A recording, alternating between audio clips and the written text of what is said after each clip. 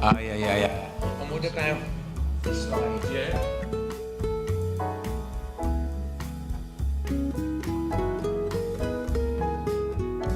Does it work?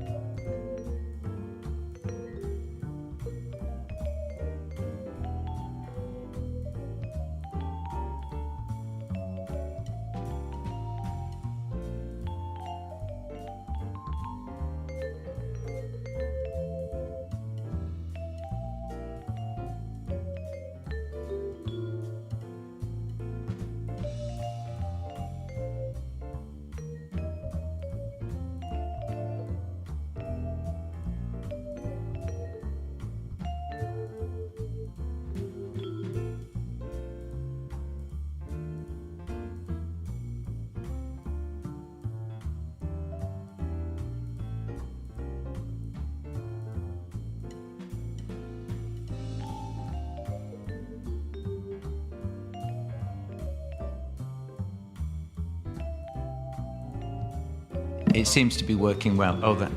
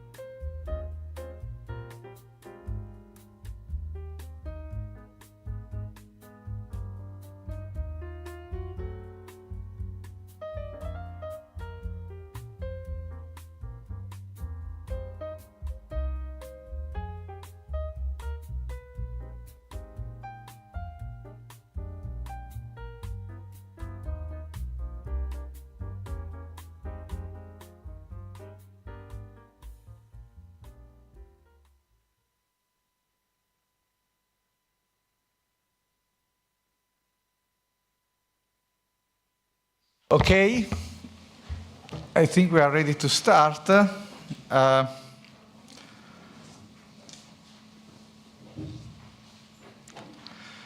me switch this off. Let me switch off the smartphone, which is the right thing to do given the topic of the conference today, especially today in the afternoon.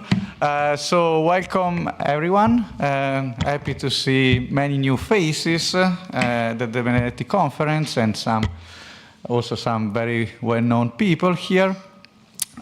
So as you know, today we are going to talk about youth mental health. And this is an issue, a topic that we deeply care about, both Tito and myself. So every time we need to choose a topic, sometimes I want to do something on crime, and Tito doesn't care so much, or he wants to do monopsony.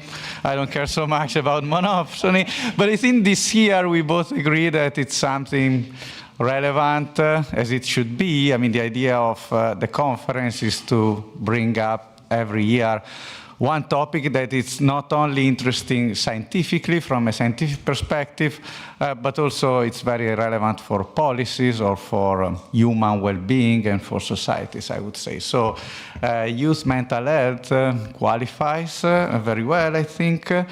And so I want to start thanking the speakers that are joining us today.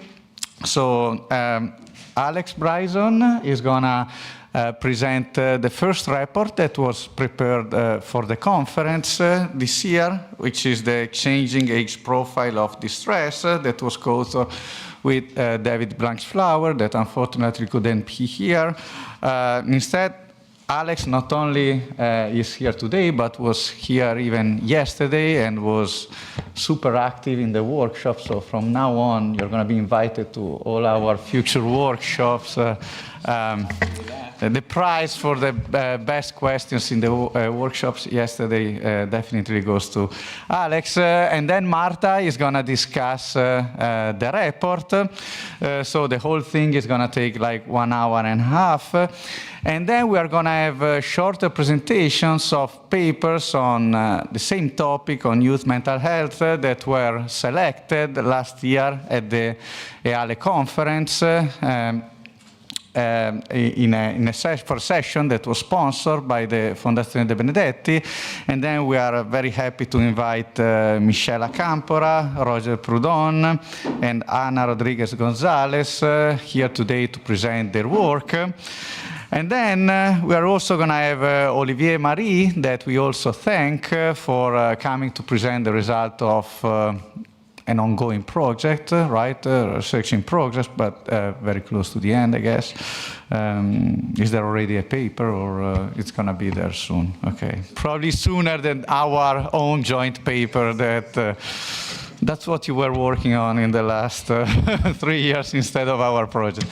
Okay, so.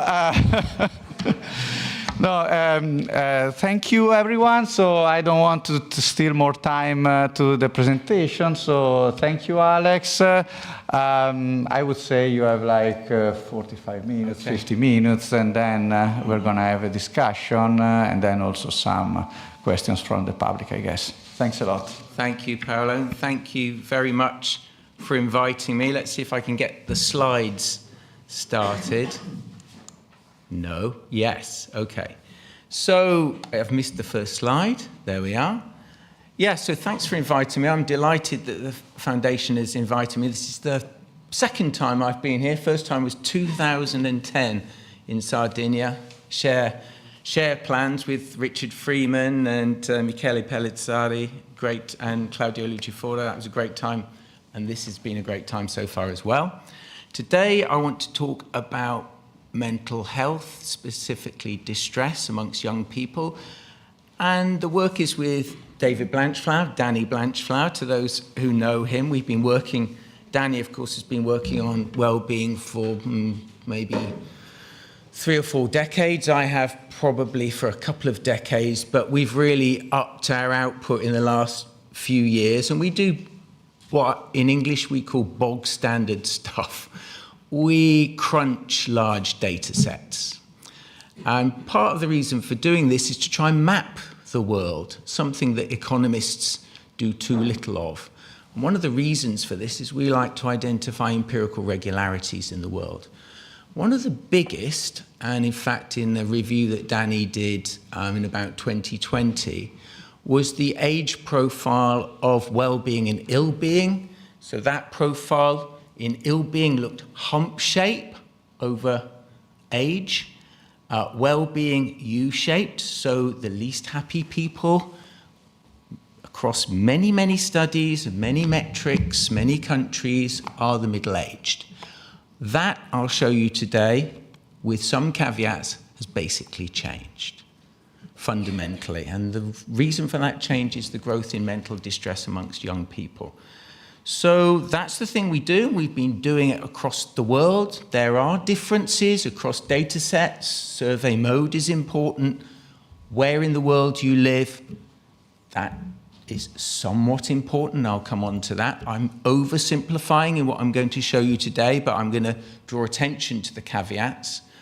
We've been doing a lot of this work with the United Nations, who are very interested in this stuff. So some of our stuff is included in there, the United Nations Development Report for this year, and it was a big thing. We've got a conference in October with them. They're very concerned about what's happening to young people. So in this presentation, I'm going to emphasize that this previous empirical regularity has changed. It's been replaced by a monotonic decrease in ill-being with age. So the older you are, the better your mental health. And this is apparent to some degree, with some caveats globally. I'm going to say where it's not entirely true. Of course, most of the debate, there's debate about whether this has actually happened, and I'm going to come on to that. People like Janet Curry will say, not so sure anything's to be seen here, let's just move on. We don't share that position. We think something is changing. The reasons for the change, oh boy, there's a lot to talk about there, and there's some experts in the room here. I'm going to briefly reflect on what I think some of the key things are in the literature and try and evaluate what importance they may have. And I'm going to emphasize something that has not been emphasized at all in the literature so far, which for labor economists is sort of good news, because it turns out that the labor market matters, something that hasn't really been identified up until now. So I'm going to be presenting evidence on the shift in this age profile over time. Most of what I'm showing you will be repeat cross-sectional data from very large data sets. I'm going to show you that a lot of these changes happened well before the COVID pandemic, and I'm going to speculate a little bit about the causes and give you some policy implications, with some big caveats, because we don't really know what the causes of this change are. So I'm going to start with the United States, and I'm going to start with one of our favorite studies, the Behavioral Risk Factor Surveillance System, simple, easy to remember, BRFSS. It's a great data set, very large sample sizes, been going on for a very long time. See, going back to 1993 here. The indicators of distress and mental ill health that I'm going to describe vary across studies. This one started out in the world, Blanche, Flower and Oswald, 2008. Simple question, thinking about your mental health, including stress, depression, problems with emotions, for how many days in the last 30 days was your mental health not good? When you score 30 out of 30, we call that distress. Early on, you'll see at the beginning of the slide here, the most distressed people were the older people. And then the middle-aged were in the middle, and the youngest were the least distressed. You'll see they're all bunched down at about between 2.5% to 5% of the population. Yeah? So this is nationally representative population data for the United States. Then you see the rise over time across all age groups by male and female, such that at the end of the period, you'll see that the numbers reporting distress are in the range of 5 to 10% of the population. Big point, at the end of the period, you'll see people at the top, the young. And in fact, you see that rank order by age for women very clearly. The people who've seen the biggest rise in distress by a factor of 3 are women aged under 25. So quite a lot of people have been looking at this, and they've got different data sets and they've seen these sorts of things. But one thing that they forgot to look at was the change in the age profile of distress over time. And what you can see is that in these first two periods here, 93 and 2005 and 2006 to 2018, you see the hump shape in mental distress by age. The middle-aged, around their 50s, were the most distressed. But look at the last period. You see this incredible inflection point with this remarkable growth in distress amongst people under the age of about 45. But it's much worse the younger you go. Okay, so that's the thing we want to point at. You can see in between the first and the second period here, you can see the hump got higher. So distress across the age distribution was rising somewhat. But in the last period, you see for the older people, beyond about the age of 45, not very much is happening at all. All the growth in distress is amongst the young. You can look at other metrics. Here's life satisfaction, again, BRFSS, and you see a not dissimilar change. So in this case, you see a decline in life satisfaction amongst young people. Let's switch to the United Kingdom. Different data sets, different metrics. Here, the UK Household Longitudinal Panel Study, and here we're using the General Health Questionnaire. Here we use despair is identified people scoring above 23 on the 36-point GHQ-12. And you see not dissimilar growth in distress, despair. In the UK, you see it's particularly pronounced for the young and especially for young women. If you look at the age profile, that has changed in a not dissimilar way. Yeah? We've got a shorter time frame because the UK HLS moved from the British Household Panel Survey in 2009, so we're just looking at the period from 2009, but you can see this move away from a hump shape to a somewhat looking like a monotonic change across the age distribution. Again, you can look at the annual population survey, another very large sample, large numbers, different metric on a scale where 0 is not at all anxious, 10 is completely anxious. How anxious did you feel yesterday? And again, you see the change in the age profile. So that's the US and the UK. This was published, I think, last week in PLOS One. What about elsewhere? Well, this is the story of my work with Danny in the last 18 months. The United Nations wanted to know about everywhere else. So I don't know how well you guys know Danny, but he is the best number cruncher on the planet. Doesn't matter what language the survey's in, doesn't matter how inaccessible the data are, he'll get it and he'll have crunched it within a couple of hours. Sometimes it might be the wrong way around. We have a chat, we redo it. Oh, we get there within a day or two. And you'll see there's a bonus slide at the end, and anybody who wants these slides, they can come to me if they want to talk about any of this. I'm always available. There are about 12, 15 papers we've done in the last couple of years. Most of them are in journals now, but some of them are working papers. But we've done separate studies we started with the English-speaking world. So we've now done Europe, and you'll see some really different things actually on life satisfaction for Europe, where Italy appears actually at some points. But we've done Latin America, everything we could get hold of there. That's a separate paper. We've done Africa, looks very different. I'll come back to that. We've done Asia and the Middle East, and we've done ex-Soviet, as we call them, states. So we've done different parts of the world. Not everything looks exactly the same, but it does depend on the survey. So let's take this one here.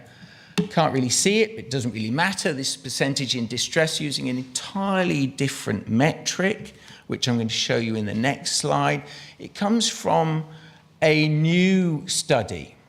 So we don't see change over time, but we have the age profile for the most recent period, 2020 to 2025.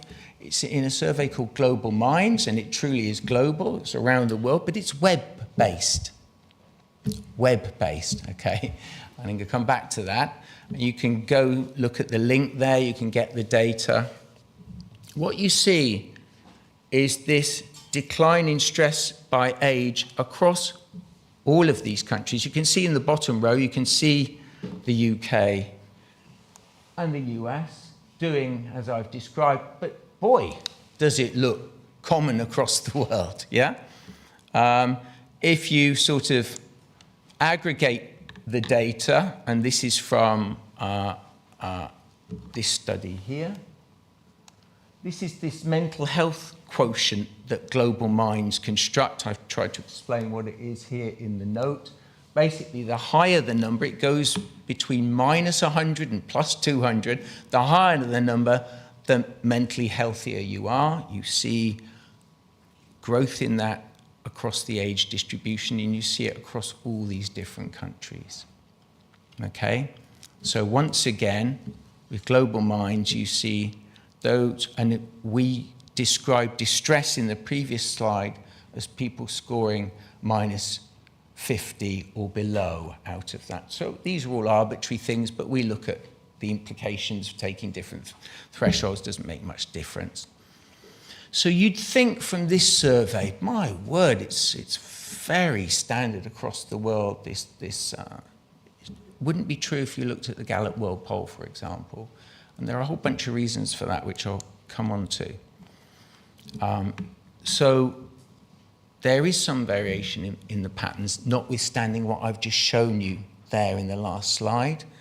It does depend upon the nature of the survey. And one thing that's been totally overlooked, well, not by social statisticians, but by and large amongst economists and many people in social sciences looking at these things, is the role of survey mode. Because it turns out, we've got a couple of papers on it now, I think one of them's in Social Research Indicators. Young people respond really, really differently to questions about their well-being and their mental health, depending upon whether the survey is done on the web, on the telephone, or face-to-face with an interviewer. This is really, really important when you're looking at trends over time. Why? Because there's something called push to web. Survey agencies are using the web more and more. Take Gallup, for example. In the old days, a lot of it was telephone-based. It's now, for various reasons, more efficient, less costly, and sometimes you're more able to reach people on the web than in any other way. You really need to think about that in these studies, because which type of mode you face is not randomly assigned normally. Push to web normally means we'll try and get them to answer on the web first of all. And if they don't, maybe we'll have to ring them up, send them something by mail, yeah? So we document differences across surveys. Some of them are really, really important things. So we take account of that in most of our stuff. So for example, if you look in the appendices of anything we produce, you'll always see survey mode in there, yeah, as a noise thing. But quite often you break out things by survey mode and you get very different results. So bear that in mind. It's also true that I've oversimplified on the trends across countries, because the poorer mental health of the young recently is most apparent in English-speaking and in developed countries. It's very different in Africa.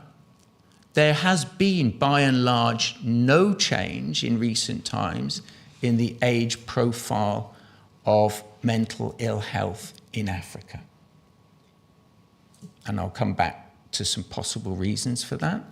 It's also true, notwithstanding what I've already shown you, that these patterns do differ across metrics.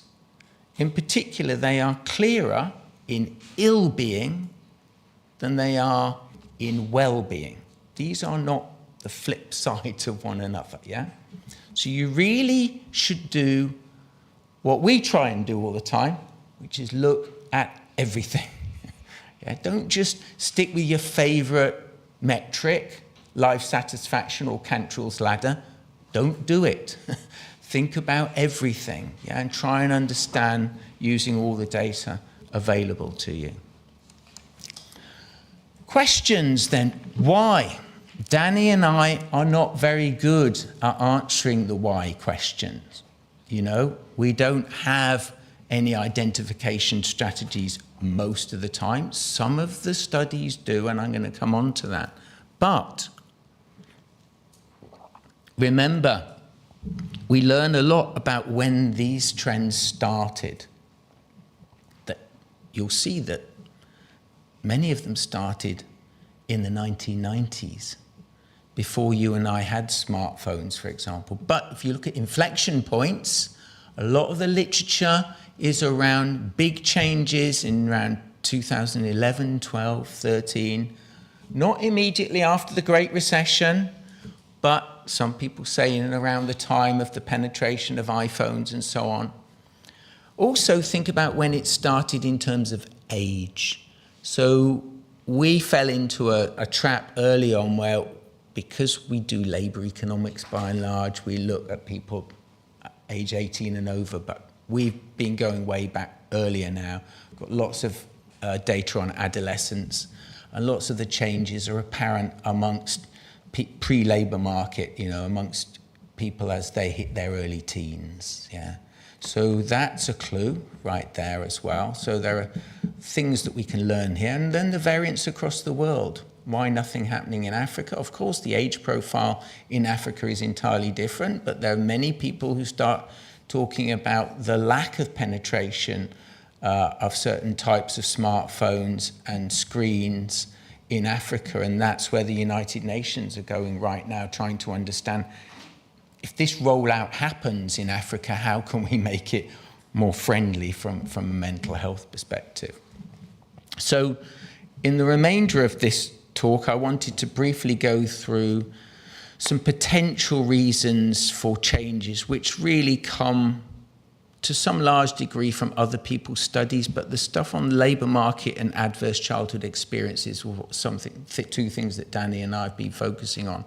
So one thing is nothing has changed.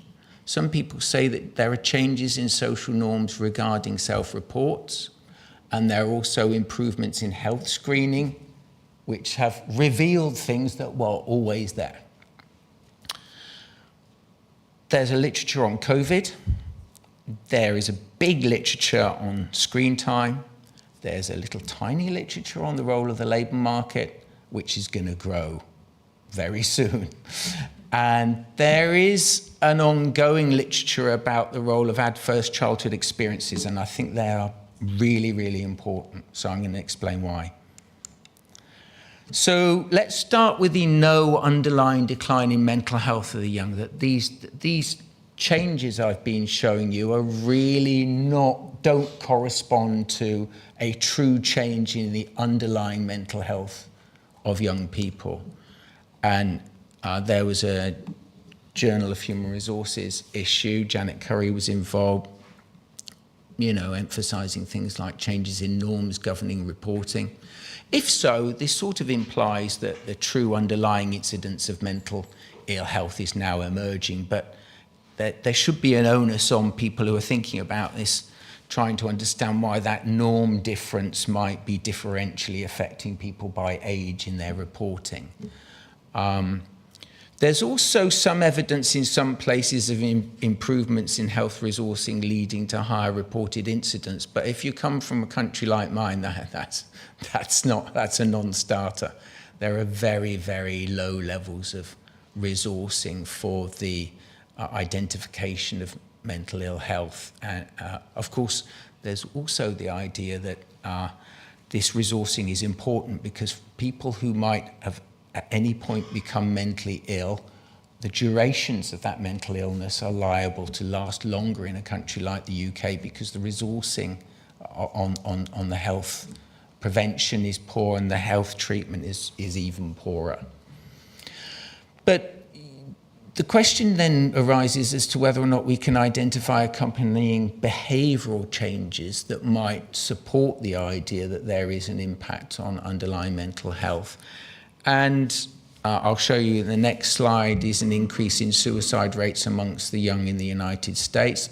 According to Danny, who knows this literature better than I, although some people in this room might be able to correct me, we haven't seen any massive changes across Europe in recent times, but we have in the United States. But we do see rises in hospital admissions for mental health reasons and the prescription of antidepressant drugs, both in the United States and in the UK. This is the most recent paper we came across on the rise in suicide, actual suicide rates amongst young people, in particular in the United States. What about COVID? What's the role of COVID? Well, obviously, we know that many of the trends go back a long way. In another paper with David Bell for the UK, using some labour force survey data and an indicator of mental health that nobody seems to have used very much, we also find that these changes began in the 1990s, as I've shown you in the BRFSS for the United States. But we do find evidence in the PLOS One paper with our co-author Xiaowei Zhu. We have some regression analysis, which we do find a bump in mental distress with COVID. It exacerbates an already ongoing trend, is basically what we find. But the evidence, I would argue, isn't as compelling as one would think. Lots of studies were started during COVID because there was this recognition of the problems out there. Quite often you don't have the long time series to see what happened beforehand. And that led to a misstep, in my view, amongst many people. They started to focus on the COVID effect, but it took a while for us to go back and build the time series to see just how long some of these problems were ongoing. What about screen time? We're going to come on to this later, but for what it's worth, this was my take on the mechanisms by which phones and screen time might impact poor mental health amongst the young. It appears in this Human Development report by the United Nations. Issues around social comparisons, feeling bad because everybody else looks great in real time, direct impacts on brain function, displacement effects associated with not doing other things, information overload, cyberbullying. The literature's at the bottom there. These are all potentially important things. What do we know about the nature of the evidence? Lots of the stuff that Danny and I produce is just partial correlation in repeat cross-section data. So, you know, people could put that to one side. There are obvious issues around reverse causation and omitted variables. However, there is this really growing, extremely impressive experimental and quasi-experimental literature. Pugno reviews all of that. Some of it is about new randomized restrictions to smartphones and looking at what happens before and after in a sort of event sort of frameworks. Lots of it is randomization. There's a really nice new literature, well, relatively new to me anyway, and certainly the most recent paper I cite there for Spain is the relationship between the advent of mental ill health amongst young people in particular and the arrival of high-speed broadband, which in that paper, for example, they, I think, cogently argue is pretty much random. But crucially, and I think the UN is absolutely right about this, there's an upside to your phone. There's an upside to being connected, you know? I mean, it depends, a lot depends on how much time you're spending doing this stuff, what you're looking at, and why. And survey data on that stuff is pretty poor. So that's a challenge for us as social scientists, collecting the metrics, thinking about the nature of screen use. It's a very multidimensional issue. And even if this was a big deal, is it really the be-all and the end-all? I don't think so. We've spent a lot of time on the role of the labour market, and turns out this is a big deal. So we got just a health warning. These are MBR working papers. They're under review. They're not actually peer-reviewed yet, so let's see what people think. But the first one is going back to the BRFSS, looking at the despair stuff, and just rolling it out for workers and non-workers. And my word, did that prove remarkable. Because the increase in despair in the US is most prominent amongst those in paid work. I'll show you a graph in a minute. Despair is much lower amongst those in work. Everybody knows that. But the age profile is fundamentally different. It's basically downward sloping over time. But there's this huge inflection recently. There's been this big growth in despair amongst workers. And why is that important for the young? Because about 50 to 60% of the under 25s in the United States are in paid employment. Yeah?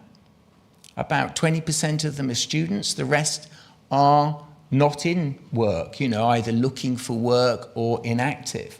So the workers really matter for the young.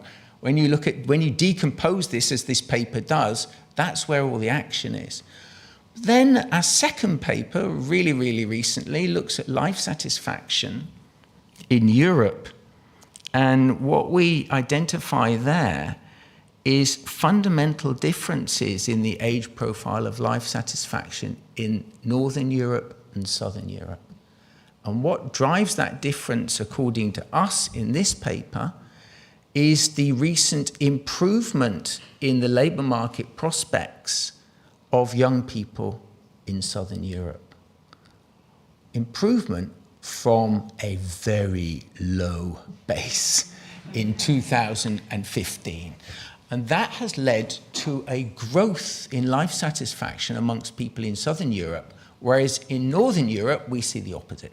So we've thrown this in. It's a googly for us, to use a cricketing term. We had no idea that this would be the case, and we're still trying to absorb what we've found, but it's on life satisfaction, it's not on mental ill health.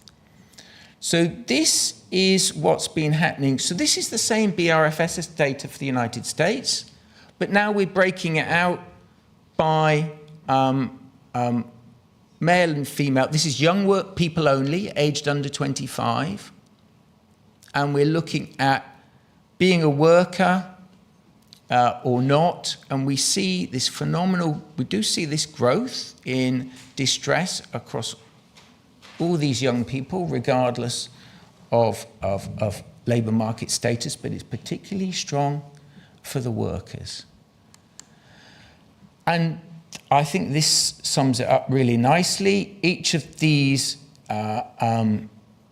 lines shows the age profile in despair amongst across the age range by different periods of time. And what you see, this is workers only, and you see this inflection. You see the increase in despair amongst the really young people, the little purple dotted line here. What we're talking about. This is just quite phenomenal.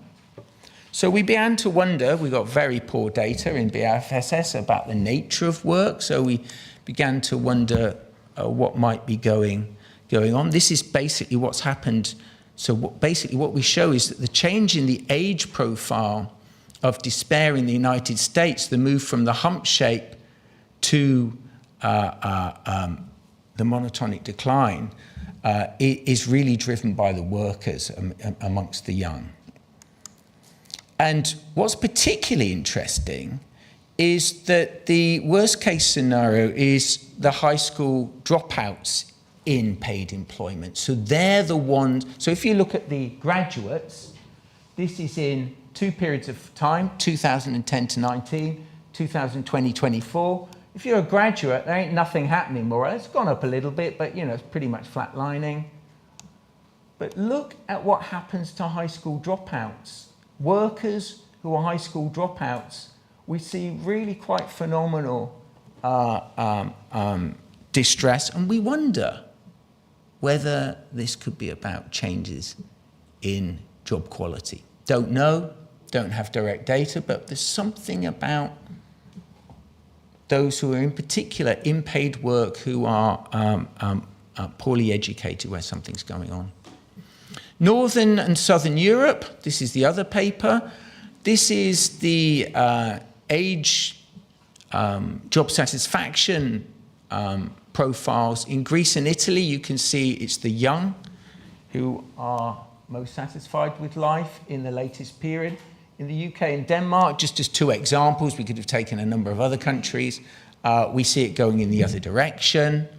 What we think's going on, and this shows you in Eurobarometer data, you can see that over time, the life satisfaction of under 25s in these southern European countries has been rising.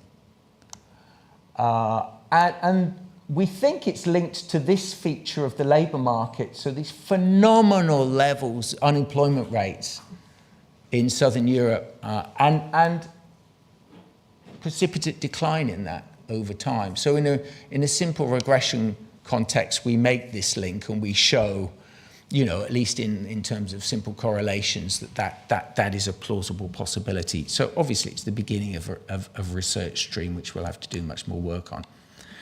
Now, finally, I want to come on to adverse childhood experiences. These are really, really important for the following reason.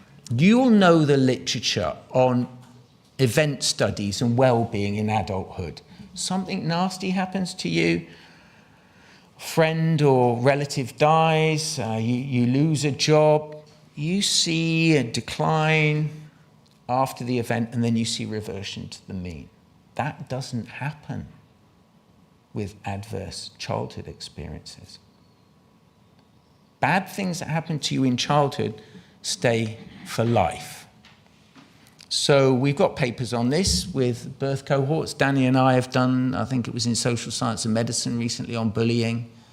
That affects your mental ill health throughout the whole of your life. So we have prospective data, people reporting bullying when they're a child, and then we follow them through to the age of 60. It never goes away. Yeah? You can try and kill it, but you can't kill it.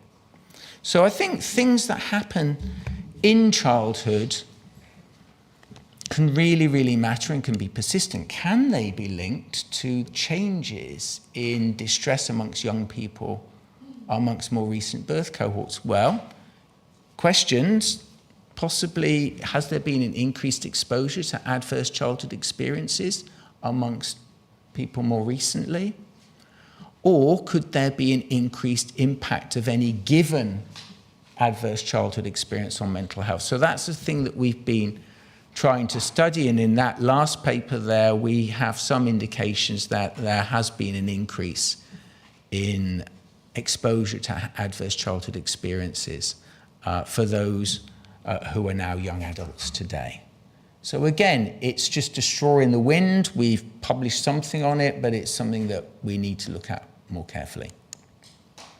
So to summarize where I think we're at, I think there really has been a decline in the mental health of the young. It's been going on for a lot longer than most people think.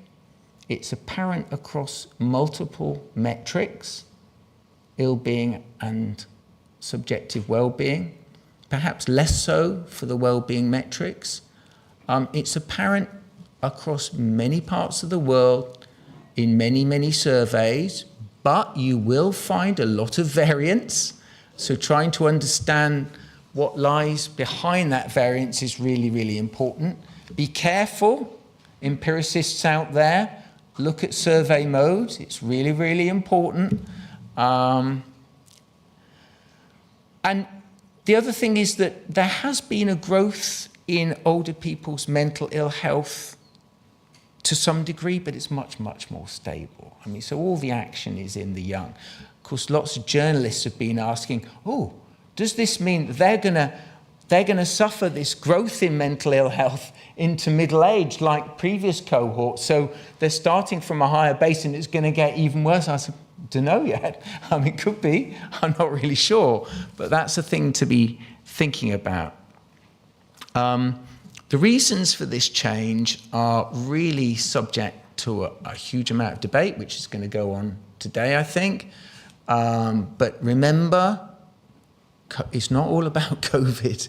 It's been going on for a long time. It's probably not all about screen time and smartphones. Some of it probably is. It's a contributory factor. But the idea that you're going to, bear down on screen time and it's all done and dusted, that's not going to happen. I think the labour market is a big deal. and labour economists have been a little bit asleep at the wheel, I think, on this one. I still think the Great Recession will crop up. It hasn't yet. You know, when you're a kid and your parents lost their jobs, that's one thing I've been wondering about. Being born into a recession, I've been expecting to find mental health scarring effects. I haven't started looking properly yet. We need to use longitudinal data to look at these things. I've shown you UK HLS cross-sectional. We need to go to work on the panel data, see what's been happening to people over time. And other factors haven't really got much of a look in, I think, in the mainstream of the literature yet, such as adverse childhood experiences. So I think bringing that sort of stuff in is going to be really important. Thanks very much.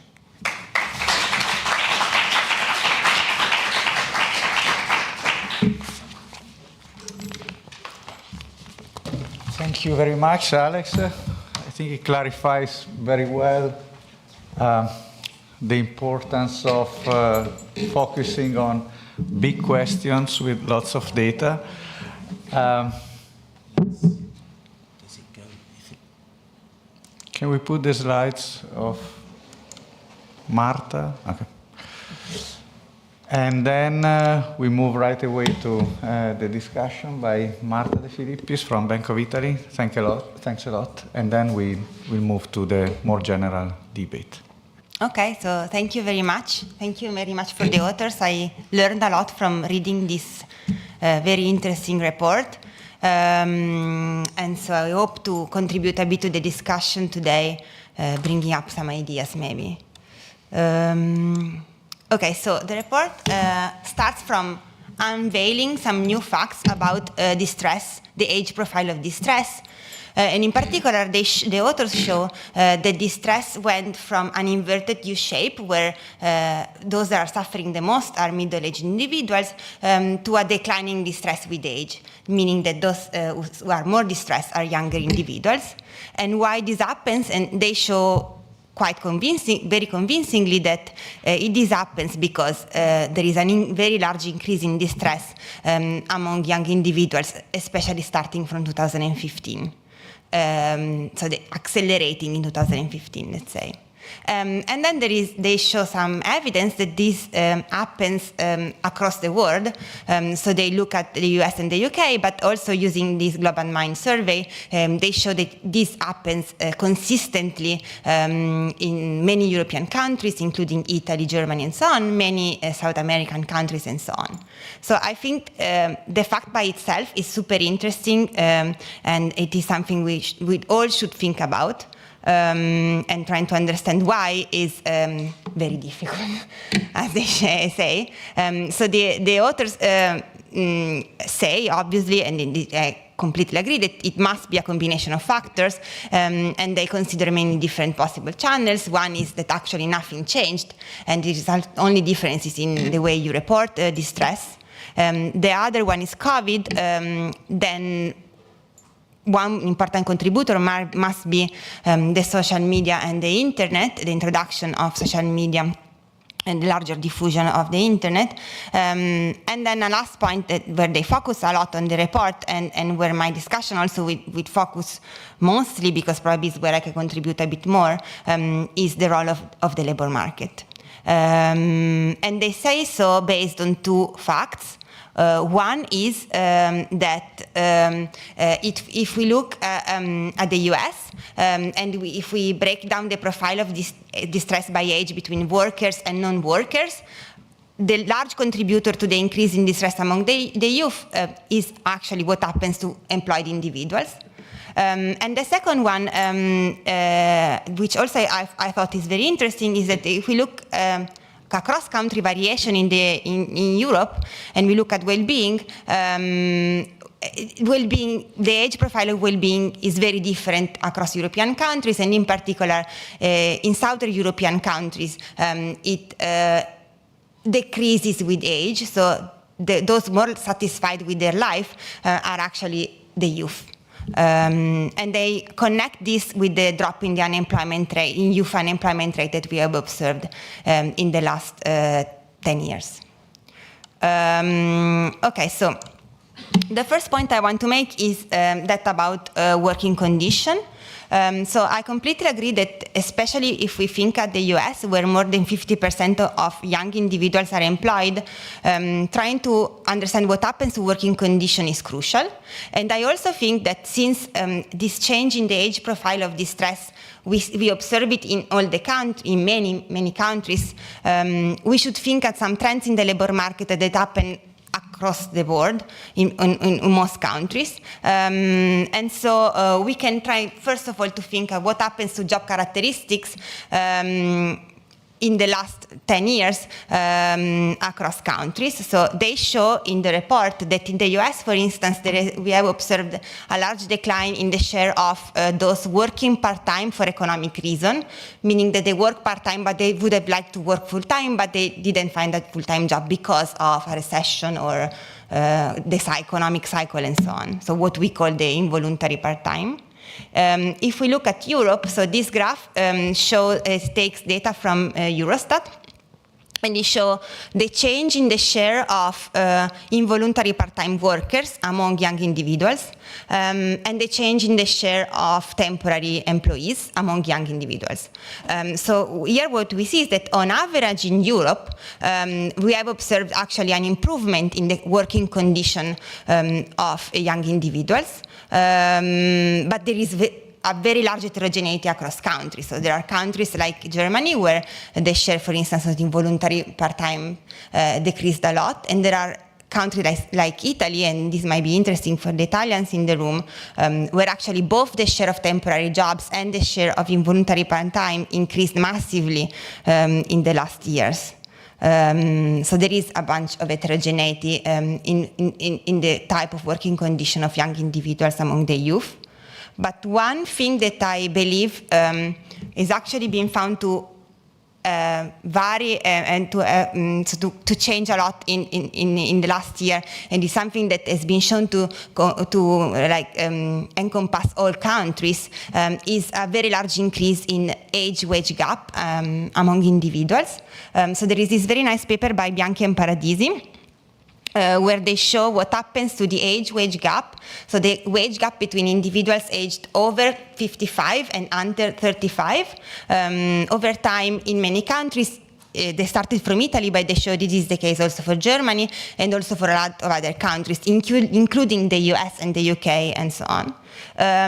So this shows that at least in the last 40 years, the age-wage gap went from about 20% to about 40, a bit less than 40%. And the increase that we observe is it's more or less homogeneous over time.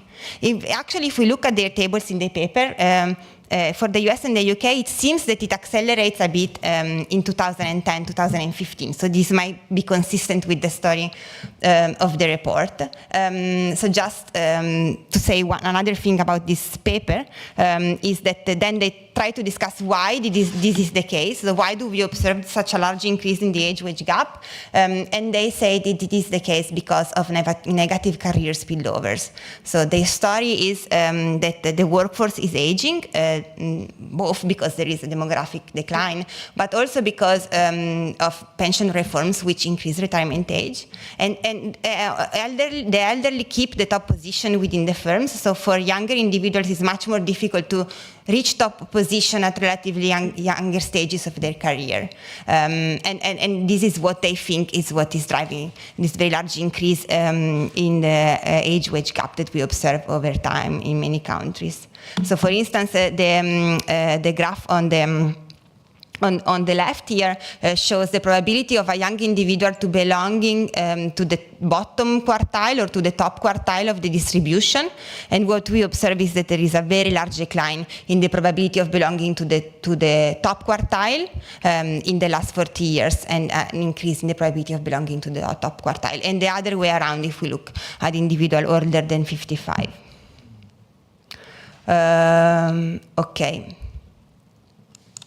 Okay, so another interesting point that is made about the labor market in the report is that about the scarring effect of recessions. There is a huge literature showing that especially for young individuals are particularly vulnerable to economic condition at entry in the labor market. So if you are an unlucky cohort and you have to start to enter the labor market in a period of high unemployment, then you experience wage losses that last up to 10-15 years after you enter the labor market, so well into the middle-aged. And there is evidence that this goes well beyond poor economic outcomes, so it encompasses health, fertility, alcohol consumption, obesity, and so on. So this might be perfectly consistent with your story. The only point here is, so what the literature shows in reality is that what matters is the unemployment rate when you enter the labor market. The future unemployment rates matter much less. So this can be considered a cohort effect. So for young individuals entering in 2008 to 2011, they experience worse labor market condition up to 15 years afterwards. But then those entering in 2015 during the recovery, we shouldn't observe this large increase in distress, while I think the report interestingly showed that this was a trend that went also well beyond 2008 and 2011.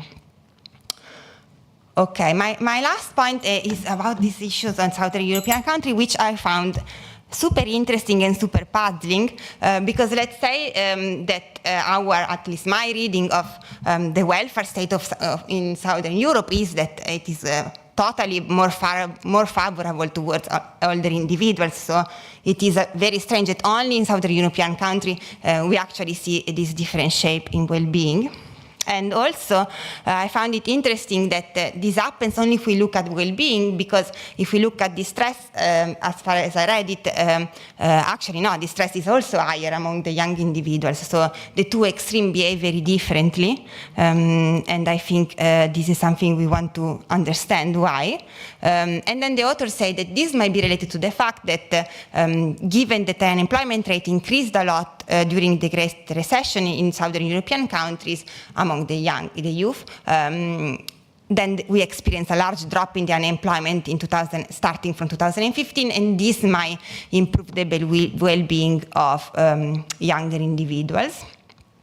Okay, so here I have 2 points. One is that if we look actually at what happens over time, it looks like this change in the shape of well-being in Southern European countries was different a bit even before 2015, at least starting from 2010, which is, I think, the beginning of the data.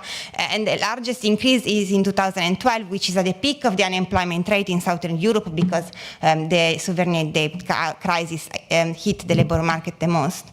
And the second point that I was thinking is, so while I completely agree that looking at working condition among the youth in the UK and the US is very important, because more than 60% of young individuals participate in the labor market, in Italy, in Southern European countries, this share is much lower. So in Italy and in Spain, in Greece, the share of individuals aged 15-24 that participate in the labor market is about 20%, a bit more in Spain and Portugal. And if we look at even younger individuals, like 15, 19 years old individuals, the share is about 5% and 10% in Spain and Portugal.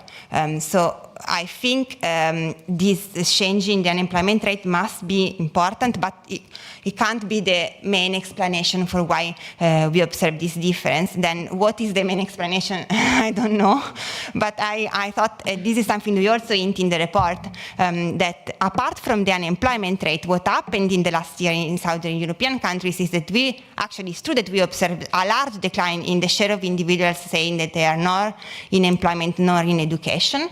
So is an improvement in participation, but in a broader sense, not only about employment, but also about participating to educational programs. So this graph shows the change in the probability of participating to an educational program in the last 10 years among young individuals. And if we see on average in Europe, it increased a bit. But if we look at the countries where it increased the most, we see Italy and Greece, for instance. So this might be one element which might have helped to improve the well-being of young individuals. So I think I finished. So I think the report is super interesting, and I think that it is very policy relevant because I also I have the same question of your journalist. So maybe this higher distress in young ages might have long-lasting effect also at later stages in life. And one last point that I think was very interesting, and maybe it's not what you do, but I think is interesting to think about, is that apart from the age profile, I thought that there is also a very interesting gender dimension, in the sense that what they show is that women are better off, so in general are more distressed, but especially if they work. If they don't work, they tend to have lower distress than men. And also, at least for my reading of the literature on social media, the negative effect of social media is concentrated among girls. So if we see that this increase in distress is mostly driven by girls, this might also suggest a bit that social media matter a lot. So, but congratulations on the report, because I learned a lot and I think it was super interesting. Thank you. Thank you very much, Marta. So if you agree, Alex, maybe I would also start to pick a couple of questions, and then if you want, you can reply or comment on what Marta and other people ask. Okay, so yeah, because I saw Tito had a question, and then Francesco. And okay, so let's start with Tito. Giovanni also. Yeah, I saw you. Yeah. So. Well, I am the oldest here, so I think I'm supposedly the happiest person in this room. And perhaps I'm also the only parent here, so that also makes me thinking that there is something that is missing a bit in your story. Although, I mean, I would be very happy if actually it was a labor market story entirely. And this is families, and in particular intergenerational transfer. If you take height, then the story is that families are becoming too much protective of children, not in the web, but in the normal life. I have in mind something different. And this is the fact that intergenerational transfer of wealth is becoming more and more complicated, because once upon a time you could transfer land, you could transfer capital, real estate. Now you need to transfer human capital, because human capital is the key factor of success in life. But the human capital environment is extremely competitive, and you can't transfer it immediately. So you can put your children into education, but the education system is extremely competitive. Think about, this fact that this distress is particularly strong in Anglo-Saxon countries, something to think about, because education system in Anglo-Saxon countries are particularly competitive, are more competitive than elsewhere. So already in schools, people feel that it's going to be extremely hard to compete. And there is a competition across generation. You compete with your parents. Already find there a situation where they realize that it's going to be extremely difficult to be as successful as your parents. And then in the labor market, you have the wage gaps that Marta was displaying before. Yeah. And that also may explain the gender dimension there, because clearly these gender gaps are particularly strong for women. And women also may dislike more the type of competition you have in the education system. So I think that something along these lines is a promising avenue of research. And I'm not sure it has been explored, because again, height had a different position about families, but I think this intergenerational mechanism is quite important. It is part of the narrative out there. So when people invoke societal change big time, where's the sociology? Economists maybe less so. They want to focus on a subset of a subset. I think the age-wage gap profile is part of the wider story you're talking about. Wealth in general, going beyond returns to the labour market. There's a whole bunch of literature out there about young people making their way. And in fact, that's the story that the journalists want us to talk about most of the time. Most of it's about missing ladders in the career growth that we used to know. But a lot of it's about what's happening in the housing market and its interaction with wage stagnation.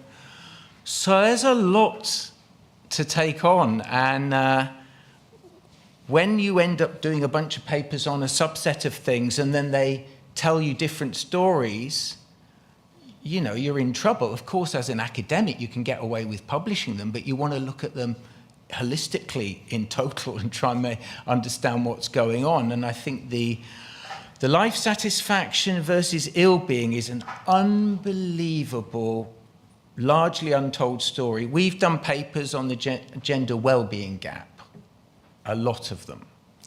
And essentially, bottom line, women are always less happy than men across the world, across time. Couple of key outliers. Cantrell's ladder.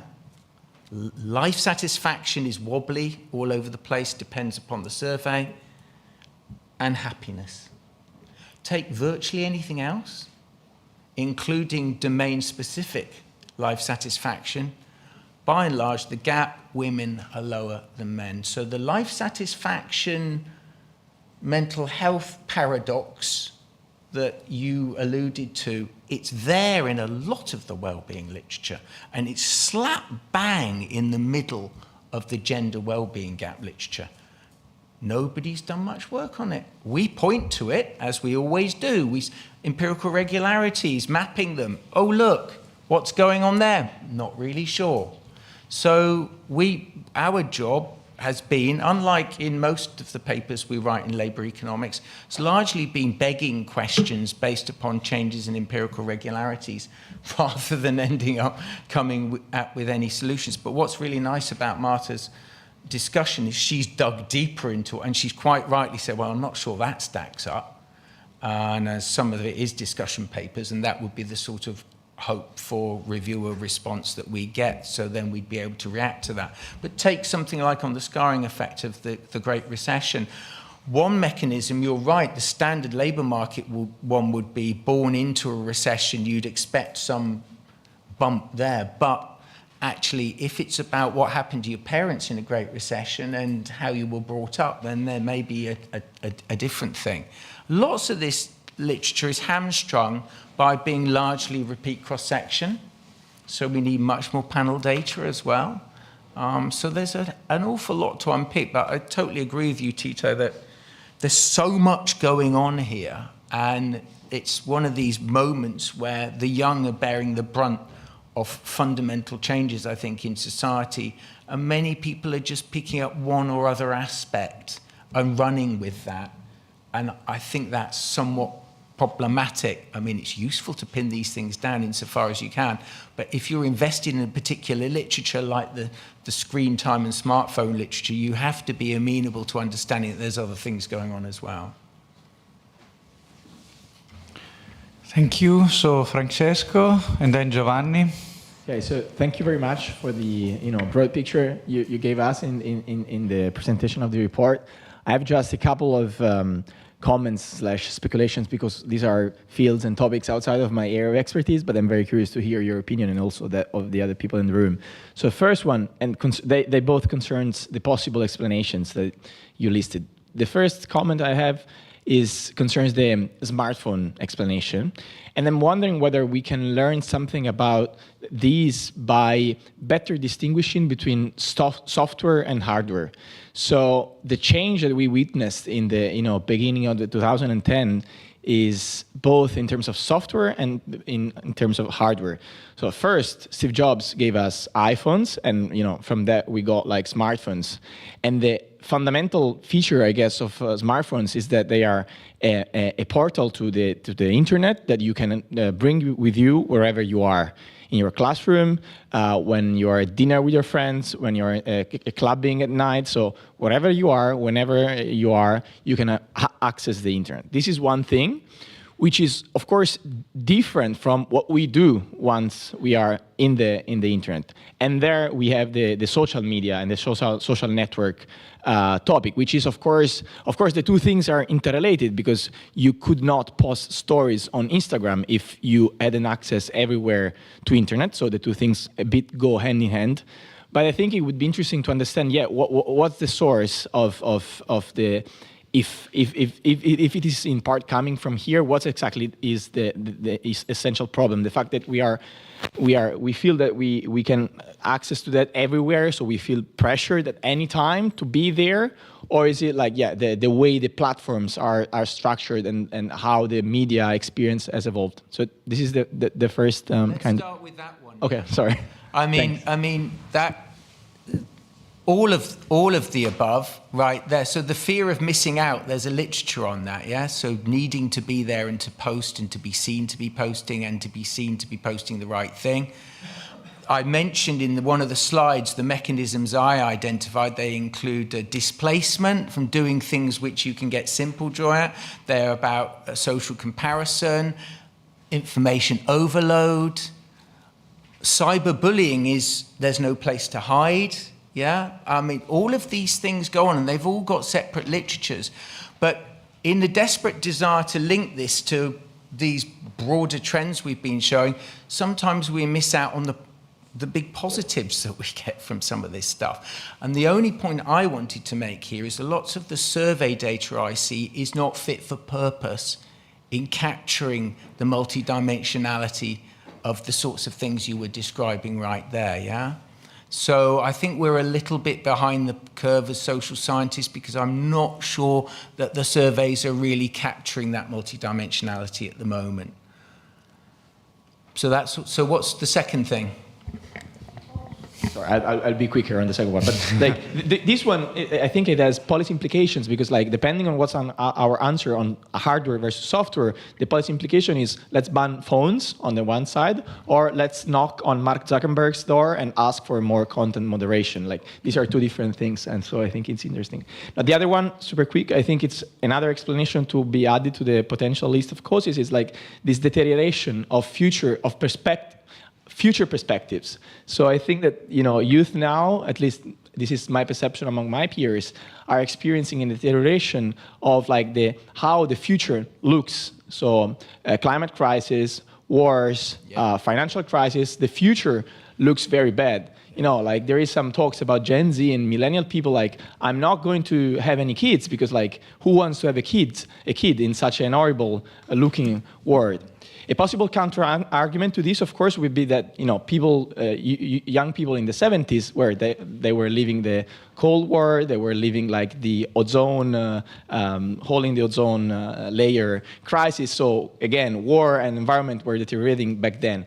But back then, I guess, there were some safety nets in ideologies and religion, which are not as and they strong didn't know about it in the same way in real time, instantly, every single moment of every single day. So that's the information overload idea, yeah? So I totally understand it in terms of a potential mechanism.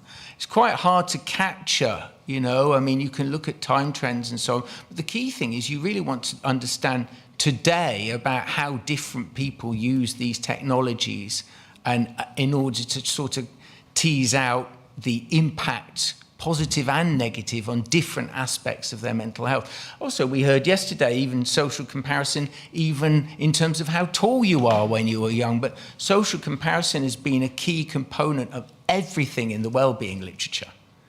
And this is, above all, this is what mobile phones allow you to do or make you do, is you're always forever comparing yourself with others around you and other things that are going on. I don't know whether Martha's... There are some experiments, to answer you, who block phones, just the social media, or block all the internet. Okay. And try to compare them. So that's where you want to go. Right. Because that helps tell you if it's only the social media or the other positive things. Giovanni? Okay, well, thank you. Well, very, very nice talk. I have 100 questions, but I will give only one quick piece of data that came to my mind when you were presenting. I was particularly puzzled by the fact that the decline in mental health is so pronounced among young workers. And recently, Gallup released a part of its data, and the thing that was really striking was that they regularly asked to people, what is the net worth that you have? Yes, I think it was Gallup. What is the net worth that you must have in order to consider yourself a successful person? And you saw like Gen Zers or before were $40,000 a year, millennials $100,000 a year, and for those in their 20s and early 30s, it was $600,000 a year. And obviously, if you start to work and you have 1,500 every month, you will never reach anything even closer, nor you have the possibility to go there. And this small statistics is talking to helicopter parenting, is talking to changes in the culture, as we were saying, social comparison. And so it's not anything like an explanation, it's just a very a kind of diagnostic hint that maybe there's something on in the labor market. So when the people exit the education system where parents still have a say and go outside without any real net, and then something happens. So going back to what Tito said, family maybe plays a role there. But I thought you were going to go down the route of saying there might be a disconnect between what parents want for their children and what the new generation of children want in the labour market. So Jean Twenge is one of the people who's been going on about changes in what people want from life, and a reorientation amongst the young away from paid employment. So I see some of this stuff. I don't know how true it is. And of course, a lot of the time, we must remember to distinguish between age effects and cohort effects. And people talk about cohorts. They see age and they talk about cohorts, and it's probably not unreasonable to some degree, but we've got to spend a lot more time on that. And we're very fortunate on the data front on things like work orientations and motivations and the weight attached to different domains of life in overall life satisfaction. So lots of people do that sort of work, and there's really good data on it. So easy to do the work, yeah? It's just that I haven't seen a lot of work in that sphere at the moment. So the purpose of what Danny and I have been doing is really to try and draw some attention to the labour market, because it's been really surprising largely by its absence. But guess what? It's definitely about to take off. And I say that because I was at the Royal Economic Society a couple of weeks ago, and Tim Besley's on it. So I think that we're going to see a lot of work in this area in the future. I don't exactly know what form it's going to take. I'm very familiar with the job quality literature. I engage in it all the time. One of my co-authors is Francis Green, who's a lead academic in the area. And that literature over time, it's not clear what the trends are on non-pecuniary job quality. It does appear that many employers are using reductions in the cost of technology to monitor workers and intensify labour is a big thing across the occupational distribution. Why it would be that young people are particularly feeling that would be a separate matter. But there's a lot to go out there. But What do you need? You need data on job quality, and you need it over time. You need it with large sample numbers, because guess what? If you look at Gallup, problems, big problems. Look, most of the time we like to do time and country fixed effects. We like, if you do that, you've got a Gallup World Poll, you've got 1,000 workers, 1,000 individuals. Quite often, if you look at the sample ends unweighted, you've got very, very few young people in there. Watch out. So watch out for survey mode and watch out for sample size. You need big numbers to get anything tractable in this stuff, yeah? So, yeah, 2 more questions. Okay, 4 more questions. Sorry, I want to abuse my role and ask a question myself because it's a bit related to what Giovanni and also Tito asked before. So I think maybe you touched a bit upon that, but I missed it. So what is the relationship with income? So what Tito was saying, I think, is affecting more people from upper socioeconomic status, right? Because in a sense, if you were a blue-collar worker, maybe, or real. What do we know about family background from this? Exactly. So is this increase in anxiety or depression or despair among young people more prominent among richer families? So is there kind of a reversal of we haven't looked much at social class. There you are. My perception, just based on nothing, just anecdotal evidence, is that it's actually more pronounced, at least the change among upper class than lower class, right? Then I don't know about the levels, maybe they go in the opposite direction, but in terms of change, and then this also raises the question of reporting. I mean, I totally agree with what you said before. I guess most of this is real, but then if we start comparing upper and lower class, we must ask whether, upper class, they go more to psychologists, they go more into treatment, they diagnose more these kind of issues. So I think it's just a question for the future. Obviously the previous literature, the Case and Deaton stuff, it was all about deaths of despair. It started with white individuals. There was a class component, but because it's the States, it's normally about education, yeah? So you see in the data, they focus on graduates and dropouts and so on. This is definitely different to that.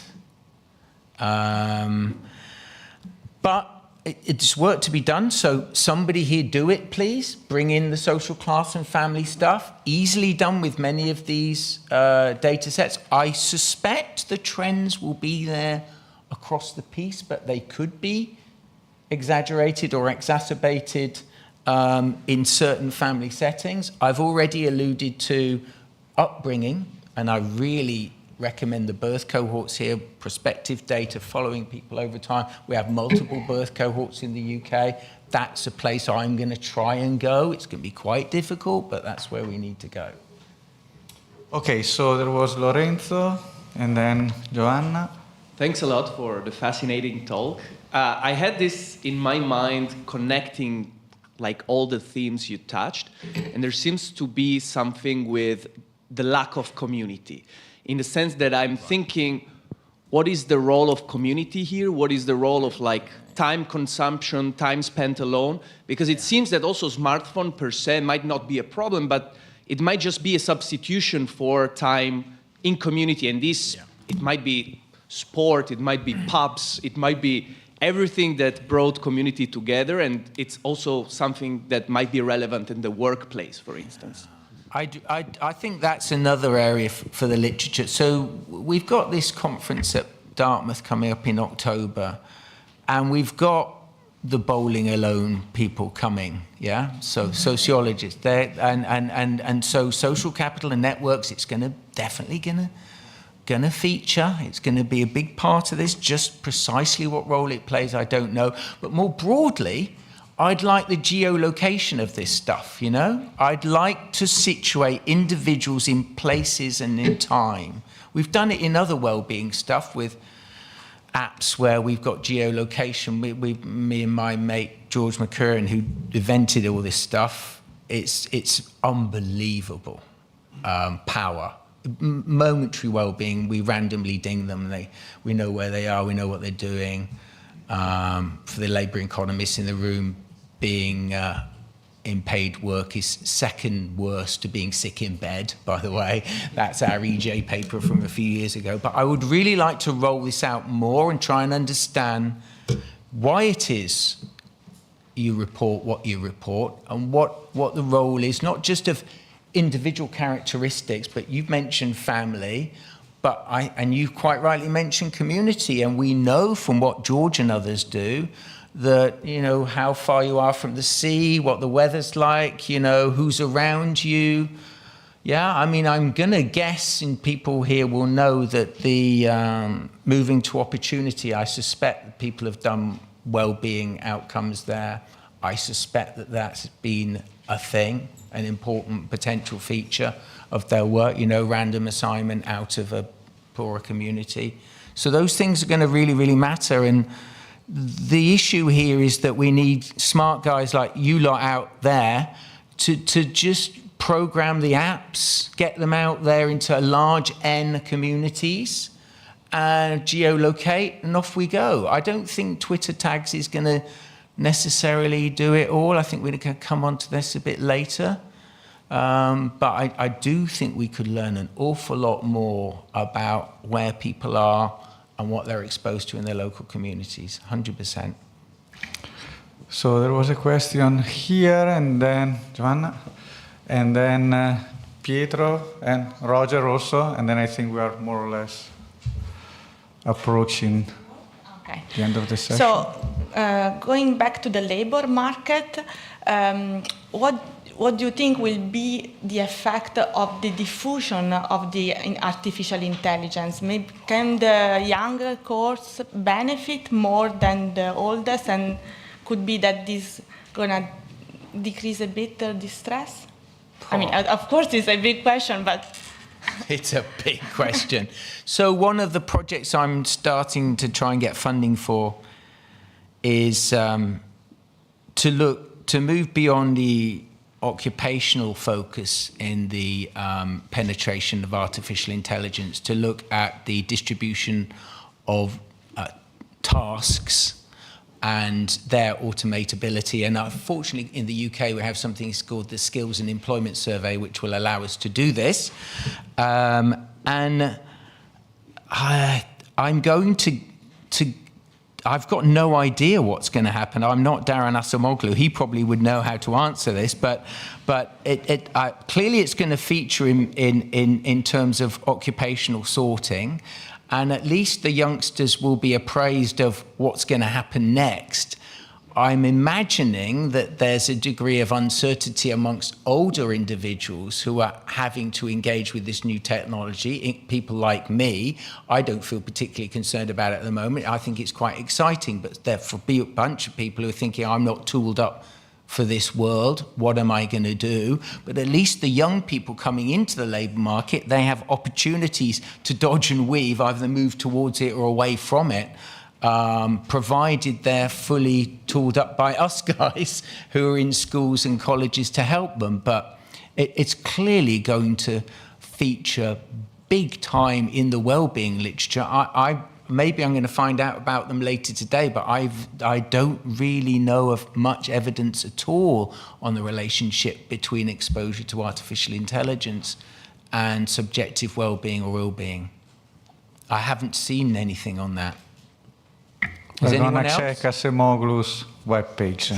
Right, yeah, quite probably. And then Pietro and Roger. Yeah. So thank you so much. So many thoughts, and I really appreciated the idea of like trying to push more labor economists and like the labor component of this,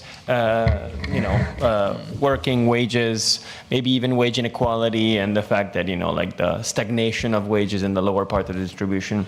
So one question that I have is that I was, among the many things I was surprised of, was about adverse childhood experiences. My understanding was that abuse and maltreatment was going down.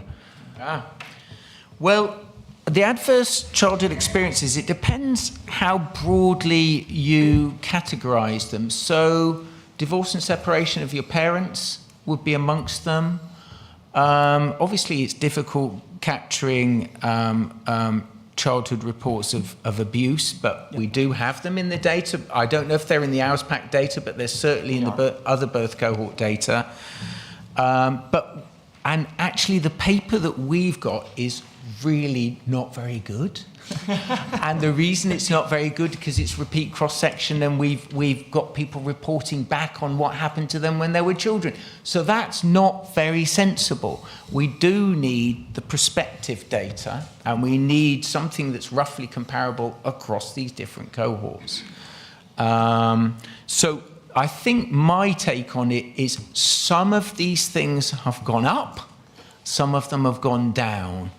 But I'm also curious about the extent to which the coefficients for a given adverse childhood experience may have changed over time, which is about the resilience literature, which, you know, parenting might come into this, but it might not be the only thing. I suspect that there's a whole literature out there which I'm ignorant of because I furrow my own little thing. I bet there's tons of stuff in child psychology. I bet even colleagues in my own institute are probably doing it, but I don't know about it at the moment. But I raise it because I think of profound significance is the idea that what happens to you as a child stays with you in well-being. Unlike many of the things, quite surprisingly, we've seen over time, the Danny Kahneman stuff, you know, really bad things happen to you as an adult, and weirdly you get bounce back, regression to the mean. Not when you're a kid. So we need to look at that and spend much, much more time on it. And in fact, if we can discount it as a possible reason for what we're seeing in the data here, that would be a good thing as well. I think we have time for the last question by Roger. I'll try to be brief. So you briefly touched upon health resourcing, right, as a reporting kind of mechanism. I was wondering, what are your thoughts on sort of changes in the provision of treatment in general? I think especially in developed countries, we've seen shifts towards less intensive treatment, reductions in access. Is that a potential cause? And maybe on a more positive note, could that also be a potential solution? Can we treat our way out of this, or is that not the only solution? Well, you obviously, Roger, you know a lot more about this than I do, but I have become a little bit familiar, at least, with the nature of youth services for mental health in the UK, and they're under great strain and stress. Obviously, we see people with special needs in schools rising through the roof. We see a massive increase in hospital admissions associated with poor mental health amongst young people. We see the increase in prescription of drugs in relation to that, both in the UK and the United States. So, as was touched upon in yesterday's workshop, I know from that literature that the optimal solution to dealing with a subset of these mental health problems is a combination of finding the right drugs and then going through cognitive behavioral therapy. But my reading of what I still view as a fairly sparse experimental literature is that cycling through those drugs is really hard in the first place because actually there's a lot of heterogeneity in what works for you. That requires psychiatrists alongside you along the way before you find what works for you. Then, in principle, you should be working through a cognitive behavioral therapy program. In the UK, it's virtually impossible to get in. So what happens, because we have a rationing principle in our public health service, is at the moment when you could most benefit from this stuff, you don't get it. You have to wait until things are really, really bad before you hit the front of the queue, if you're lucky. And so what we should be looking at here, in my view, is stocks and flows. Yeah, we should be looking at entry rates to mental ill health, exit rates, and durations. Probably a lot of that stock in my view, what I'm seeing is a growth in the stock of mental ill health amongst the young, is an increase in duration rates.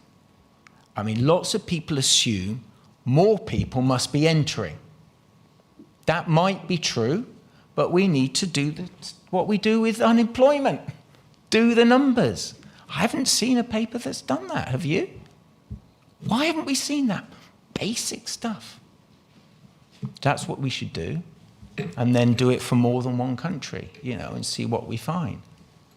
I suspect the UK might be a bit of an outlier because anybody who's living in the UK knows that there's a debate about a crisis in the National Health Service. We throw lots and lots of money at it. It gets more than its fair share of real growth in resources, but demand is outstripping supply by an awfully long way, so we're in trouble. I know in other countries there's a small entry fee, and this might be a way to go. People talk about that. I don't know how the UK relates to other countries on this.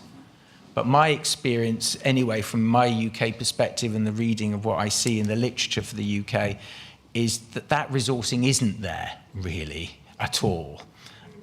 It may, I think in the United States, Janet Curry's coming from the idea that in some states within the US, there have been improvements in resourcing around diagnosis in particular, not so much prevention, but diagnosis, and that might be linked to some of the reporting increases. Okay, I think we are approaching the end of this session, so thank you very much.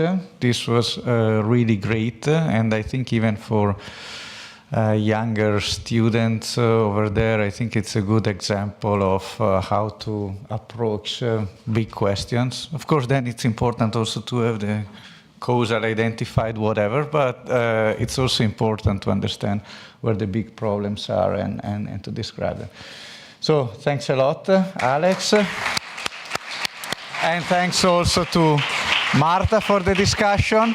And then we are ready to move to the second part of this session with 4 presentations. So I would kindly ask the author. So what are we going to do? Well, maybe once at a time. So the first presenter is Michela Campora, joint paper with Francesco Capozza and Vahid Mogani.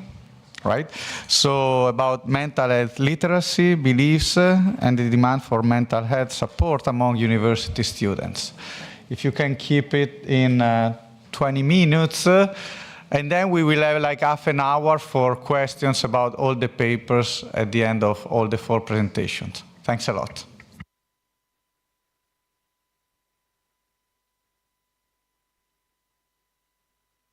Okay, sorry everyone. Thanks a lot to the Fondazione for picking this topic and for inviting me to present. I'm very happy to show you the results from this project with Francesco, who's now at Universitat de Barcelona, and Vahid, who's at Erasmus School of Economics, which was our first project on youth mental health, focusing on university students. So we've seen earlier this morning that young people show a very high prevalence of mental health disorders. According to the WHO, 2/3 of all mental health disorders are developed by the mid-20s, and most of them remain undetected and untreated. The 2 most common disorders among adolescents and young adults are anxiety and depression. Now, university students have proven vulnerable to both disorders, and we see the sharpest increase in incidence for this population occurring during the initial transition to university life. Here I'm reporting recent data from the Healthy Mind study, which uses representative sample of US college students and relies on clinically validated screening tools for depression and anxiety. So these data suggest that more than 1/3 of the student population has a positive screening for either depression or anxiety. And we know that these are costly disorders, both at the societal and at the individual level. So they're jointly estimated to be responsible for 8% of years lived with disability globally. Depression is expected to become the single largest contributor to years lived with disability by 2030. And they can also affect all areas of individual well-being. So think from physical health to social interactions and self-esteem. Specifically in the educational context, we know that these disorders can impair the learning process. So eventually they can affect the process of human capital accumulation, the allocation of talents, and then outside of the university, they are correlated with labor market penalties, marriage market penalties, and a higher likelihood of unemployment or engagement in criminal behavior. So the puzzle, in fact, here is that despite an increasing trend in access and demand for support for mental health, we still observe very low demand for mental health care, especially with mental health care professionals. The majority of students in need based on these clinically validated tools are not seeking support. So in this sample, and this is data that we collected still during COVID in 2021, we use an ultra-brief screening tool for psychological distress, which is the PHQ-4, the Patient Health Questionnaire 4. So you get 4 questions asking you about the frequency with which you experience symptoms of depressions or anxiety over the last 4 weeks. And the result is a score that goes from 0 to 12, where scores that are equal or higher than 6 are considered consistent with at least moderate psychological distress. We have almost 30% of the sample that scores equally or above 6. And among these students, we see that 25%, so 1 in every 4 students, has been seeking mental health support with a mental health care professional in the last month. Now, an important distinction for this project, and I think for the literature, speaking to Roger's question, is the one between high-intensity services. So with this label, we're going to refer to services that are provided by mental health care professionals with a clinical training. Think of psychologists and psychotherapists. So there we have 25% of our students. We can also include low-intensity mental health services, and here you can think of including even mental health apps or services such as coaching. So with that, we get to 38% of our students in need reporting to be seeking mental health support. And that's despite growing efforts from university to raise mental health awareness on campuses and to increase the supply of services, psychological services that are usually offered for free or are heavily subsidized. And it's also despite the growing evidence, we've seen an example yesterday of the effectiveness of these services. So there is already a large psychological literature out there that has been looking at the barriers and facilitators of help seeking. And for this population, they have put the accent on demand-side barriers, so the importance of mental health literacy and stigma in preventing access to psychological services. But we still have somewhat limited experimental evidence on the causal link between these barriers and access. So what we set out to do with this first experiment was to study whether a very light touch mental health literacy intervention that I'll show you briefly could indeed affect the demand for mental health support. So what did we do?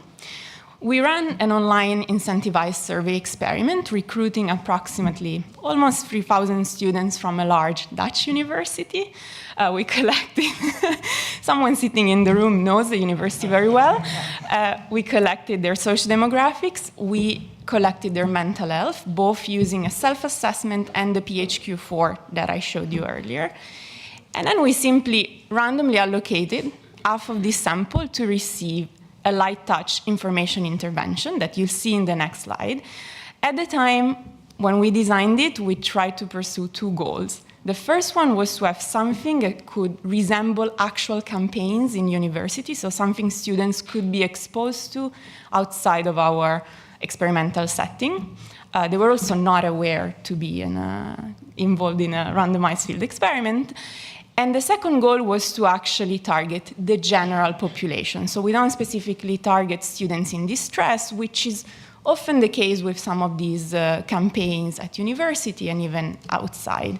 And you'll see that the overall method, like the overall information treatment, was aimed at increasing the perceived benefits of investment in better mental health.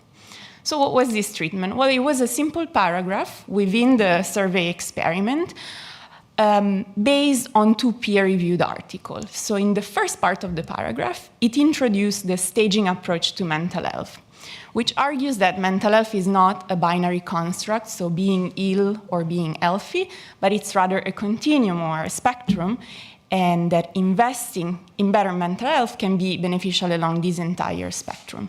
Now, the investments can consist of small steps, which were highlighted in the paragraph, such as increased monitoring or increased self-care. And this could have already implicitly hinted at the value of low-intensity psychological services, which we're going to focus on. The second part was highlighting some specific benefits of improving mental health, which could be relevant to this population, so improved academic performance. So our goal was to measure demand for psychological support, and one of the contribution here was to try and focus on incentivized outcome.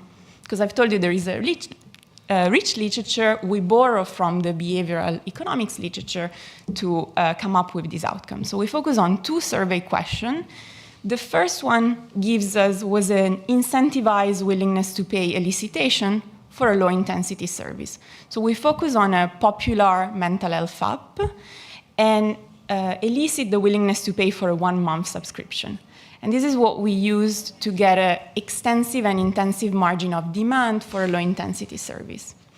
The second question shifted the attention to information acquisition, and here the idea was to look at the potential trade-off between low and high-intensity psychological services. So here, respondents were asked to rank 3 options, whether they were not interested in receiving any information about psychological services, or if they wanted to acquire information about either one of 2 services that are offered on campus. One being psychological counseling, so the high-intensity option with a psychologist. The other being coaching. So you can think here of coaching as a form of counseling or training that is often focusing on providing strategies to address challenges. This could be well-being challenges or performance challenges, and this is our low-intensity option between the 2 services. Now, we considered the first ranked option, which was incentivized in the sense that your default as a respondent was to not receive any information, and you had to actively change the ranking to express a preference. We also have a few post-treatment questions to try and provide suggestive evidence of mechanism through which a simple information treatment could shift beliefs and behavior. And finally, we ran a short follow-up survey 3 weeks later to see if there were any persistent effects on belief, behavior, and well-being. So when we start by looking at the aggregate results on our sample, the first thing you see here is that, no, this information was not successful in shifting the demand, so the incentivized willingness to pay for the app. Neither on the intensive margin nor on the extensive margin. So one interesting thing about this extensive margin is that 92% of the control group made a positive bid for the monthly subscription. So if we consider that as interest or extensive margin of demand, we have a very high share of respondents who have positive demand. And we have these imprecise estimates. So I'm going to show you some results from our pre-registered heterogeneity analysis to give you a more nuanced picture. If we look instead at this demand or preferences for information acquisition, we see an increase in interest for coaching, so our low-intensity psychological services, which comes entirely from a shift away from demand for information about psychological counseling. And so also here, we rely on the heterogeneity analysis to understand whether this could be a potentially unintended negative effect. So the first dimension of heterogeneity we focus on, which is very important in this literature, has come up in the previous discussion, is gender. Females are both more likely to report or display psychological distress and have also better attitudes towards help-seeking. So here, the first thing we see is that actually the shift in interest or preferences for information acquisition is homogeneous between males and females. The estimates look different. They are only statistically significant for females, but they're not statistically different between these 2 groups. So nothing much when it comes to information acquisition. If we move to the willingness to pay for the low-intensity service, well, there we see that male respondents do increase their willingness to pay and their demand along the extensive margin. Why is that? Well, we have something to say in terms of mechanism, but the first thing that you should be aware of is that while we don't have baseline beliefs, we can look at the control group. And there we see consistently with the literature that males have a significantly lower willingness to pay. They have significantly lower expectations about the effectiveness of mental health apps, and they also have higher stigma. So it's perhaps unsurprising that they were the marginal respondents to this light touch information treatment. The second dimension of heterogeneity we focus on is indeed mental health. So here, we wanted to understand whether this substitution effect that I showed you could be an unintended negative effect for people with more severe psychological distress, whom you might think will benefit from high-intensity services and should not be redirected towards low-intensity services. So what we did here was to estimate, what you're seeing are the conditional average treatment effects estimated with generalized random forest. And we're showing you the distribution along the spectrum of the PHQ-4 score. So for every score of the PHQ-4 or of our mental health screening tool, you see how the effect varies. And the first takeaway from the distribution of these estimates is that the increase in interest about coaching, so demand for information on coaching, is homogeneous along this spectrum. But when we think about the substitution, here, keep in mind that higher scores means more severe psychological distress. We don't really see a decrease in demand. This is on the bottom left panel. Decrease in demand for information about psychological services for people who are struggling more. If anything, the estimates would point to an overall increase in demand for information. What can we say about mechanism? Well, we have two takeaways here. One, the first being that males do increase their perceived effectiveness of mental health apps, which is consistent with what I showed you from the subgroup analysis. But overall, in our sample, we find evidence of an increase in perceived stigma attached to seeking help with psychology or psychotherapy, so with high-intensity services. And this could have been another unintended effect. So by raising the salience of investment in better mental health, we might have also raised the salience of stigma attached to certain psychological services. What about the follow-up? So here we were able to track 38% of the original sample, which may seem low to some of you in the room.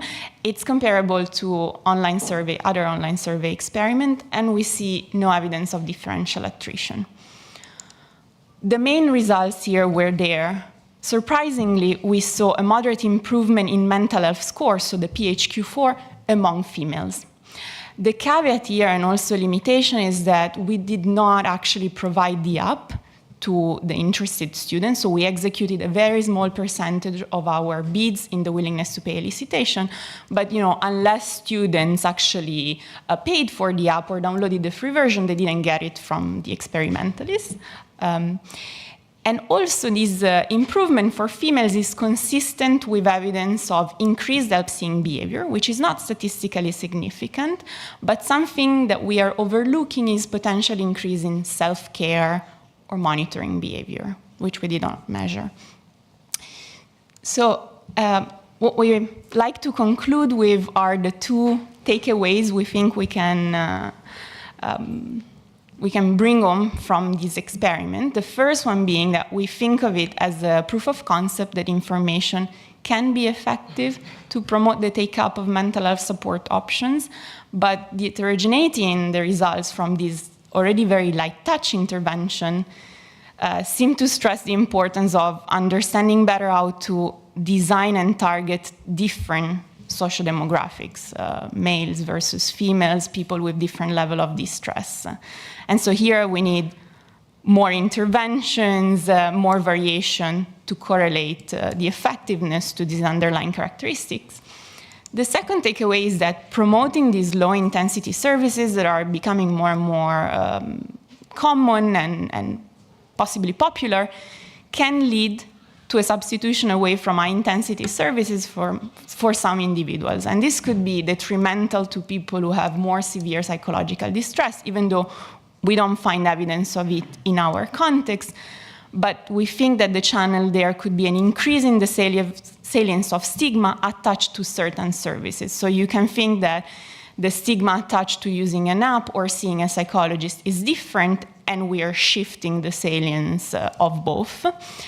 So again, the policy implication is we need more work to design interventions thinking not only of the mental health needs of recipients, but also their prior beliefs, expectations, and attitudes towards help seeking. I'm going to stop here. Thank you very much.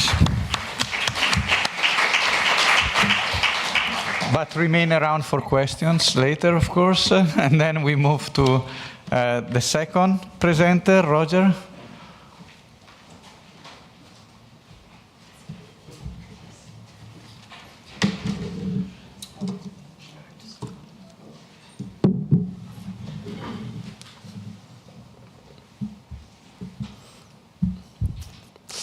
Yes. So thanks a lot for including me in the program as well. I'm going to be speaking about a different intervention in the same country. And I have 2 motivation slides, but I think I've just seen the best 2-hour motivation for this intervention, so I'll be very brief in terms of motivation. Youth mental health issues are a big issue, and treatment rates are relatively low.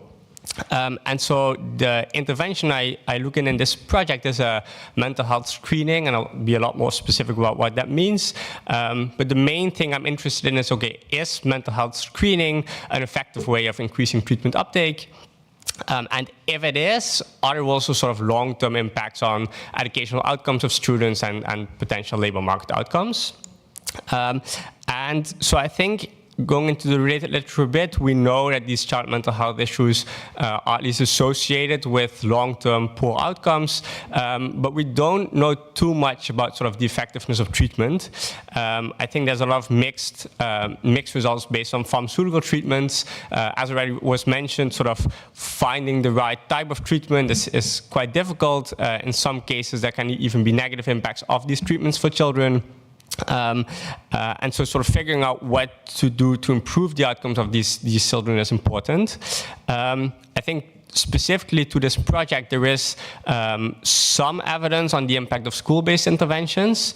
There are a lot of different school-based interventions happening currently, but we know very little. I think there's one sort of overview paper by Heinrich, and she says, well, there's about 1,000 different programs happening right now, and of 5 of those we know whether they're actually working. And so I try to add to this literature by focusing on one specific intervention and figuring out, well, does this actually work, yes or no?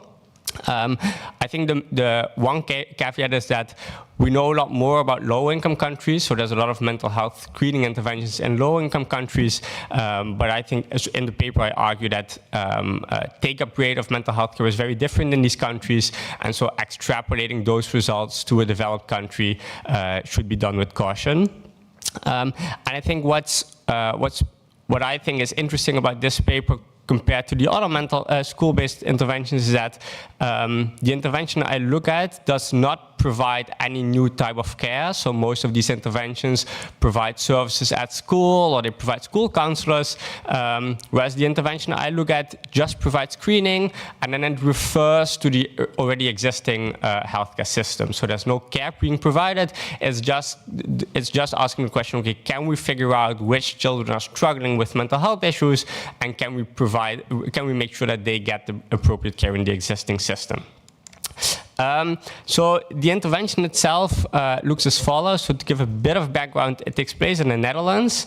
And in the Netherlands, there's sort of scheduled healthcare checkups during childhood. So this starts with prenatal care and then checkups in child consultation clinics.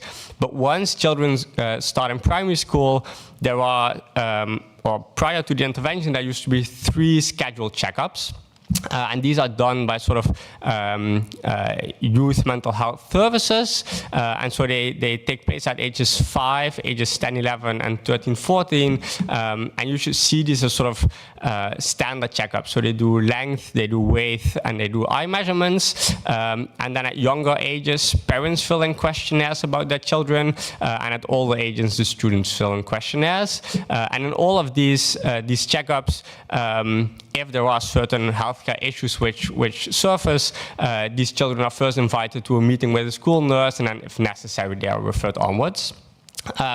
But in 2010 and 2011, there was a call from the National Association of Psychiatrists saying, well, these youth mental health services, they are supposed to provide care from ages 0 to 18.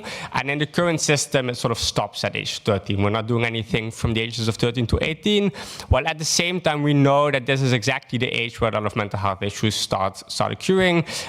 So they called for sort of an extra intervention similar to the ones that was already implemented. And that's the intervention I look at. So this intervention takes place at ages 15 and 16. When you're in year 4 of high school. It's fairly similar to the previous interventions, although there is a bigger emphasis on mental health because of this call for mental health screening. And the way this intervention works is that there's a 1-hour in-class session in which a school nurse comes to the school and she discusses sort of general healthcare topics, so well-being, but also smoking, alcohol consumption, etc. And then at the end of this 1-hour session, students fill in a questionnaire, which has three different sections, and I'll show some example questions about their health. And based on the answers to this questionnaire, they could get an invitation for a meeting with a nurse. They did a pilot study in 2011, and in the pilot study, about 60% of all students received such an indication for a meeting, and I think 59% of the students actually got a meeting, right? So quite a high share of students get this indication, and then after they filled in this questionnaire, they have this meeting with the parents and the school nurse. And again, in the pilot, about 12% of all students were referred onwards to further care. So that's 1 in 8. And that could either be referrals to the GP, it could be referrals to specialized care or to other types of care, right? So based on the pilot, it seems that there were quite some students with health issues that were not receiving treatment yet. And so what they decided to do in 2012 was to implement this screening nationally. And so to give you a bit of an idea what this questionnaire looks like, it's about 100 questions. And so for mental health, it's asking students whether they have any pre-specified conditions. And then there's sort of these standard Likert scale questions about, well, how often are you restless? How often do you worry, etc. Similar to physical health. And I think important to note is that at the end, it also has a self-request. So it also states, well, despite all of the answers to the previous questions, do you have any other questions which you would like to discuss with the nurse, right? So even if students are in perfect health, if they want to have this meeting, they still can. So this is what the questionnaire looks like. And once the intervention was rolled out nationally, you see that it was sort of implemented in different years throughout 2012 until 24. And the main reason for this is that there's different local providers of this intervention, and some providers simply didn't have the resources to start immediately. And sort of this variation in when the intervention was implemented is what I'll use to estimate the causal impact of this intervention. And to do so, I use Dutch admin data.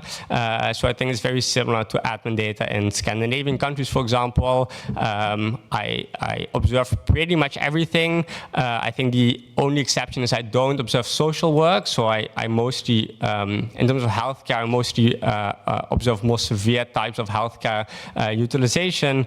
But other than that, I observe labor market outcomes of these children, etc. And if I merge all of this data, I have about 150,000 students per cohort. I use 6 cohorts, so I have about 1 million students which I can follow over time, both before they receive this intervention and after they receive this intervention. And so then the question is, well, does this actually work if we roll this out nationally?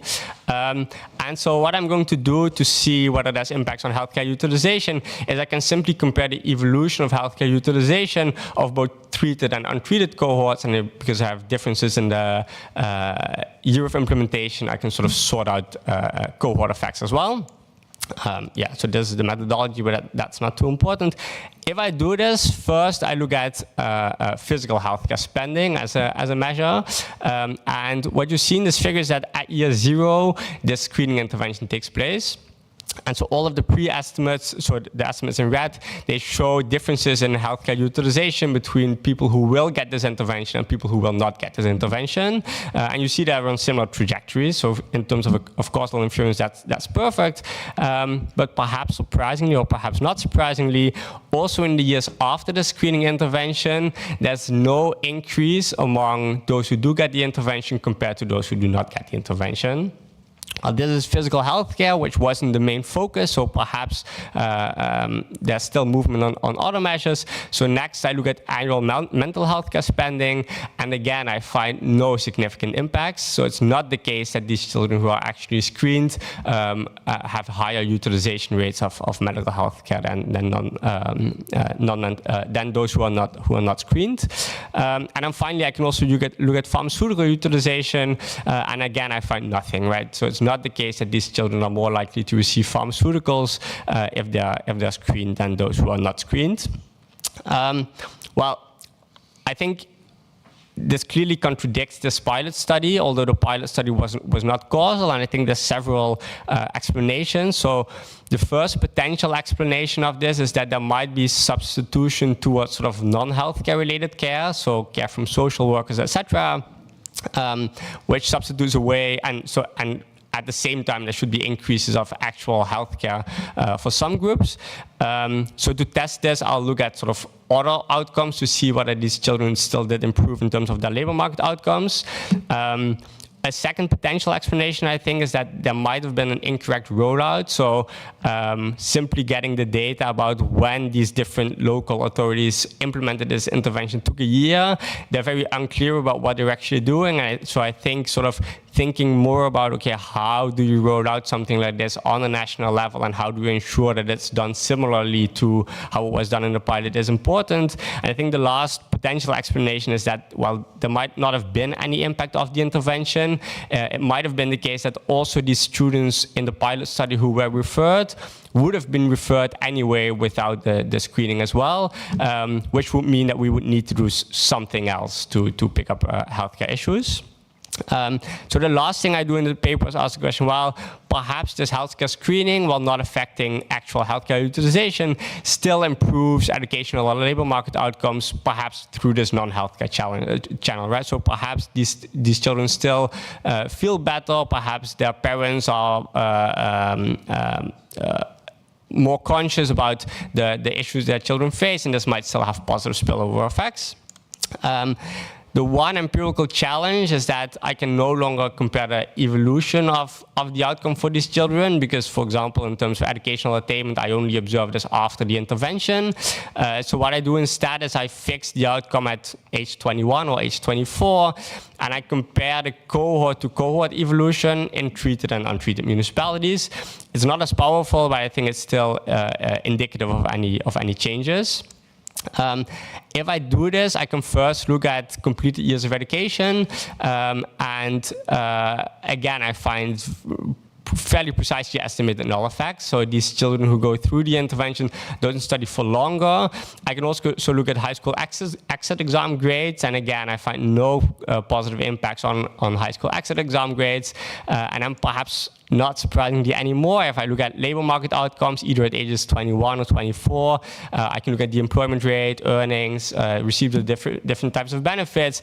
I find null results across the board, right? So this is employment, this is earnings, this is working hours, unemployment benefit received, disability benefit received, and there's zeros across the board. and social assistance also isn't affected. And so sort of to summarize, what I find is that even though this pilot study found quite significant impacts on healthcare utilization, if I actually causally estimate these impacts, I find null results. And at the same time, there's also no sort of spillovers to educational or labor market outcomes. And something I haven't touched upon in this presentation is that sort of part of the idea of this intervention was to close gaps in treatment uptake, especially by providing treatment to subpopulations that didn't receive a lot of treatment before. But again, even if I zoom into specific subpopulations, I find no significant impact. So no one benefited from this. While this clearly contradicts this pilot, I think potentially there might still be impacts on other subjective outcomes. I think that's something we would need more data for, which I don't have. But I think maybe more importantly, it also highlights that not everything that we're doing in mental health care works. And if it doesn't work, we should also be willing to stop these interventions. So this intervention has been going on for the last 12 years and it's still being expanded. It's relatively cheap per student, but the total costs are still significant. And I think if indeed this doesn't work, the money would be better spent elsewhere. And I think if we're thinking about sort of providing treatment to students who are not providing treatment yet but do have issues, it's also very important to first measure this gap and think about, okay, who exactly are these students who need care and who use care? And I think that's something which hasn't been done before and which should be done before thinking about expanding interventions like this. Thank you.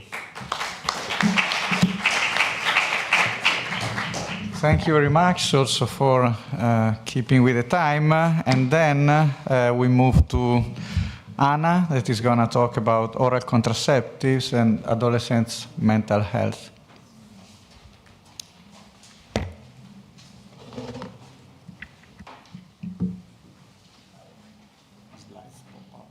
Yes.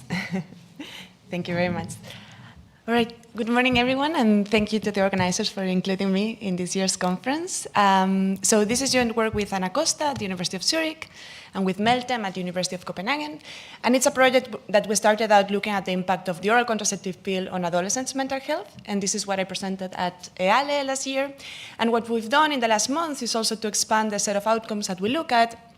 So I'm going to also show you some results on education and the labor market today. So hopefully if you saw the presentation before, you'll see some new results today as well. Okay. So I guess we're all familiar with the fact that the introduction of the oral contraceptive pill in the 1960s and 70s implied a crucial transformation for women's lives.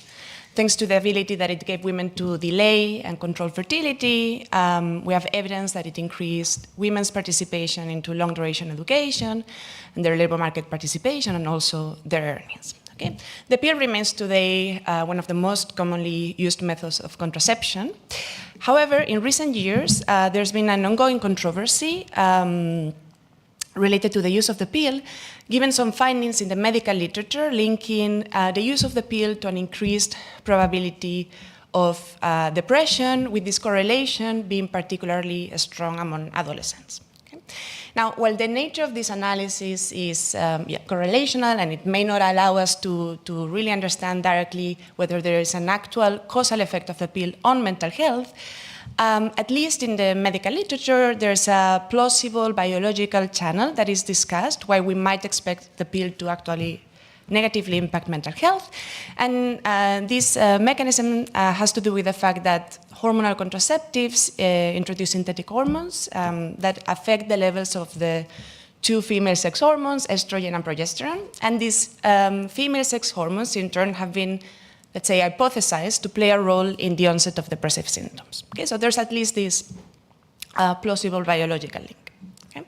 Now, why do we think this is important? Well, first of all, the pill is an extremely common medication. It's taken by millions of women around the world. It's also very commonly used among adolescents. And in spite of that, when we started sort of reviewing the literature, including the medical literature, we were really shocked at how little we knew about the impact of the pill on mental health. There are very few randomized clinical trials that have looked at mental health as an outcome, and the available ones are rather small, both in terms of the number of participants, but also the length of the follow-up period, and they generally lead to mixed findings, and perhaps statistical power is also an issue there. Okay, and again, we found this really surprising, considering not only the large number of users, but also the increased attention in recent years to mental health and to mental health of the youth, of which, of course, this conference is a really good reflection. Okay? Apart from that, the evidence that we have of the impact of the pill on other outcomes, such as education or the labor market, is mostly coming from papers that study this introduction of the pill in the 1960s and 70s. And of course, the social, educational, and labor market landscape has changed quite a bit since that time. So we think it's also worth sort of re-examining those impacts in a more contemporary setting. Okay, so these are the two gaps we are trying to speak to with this paper, where we study the impact of the pill on teenage girls' mental health, and also look at the sort of persistence of these effects and their potential implications for socioeconomic outcomes. We work with administrative data from Denmark, and our empirical analysis has two main parts that we think complement each other. So in a first step, we conduct simple event studies around the time of first pill initiation. So we're getting a balanced panel of girls, all of whom start using the pill in adolescence, but starting on the pill at different times.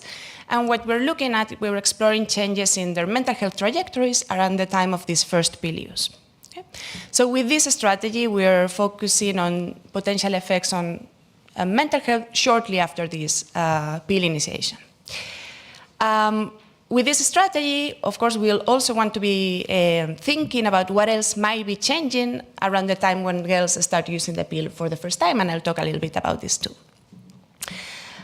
Next, we draw on a very different source of variation. We exploit variation across doctors in their propensity to prescribe the pill to teenagers. Okay, so in the context of Denmark, you need a medical prescription in order to get the pill, and this is provided by primary care doctors. We document that there's large variation across these primary care doctors in their propensity to prescribe the pill to adolescents, which seems unrelated at least to the observable characteristics of the pool of patients that we can observe.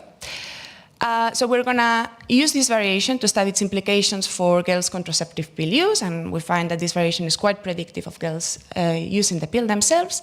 And we look then at the impacts on mental health outcomes, first in the short term to sort of validate results from the event study. And then with this strategy, we're also able to look at later outcomes. So we look at the persistence of these mental health effects, education, and labor market outcomes. Okay? So unlike the event study, where we need sort of outcome to measure the outcomes before the first pill use, with this strategy, we can look at longer run outcomes. Okay. So let me tell you a bit more about each of these two analyses. But first, just a few words about the background that might be important to understand what we're doing. Again, we're using data from Denmark. This is a context of high pill use among adolescents. In our data, by the age of 16, 40% of girls had already had a prescription for oral contraceptives, which is relatively high in international standards.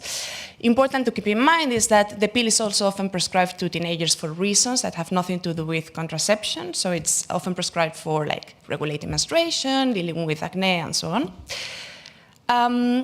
As I said, these contraceptives require a medical prescription, which to minors is always provided by a GP or a primary care doctor. Okay? So a bit more about these GPs. They act as the first point of entry into the healthcare system, so they have this gatekeeping role. But the guidelines do dictate universal referral for conditions such as suspected mental health issues. And they are self-employed and organized in mostly small practices. Okay? So around half of the GP clinics have only one doctor working there. Some of them, 25% of them have two, and then there are some larger ones. And this is going to be relevant just because what we observe in the data is not the particular person that the girl visited, but rather the clinic that they went to. And while people can freely choose the GP clinic that they go to within a certain distance of the residence, children are automatically registered with the GP clinic of their parents, and they cannot choose their own. Okay.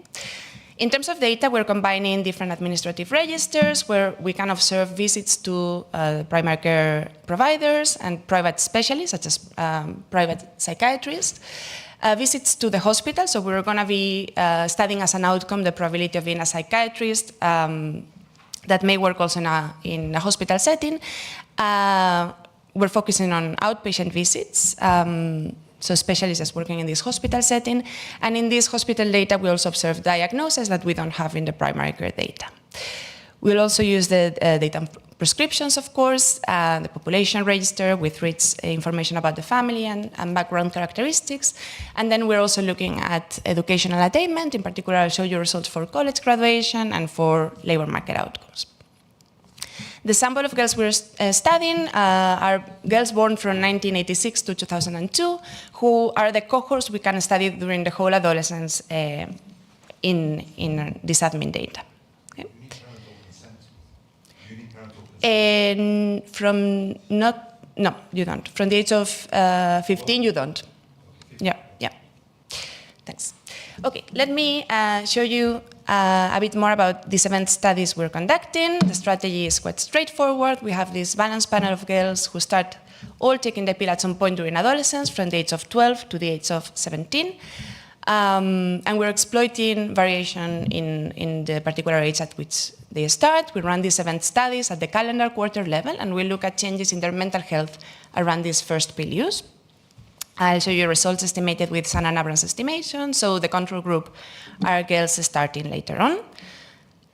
Let me show you just directly the results. Here we're looking at the probability of having a visit to a psychiatrist in any given quarter relative to quarter 0, which is the time where we observe this first redeemed pill prescription. So as you can see, I'm plotting coefficients, 95% confidence intervals. Prior to this first pill use, we don't see a lot of substantial evidence of differential pre-trends between girls starting at different times. 1 quarter after the first pill prescription, the probability of having a visit to a psychiatrist increases by around 0.2 percentage points, which is an increase of about 17% relative to the mean in T-1, which is also quite low. We see a similar pattern with depression diagnosis, against no evidence of pre-trends before, an increase 1 quarter after of about 40% relative to the mean in T-1. And when we look at antidepressant prescriptions, what we see again is no evidence of pre-trends before the first pill use. Already some months after the first pill prescription, we see some increase in the probability of having an antidepressant prescription. And this increase grows over time, so that 1 year after the first pill prescription, the probability of using antidepressants is around 60% higher relative to the mean in T-1, which is again quite low. Okay? Now, in terms of how we interpret these results, we do a number of things in the paper to try to get at what else might be changing at the same time where girls start using the pill. So for the sake of time, let me just highlight what I think is sort of our main conclusions, our main pieces of evidence. We find evidence that is consistent with this biological mechanism being at play, as we find that the hormonal composition of the contraceptive that girls are using really matters. Okay? So for this, what we do is we compare girls who all start using the pill for the first time, but who use pills with different hormonal composition. And this exercise speaks to the concern that girls may be starting on the pill at times of deteriorating mental health in ways that we cannot pick up in the admin data. Okay. In particular, what we're doing is we're comparing girls who start using the combined pill, which is the most common pill that contains both estrogen and progesterone, with girls that start using the pill, but they start on a pill with a smaller hormonal dosage, which is known as the progestin-only pill or mini pill that contains only one of these two hormones. I don't think I can click on my backup slides, but so let me tell you what we find. We find that these effects are only visible for combined pill users. So for them, we see this increase in antidepressant use I showed you before, but we don't see anything. It's super flat for girls starting on the progestin-only pill. Okay? The main reason why girls are offered this second type of pill is if they have risk factors for venous thrombosis or other cardiovascular accidents, but girls are otherwise similar in terms of other characteristics, such as the age at which they start using the pill for the first time. Okay, so again, this speaks to this hormonal composition being important. Another concern that we may have is that because you need this pill, like a medical prescription to use the pill, once you start on the pill, you mechanically increase the contact that you have with the healthcare system, right? So we also compare the trends in GP visits for girls that use both types of pills, and we actually find that they're quite similar. So all of them start visiting the primary care doctor more often after the first pill use, while the mental health deterioration is only visible for the combined pill users. Okay? So to us, again, at least this speaks in favor of this biological mechanism. All right, let me move on to the second strategy. So here we're doing something different and just exploiting this variation in the propensity to prescribe of doctors. To do this, we first assign each girl to the GP clinic that they visited more often at the age of 12. This is the GP clinic of their parents.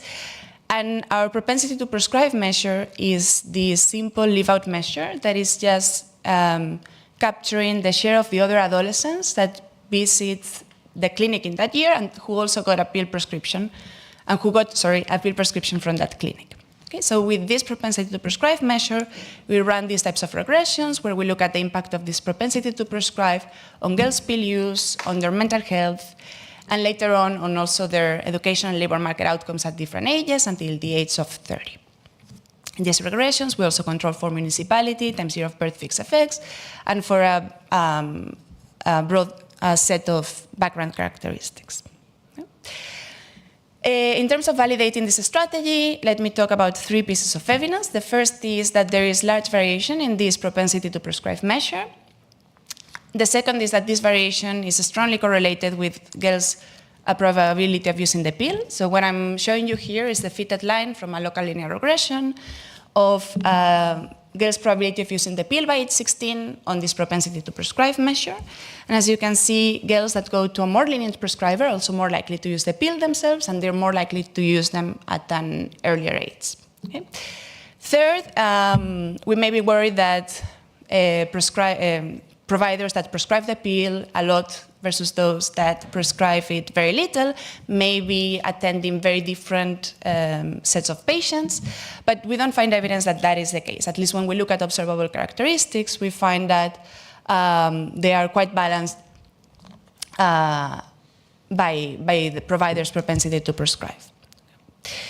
Okay, so let me show you some of the first results with this strategy. We'll be looking first at mental health, the same 3 outcomes I showed you before, measured here at the ages of 16 to 18. And what I'm showing you in the tables is just the coefficient of this propensity to prescribe measure standardized. Okay, so what we see is that girls whose GP clinic has a 1 standard deviation higher propensity to prescribe have a higher probability of visiting a psychiatrist at the ages of 16 to 18 of about 0.14 percentage points, higher probability of having a depression diagnosis during these ages of about 5%, and also a higher probability of using antidepressants by about 4%. Okay? Including different sets of background characteristics and also observable characteristics of the clinics in the different columns doesn't seem to make much of an impact. Okay. Now, here as well, there are some considerations with this strategy. We want to understand the extent to which these clinics that prescribe the pill more often might also be doing other things differently in a way that could also affect mental health. So we do, again, like a number of things in the paper to try to get at this. Let me just tell you about one of the most illustrative pieces of evidence, which is that we don't find, for instance, that this propensity to prescribe has any impact on the mental health of adolescent boys going to the same clinics, which at least suggests to us that it's not as if these doctors or clinics are just more likely to detect mental health issues in all of their patients. Okay?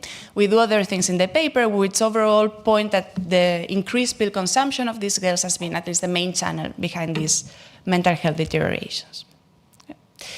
All right, so in the last minutes, let me just tell you about our new evidence on the longer run outcomes. We'll start by studying the persistence of these effects on mental health, on contraceptive pill use and mental health. Okay, so I'll show you figures like this one, where I'm just plotting the coefficient of the propensity to prescribe measure on separate regressions where the outcome variable is, the dependent variable is each of the outcomes measured at different ages, here from age 16 to age 30. Okay, so first in terms of pill use, what we see is that girls that go to whose GP clinic prescribes the pill more often have higher rates of pill use during the whole adolescence until the early 20s, more or less. After that, this effect of medical practice seems to fade away. Okay?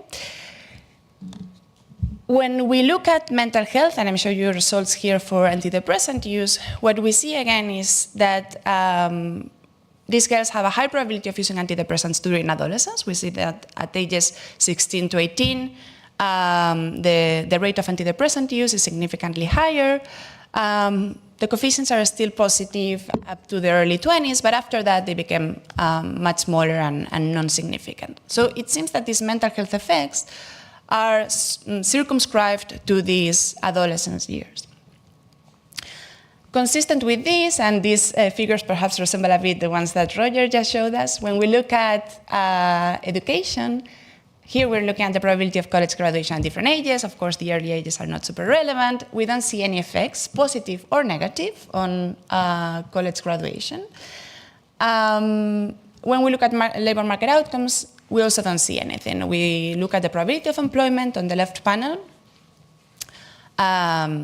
And when we look at wages on the right panel, here the coefficients are consistently positive and they seem to become a bit larger with age, but they're still quite small in magnitude. Okay, so we can rule out positive or negative effects on college employment that are greater than 1% of the mean, and we can rule out effects on employment greater than 0.24%. The increase in wages that is non-significant that we see by age 30 is about 0.41% of the mean. Okay, so just to sum up, with these two complementary strategies, we find evidence pointing at a negative mental health, negative impact on mental health during adolescence of the use of the contraceptive pill, but we find no evidence of that these effects persist in a way that we can see them in the longer run, or meaningful positive or negative effects in terms of other socioeconomic outcomes. Okay, so it seems that these, like adolescence might be a particularly sensitive period when it comes to these hormonal treatments, and these effects don't seem to be very persistent in a way that we can observe. Okay, so overall, we think these findings contribute to a large gap in our knowledge about the oral contraceptive pill, and we still think that more research is needed. The pill continues to be very commonly used, continues to be an effective tool to control fertility, but we think that our findings pertaining in particular to adolescent mental health speak to the importance of having a better understanding of the potential trade-offs and the potential cost involved, in order to allow for informed decision-making when navigating reproductive health. And thanks. Okay, thank you very much. And then the last presentation for the morning before we open the debate. Olivier Marie from the university, the large Dutch university that was mentioned before. Thanks. Erasmus, I'm from Erasmus School of Economics. He raised his hand, so... It's on the slides.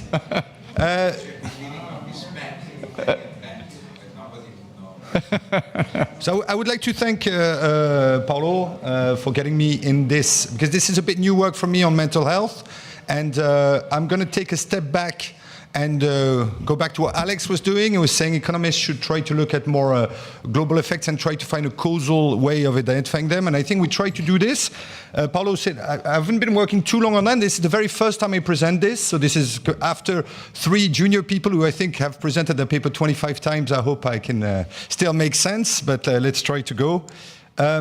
So we've had a big presentation of all this, and of course, Alex's paper is here about how the kids are not all right. That's how I call this kind of table, because we know that mental health disorders are really increasing for young people. I really like this book, if you haven't read it, by Jonathan Haidt, who's a psychologist, called The Anxious Generation, which shows a lot of nice graphs, such as this one, for example. And he really highlights this period. So this is in the US, and this is self-reported anxiety prevalence. And you can see this explosion for 18-25-year-olds, and it's around 210 to 215 that it really starts growing. But it's not only on those fronts. I mean, this is also a bit related to the first work we saw. You see hospitalization in Australia, girls really exploding around this period. Nordic countries, even more of a kink, which is absolutely crazy, which is high psychological distress that he reports for girls, an 80% increase. And I think now I'm going to be the first paper to actually try to do something, and we have another one, a big discussion this afternoon about, is this all linked to social media? Is social media to blame, which a lot of people are talking about? And I think we're starting to have a lot of nice evidence from many fields, which I find interesting. So there's a reduced social interaction from psychologists. These are all correlations. So people are showing very, very nice correlations between how much people use social media in certain countries or contexts and how unhappy they are about their self-esteem, their body image. This is from clinical medicine. They feel lonely, they have social anxiety. This is from cyber psychology. There's a journal for that, but it's a nice paper. Lower life satisfaction and increased self-harm also from an education research. Okay, but there's less causal evidence yet, really, on how much social media impacts mental health. There's starting to be a lot of them, and as you can see, the years of those papers, they're all like in the past 3 years, more or less. And I think there's 3 broad strands to this literature. First, how much high-speed internet rollout matters. So Golin for Germany, Arenas Arroyo for Spain, Donati for Italy, both published a month apart in the Journal of Health Economics, which is interesting. And the student who I'm working with is a very big specialist on mental health, and he's doing a paper on the Netherlands at the moment. And then you have social media and mental health, and Baguier has a famous paper in the AER about the rollout of Facebook across campuses. And then there's a more recent paper. So Alcott and Castello, there are 2 experiments in a way where they give phones to people, where people have their phones, but they block all their social media.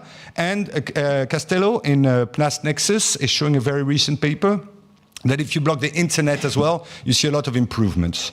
But I think there's a big gap in literature. As I am an economist, a labor economist, I was thinking it's kind of obvious that one thing people could react to is the prices of getting mobile data, because you use a lot of data at home, and you can see most of things, a lot of the evidence comes from a rollout of high-speed internet, but we know you use a lot of media at home.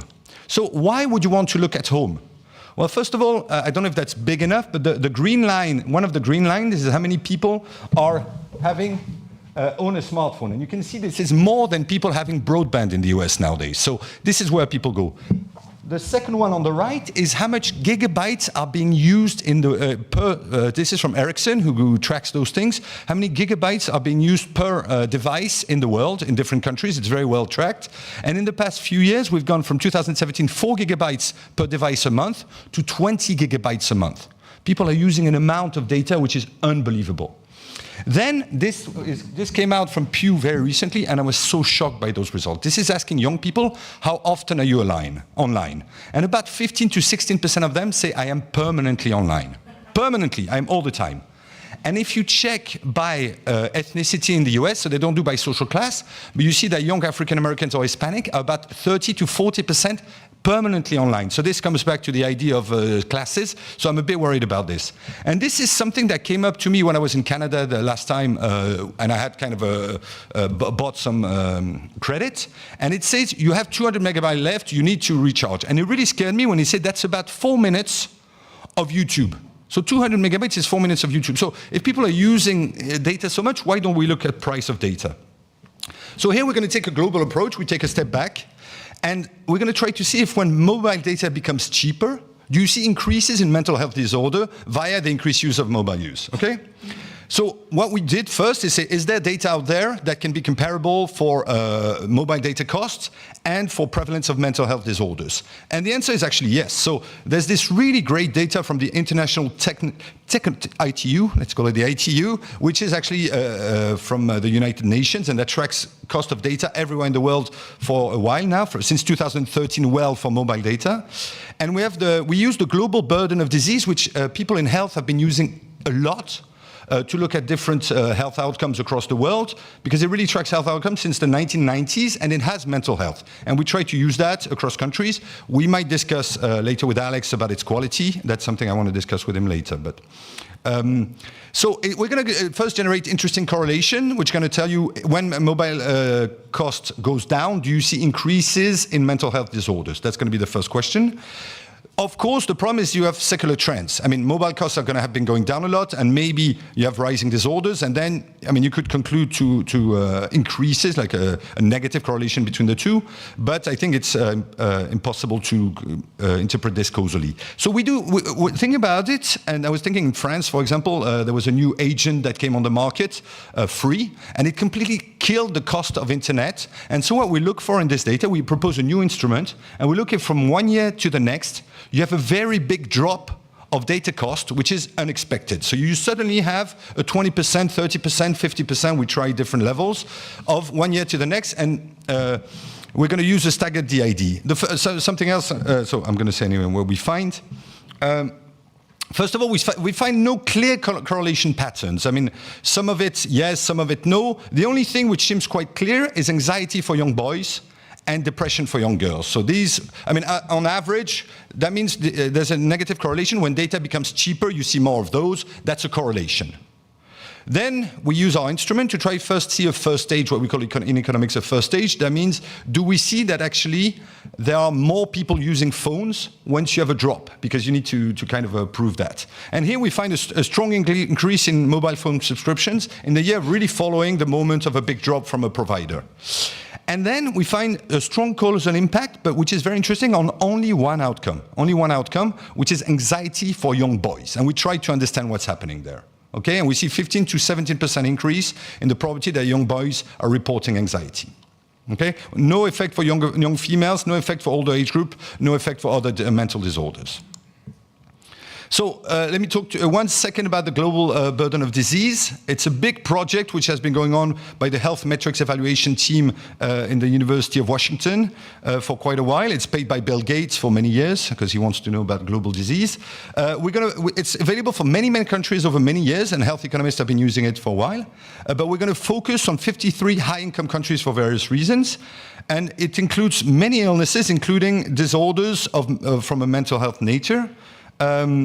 It uses various ways of getting there, so it's systematic reviews, surveys, administrative data. It mixes all the two to try to have it every year. It's actually pretty good for high-income countries, but we first did every country, but when you go to low-income countries, when they are missing a country a year, they use the country next door to kind of estimate what it is. So I was a bit shocked when I looked at deep in the data, because they don't have, for Botswana, they don't have every year a mental health disease, right? And we're going to focus on mental health disorders, depression and anxiety, which we just saw are the big ones. For 2019, 2024, 25, 29, we could look at, I don't have time, but what we see is that kind of drops then. And I know we shouldn't focus too much on the COVID effect, but we're not going to look at COVID because of this. This is mental health prevalence across various types of countries. We're going to focus on the blue one, which are the high-income countries. And you can see the prevalence, this is per 100,000, so that's about 15% on average for everyone, is reporting some mental health disorder. And COVID strikes. I think we should show this picture a lot to say COVID still does matter. I mean, you see in every single country from the poor to the rich, mental health exploded, right? And so we're going to focus on the blue ones. And so just to tell you, we're going to focus on the same countries for the price data. We're going to look at high-speed mobile internet. What they do is they look at the cost for the largest market share, the provider with the largest market share, and they see if there's a drop or not. I mean, they just put the price every year. And we look at the cheapest available plan for 1 gigabyte in the first years, then they realize it's 1.5, the minimum people provide. So we look at the cheapest plan for all this, okay? And we also found, because a lot of people were asking me, what is the first stage? Do you actually see an increase in subscription? There is good data for that, only for the OECD or for certain certain set of countries, just OECD plus, as they call it. So we're going to show you a first stage for that, okay? So let me just start by showing you some correlations. So this is all mental health disorders. This is all our countries that we have in our data. And it seems to be going down a little bit, but that's because we have the old people who maybe are reporting more better health. What you clearly see is the red line is that the average cost of data went from $26 in 2013 to about $18 in 2019 when we stopped just before COVID, right? And so we can do correlations, and if you look at this correlation, it looks a bit strange. It seems, that's why we shouldn't always believe those correlations, I think, because here you would say, oh, it seems that more expensive data is improving mental health. But that's not what's happening, right? That might be a different thing. When you start looking at young people, then you see the pattern that has been described for a while. So what you see is a huge increase in depressions for females, for example, which does translate into a negative correlation. So countries which are, but you can see most countries in a way are all above zero in terms so on the left-hand side is the change in depression, and you can see that clearly went up for almost everybody. Germany is doing much better, so the Germans in the room, they could explain why this is the case. And the same for anxiety of young males. The correlation is not as strong when you look at that, so it's not sure what's happening in terms of the drop, okay? So now let me get to what we're going to do in our identification strategy. So we're going to use a diff, and we want to find a new kind of treatment definition, and we're going to use countries with the first drop of 20% in the price of their mobile phone plans. We'll also do 30, 50% to see if that matters more. We exploit the variation in timing of price drops across these countries. We compare treated to future treated, do a colorway Santana. We have two assumptions. Do we have parallel trends in mental health outcomes absent of treatment? So we're going to show you some pre-trends. Exogeneity of mobile phone, I think that's quite convincing, and I can show you this. This is an example. This is Canada, and we have a lot of those, right? We have a lot of those. This is Canada. This is the cost of mobile data in Canada between 2013 and 2021.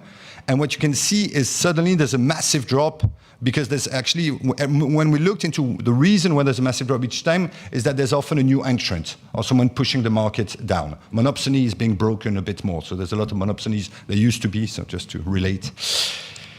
And we do find a lot of those. So it's kind of nice because when we start thinking about this and trying to identify them, there's a lot, many years and across the world. So we can take a macro approach and I think have a nice identification strategy, which is not always so easy to do, okay? So, I don't know if I'm going too far, no, it's okay. So first, we want to look at the first stage. So what we're concretely going to estimate is, does a drop change the probability that people get a new mobile subscriptions? I would like to know, I mean, if someone knows about data which is better than that, because we would like to see it by age, we would like to see it, by gender or something, but that doesn't exist, right? All we could find is, do you see more subscriptions, right? And actually, we have a very, very nice first stage. So this is the probability that you have an extra subscriptions, and we see about 8 more subscriptions when the price drops by 20%. So I think there's a lot of elasticity of subscriptions, right? So when price goes down, people start.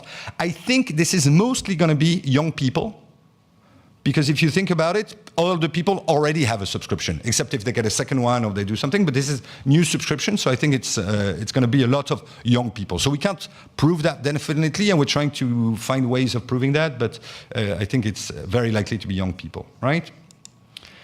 And next, we move on to boys and girls, 15 and 19, 20, 24, all disorders. I'm going to focus on anxiety. We always have covariates, and I want to come back to this because we use youth unemployment as a covariate because we're worried that could be linked to that.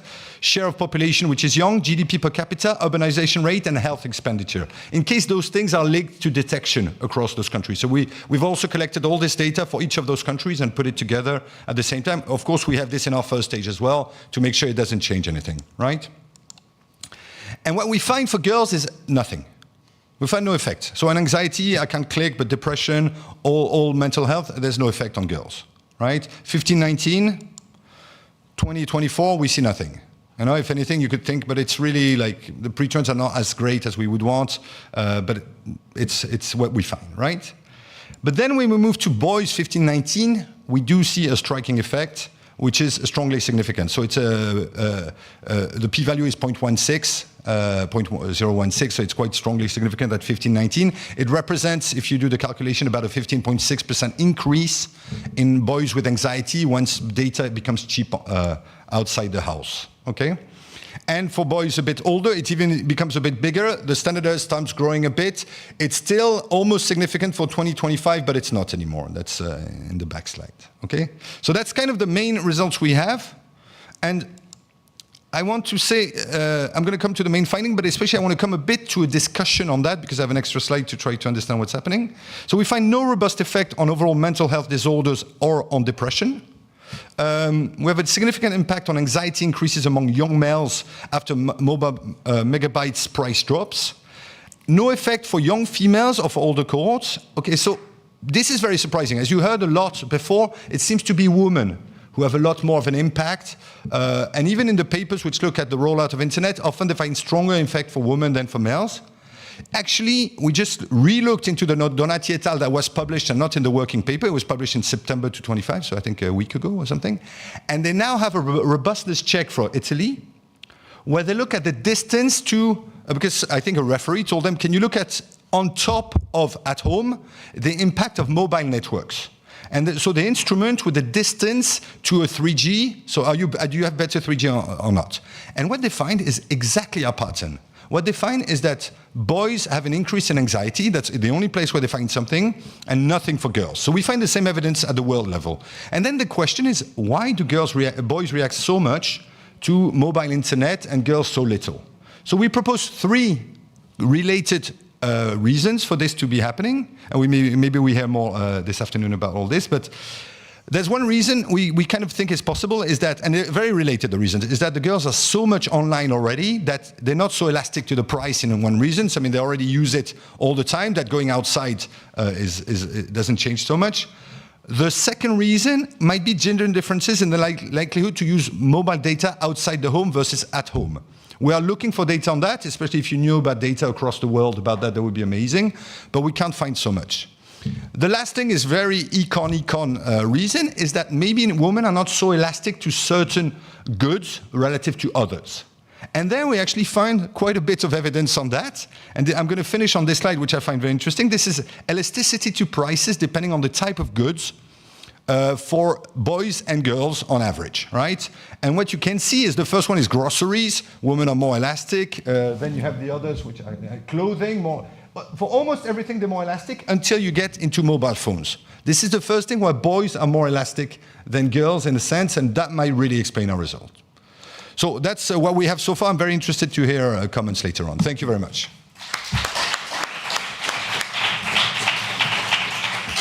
Thank you very much, Olivier. So maybe what I would do, I would call all the presenters here at the table, and then people can ask questions. I don't have a card.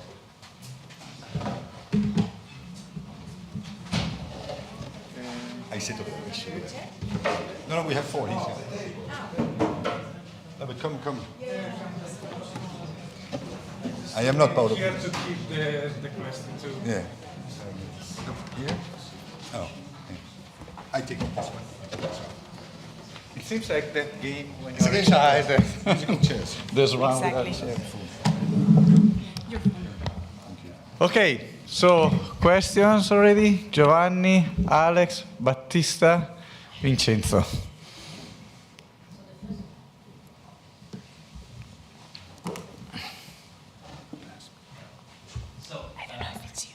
Thank you very much. Well, yes. So thank you very much. Great panel. I have. I want to spend my question token only for the last presentation, because we also find something different between males and females. When I looked at your possible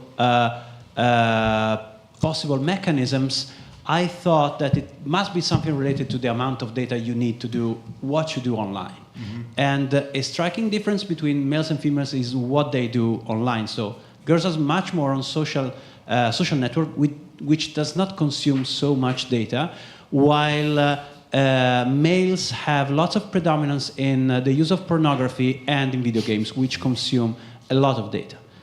So that might be one of the issues. Previous research on both video games and pornography actually did not detect much, but it was old-time video games and old-time pornography. So it was, you have to go to the store, buy the cassette, hide it, and well, now there are people of 8, 9 years old that are already into massive consumption of pornography, which is way different than a 30, 40 years old, and also they can consume it everywhere, every time. So that might be possibly something to look in. So does it work? So in the Pew research I showed, they split by gender what they watch and what they spend their time online and constantly. There's no answer pornography on it, but it's videos, basically, so YouTube and videos. And by far, this is what males do much, much more. And girls, it's just all Instagram. I mean, this is really like the gender split on that. And it's true that maybe the use is much higher. We're actually trying now to exploit a bit the entry of TikTok in different years in different countries, but it's a bit complex to find it exactly when, because this suddenly brought the short videos into all these. It was pictures before, and that exploded the amount of need for internet in those that you need online. So that really helps. But pornography, I would be a bit worried, but I don't know how much you watch it outside the home. That's my only thing. But I would like to say something, which is, if you're more likely to get a subscription because it's cheaper, you're going to have a mobile phone suddenly, and then at home you will exploit even more the internet than only on a computer. I mean, that means it reinforces the effect of already having broadband. So I think this is something I should have mentioned, is also having a new mobile phone also reinforces, not only using outside, but if it makes people buy more phones, then they go home and they just, are able to use in their rooms unsupervised all the time. So I think that's where we want to go to. Alex? Thank you. My question was for Anna. Is the disappearance of the long-run effects consistent with the biological mechanisms you invoked at the beginning? I'm not sure, because I don't think we have very good evidence about how much the mental health deterioration is associated with duration of the pill. So when you read the medical literature, you see like, oh, these mental health effects are only visible for girls and women who have been using the pill for a very short time, and you don't see them later on, but this could, of course, be driven by survival and selection into who keeps using the pill if they're not feeling very well with it. So I don't think we have very good evidence, at least from the medical literature, related to that. So yeah, I would like to know that as well, but I don't think I can give you a very good answer. So can I ask a related question? So if I understood well, when you comment on these long-term effects, you say there's no effect on employment or earnings, but this could, the combination of different effects of the pill itself. I mean, maybe you have some mental health issues, but you participate more into the labor market. So in the short term, you can isolate the effect of one of the two, but then in the long term, they confound each other. So it could still be that you have long-term negative effects. It's right. I mean, it's like a reduced form effect, what we're looking at, and it could be positive effects of the pill in terms of like decrease in teenage births. They're super rare in the context of Denmark, so I'm not sure if that would be the whole story, but it could be a combination of things that leads to like a null effect overall. Yeah. Okay. You're right. Battista? See how it works. I have a question related to the last presentation, whether you can include also the cost of the mobile phone, because it's true that the price of using data are declining, but then mobile phones, smartphones, especially for Apple and Samsung, are getting even more expensive, and especially in OECD country, you have to buy package with the bundle of data and subscription for a very expensive mobile phone. And going back to his point, actually I'm also using a lot of time my mobile for watching video, not for strange things, but for watching football games. And for doing that, I need all the time bigger screen, and or like Formula One. So you need, like, in order just like to check like the validity or like the shock of this price, whether maybe like the subscription of the mobile will compensate. So I have a lot of evidence for like at least 4 or 5 different countries that you have like very cheap subscription for like very low data, but if you go big, you need like really to spend much more money. You mean on the data, on the mobile phone? No, not the mobile phone. The subscription. Whether like this cost, of course, are just like on the use of data, but most of the time, in order to buy that data, you need to buy also like another subscription at the same time. Yeah, I have to go double check. I mean, we were already so happy to find comparable data across the world that tells you this is the price of a package. They have now more recently more details, but like it starts in 2018, so we don't have any time back because now they keep on adjusting what they measure in terms of data. As I told you, like in 2018, they moved from 1 gigabyte to 1.5 as the minimum. Because remember, they also do it for all that's Africa and all those countries. And there, this is something Alex pointed to, when we had very different results, but the data is not the same. The mental health data is not great, first of all. But also, there's so much evidence that in those countries, having cheaper internet is extremely good, because they really get connected with labor markets and everything, that it's very difficult to know. Here, I mean, we're not sure those mobile internets, I mean, there's some positives, but we think a bit more. Or also like the penetration of like Chinese smartphone, that's like much cheaper, like short. Yeah, mobile phones themselves. Okay. Thanks. So there was another question, Vincenzo? So thanks a lot to the panel for the very interesting presentation. It's been extremely interesting. So I have two questions. One for Anna, and concerns other possible determinants of the negative mental effects that you see. So the timing of the take-up of the pill, I guess, is related also with other activities, let's say relationship, for example, and things like that. So I wonder if part of this effect may be coming from other possible elements, with, for example, I don't know, difficult relationship with boys or breakup of relationship, these kind of things. Your second strategy in parts tackles this issue, but at the same time, it's also possible that people know who are the GPs who are more likely to prescribe. And so if you have any tests for that, of even changing GP in the neighborhood of that time, that would be helpful. And the second one is for Olivier. So I think it's very fascinating, and I think it's very convincing evidence what you showed about the impact of prices. One shortcoming of the data that you use is that with these age groups, if you follow them for several years, there are going to be cohorts that enter the age group and cohorts that exit. So I wonder if there is any way in the data you have to disentangle what may be coming from the same group of people having a worsening of the mental health, or instead younger people getting inside the age group. If they have a worse mental health, then the increase that you see in the bad mental health is coming for a compositional effect. And I'm not sure, since you don't have granular data on that, if you are able to do that. But if you were to get individual panel data, even for one country, I think that would be very useful, even descriptively or with a simple event study. Yeah, thank you so much for the question.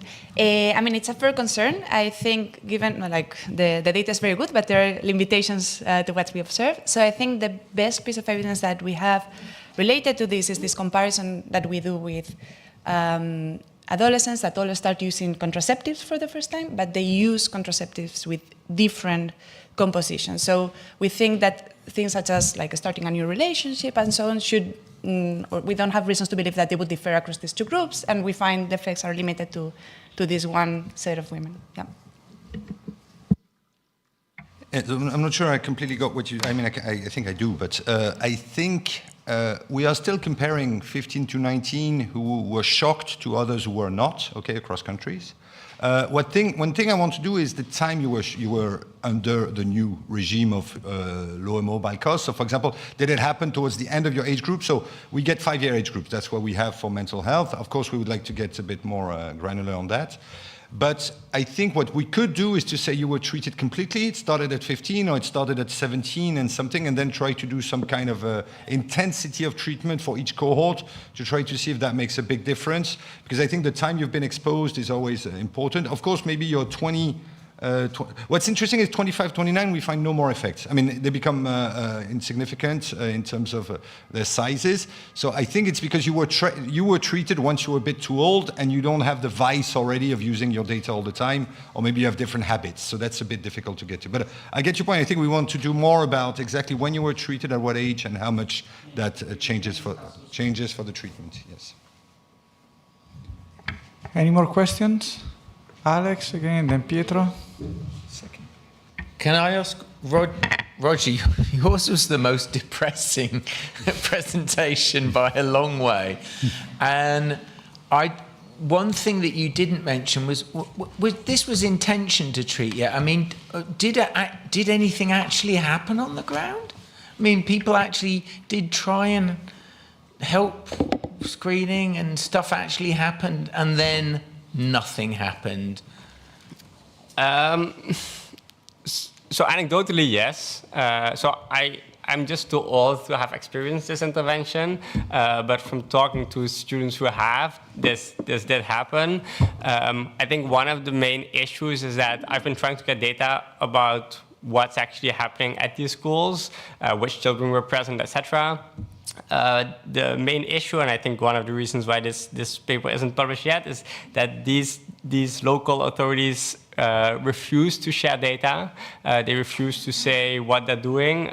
The only thing I can look at is how much money they're spending each year on this intervention.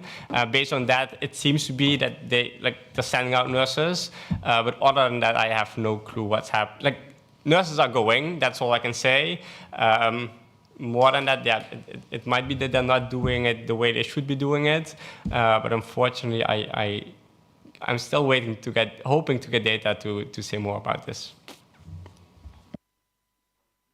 And then there's also another question here. Yeah. So for Roger and Michelle, but maybe also more generally, I was wondering to understand a bit more about stigma. So for Roger, could it be that there's stigma associated to going to the nurse, and so whatever she tells you, you don't do? And to Michelle, you talked directly about stigma, but I don't fully understand whether it was what I believe about mental health or what I believe other people believe about mental health, or whether it makes any difference. Yeah, so I think stigma plays a big role. I was quite surprised when I saw the pilot results, because from the pilot it seemed that students were quite willing to share information about their mental health. I think it helps that it's a questionnaire, so it's not in person. They simply sort of fill out a form and then they have this meeting. But it might be the case that stigma is too large, which prevents students with actual mental health issues to fill this out honestly. It could be. I think we need to further investigate this. No, sorry. What I meant is that was there a stigma to go and see the nurse? Because you only went if you ticked something, right? So it could be that it was seen as a negative thing to go to the nurse, and then whatever she told you, like, yeah, I don't want to do it. It's already went there. So again, based on the pilot, because that's all the information I have about what actually happened. If students filled in the questionnaire, and if the questionnaire says there's an indication, so for most students, they received an indication based on the questions and not based on the self-request, right? So they don't ask to have this meeting, but the questionnaire says, okay, there might be issues. Almost all of the students who had an indication had a meeting with the nurse.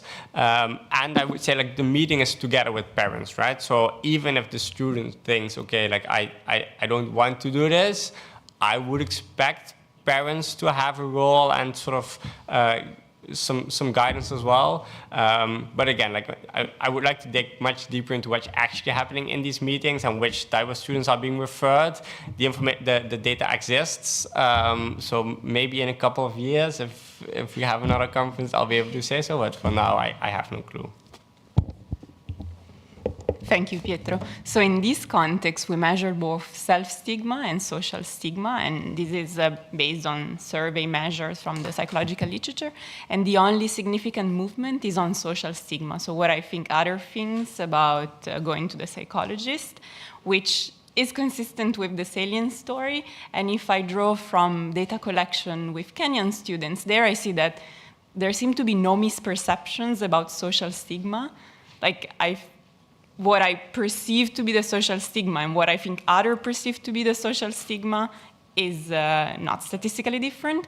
What I report to be my own perceived stigma, so my unwillingness to see a psychologist, or whether I would think I'm less intelligent if I see a psychologist, there you start seeing a big gap. So I think others suffer from self-stigma, but I report that I wouldn't worry about seeing a psychologist.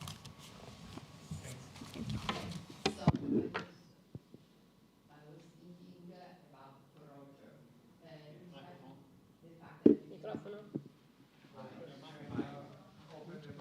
Yeah, sorry.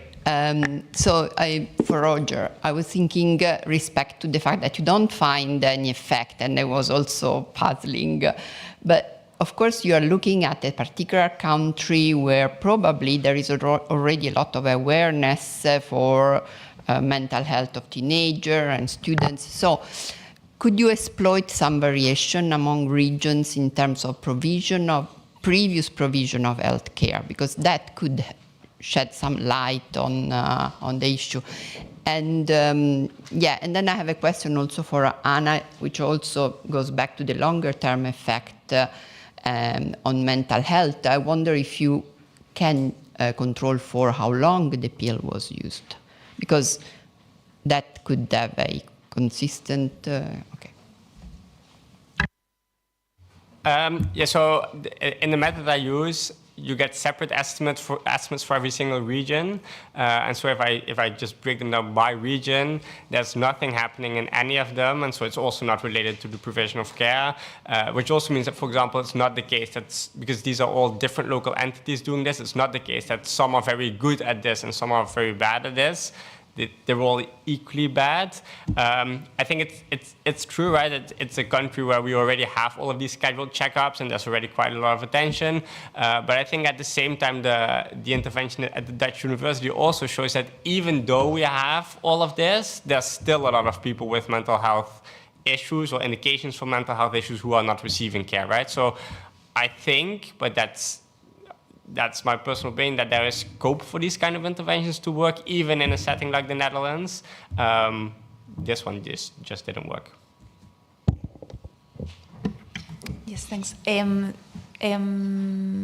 So I think the issue with controlling for how long you've been taking the pill is that we would think it's endogenous to how you react to this. But we could at least, I think, look at some correlations just to get an idea of how the data looks like. Yeah, you're right. Yeah, of course. So about the pill, I'm a little bit worried about your results because your instrument is kind of nice to say the propensity of your doctor giving the pill, and then you find no effect on labor market, on education, and all that, which seems to say the pill doesn't work anymore in a way in improving women's lives. Because the previous, so I just finished a paper in Restat, which is about probability of doctors giving the pill and has a very strong effect on women's life later on. So in the 70s. So it seems to say, and there's all this debate, does the pill still matter? So or it plays really against mental health, which you were mentioning, or the pill in Denmark doesn't work very well. So one thing we do in our paper is look at the religiosity of those doctors. So this, you can't control for that here, but maybe if you looked at how religious in Denmark these are, you're going to have more conflict with your parents if you're sexually active and you're religious, and you're going to go to a more religious doctor. So this is an unobservable, which might explain a lot, and you're not going to be able to have in the data. And at the same time, why the doctor is giving the pill, and at the same time, how you might react emotionally to it because of your parents' reaction to you being sexually active too young for them. No, so, well, several things. First, I completely agree that what we are seeing might be these counteracting effects of perhaps worse mental health, but some positive effects that overall turn out into these null estimates. In terms of what we can do with the doctor, so we have a few of observable characteristics, not of the, average characteristics of the clinic. Some of these correlate with the propensity to prescribe, but we don't find that they explain much of the variation. And also when we control for this, they don't affect the estimates much or the R-square, the variation that we're explaining. So I'm not sure we could try maybe something with regional variation, which we haven't exploited much. But for instance, the gender of the doctor or like... And we can do municipality level religiosity of the doctor, because for us it explained almost everything of your likelihood to say yes to the pill. is that you were a certain religiosity or not, and then you could see the woman's. But in any case, I do think that the landscape has changed quite a bit since the 60s and 70s in terms of many things, like the other contraceptive options that there is, the social norms related, like things related also when it's appropriate to have a child and so on. So I would also be unsure of how to extrapolate from these earlier findings to the current setting. Yeah.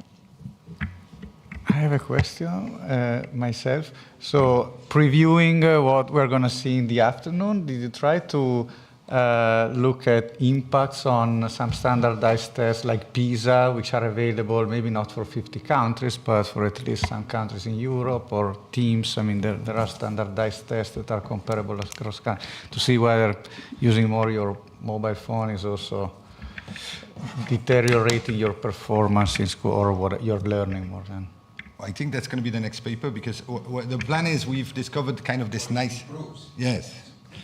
Oh, are you maybe improve? Yeah. With AI. But no, since we've discovered kind of this instrument, I think it's a very nice one to look at the cost of mobile data. And the plan is to maybe to do it on many outcomes in a way, and maybe say, look, some people say this is making it worse for attention when you go to school, and we can test that. So yeah, it's planned maybe for the next one. But I mean, if you have ideas. Any more questions? If not, I think we are ready for lunch. So thanks to all presenters, discussants, and all the audience for the debate. See you later at 2. Back here at 2. 2 sharp, 2 sharp.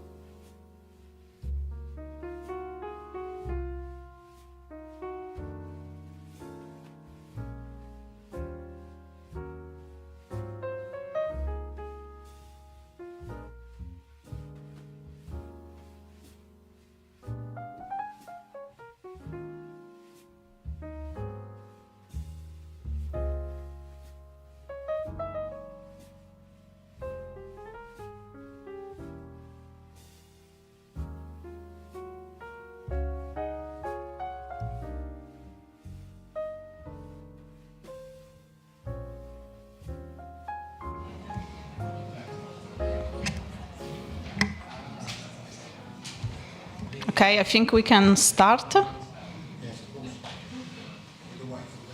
Okay, thank you for staying with us. I know it's hard after lunch and with a sunny day, so welcome back. So in this second part of the conference, we move to the part of the conference where we focus more on early exposures to electronic devices and social media. I'm very pleased to welcome here Giovanni Abbiati from the University of Brescia and former Fondazione Debenedetti researcher, and also Marco Gui from Bicocca University. They will present a joint work based on two different projects. So I think you will split the presentation in half and half. The first one will focus more on early exposure to social media, while the second one will be more about the perception of parents about what is the best behavior toward the best rule toward the children and what actually happened in the family. Okay, this gap between these two elements.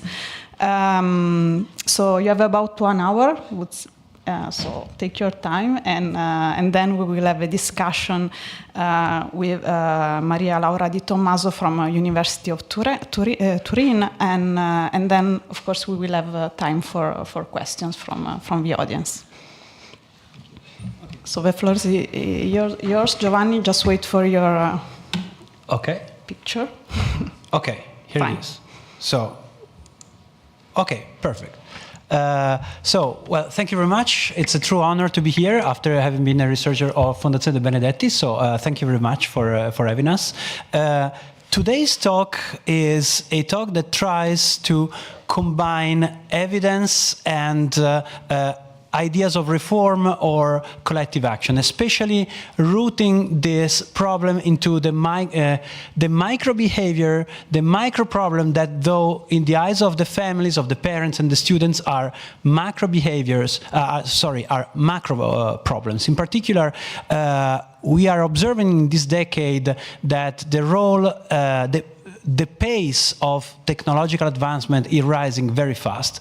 It's very difficult to draft guidelines, also to understand what is going on, how to get precise measures, because the technological world is always changing, and it's changing rapidly. And so what as scientists, but also as educators and as parents, struck us at the beginning was the variety of conflicting guidelines that the people normally are exposed to, and how to try to, if not fix, give some indication to alleviate this problem and this confusion. And to do that, we will bridge evidence from two distinct projects, very distinct projects that, though, have one thing in common, which is the appropriate age of giving a smartphone or allowing the use of social media to children, because we have big knowledge gaps in this,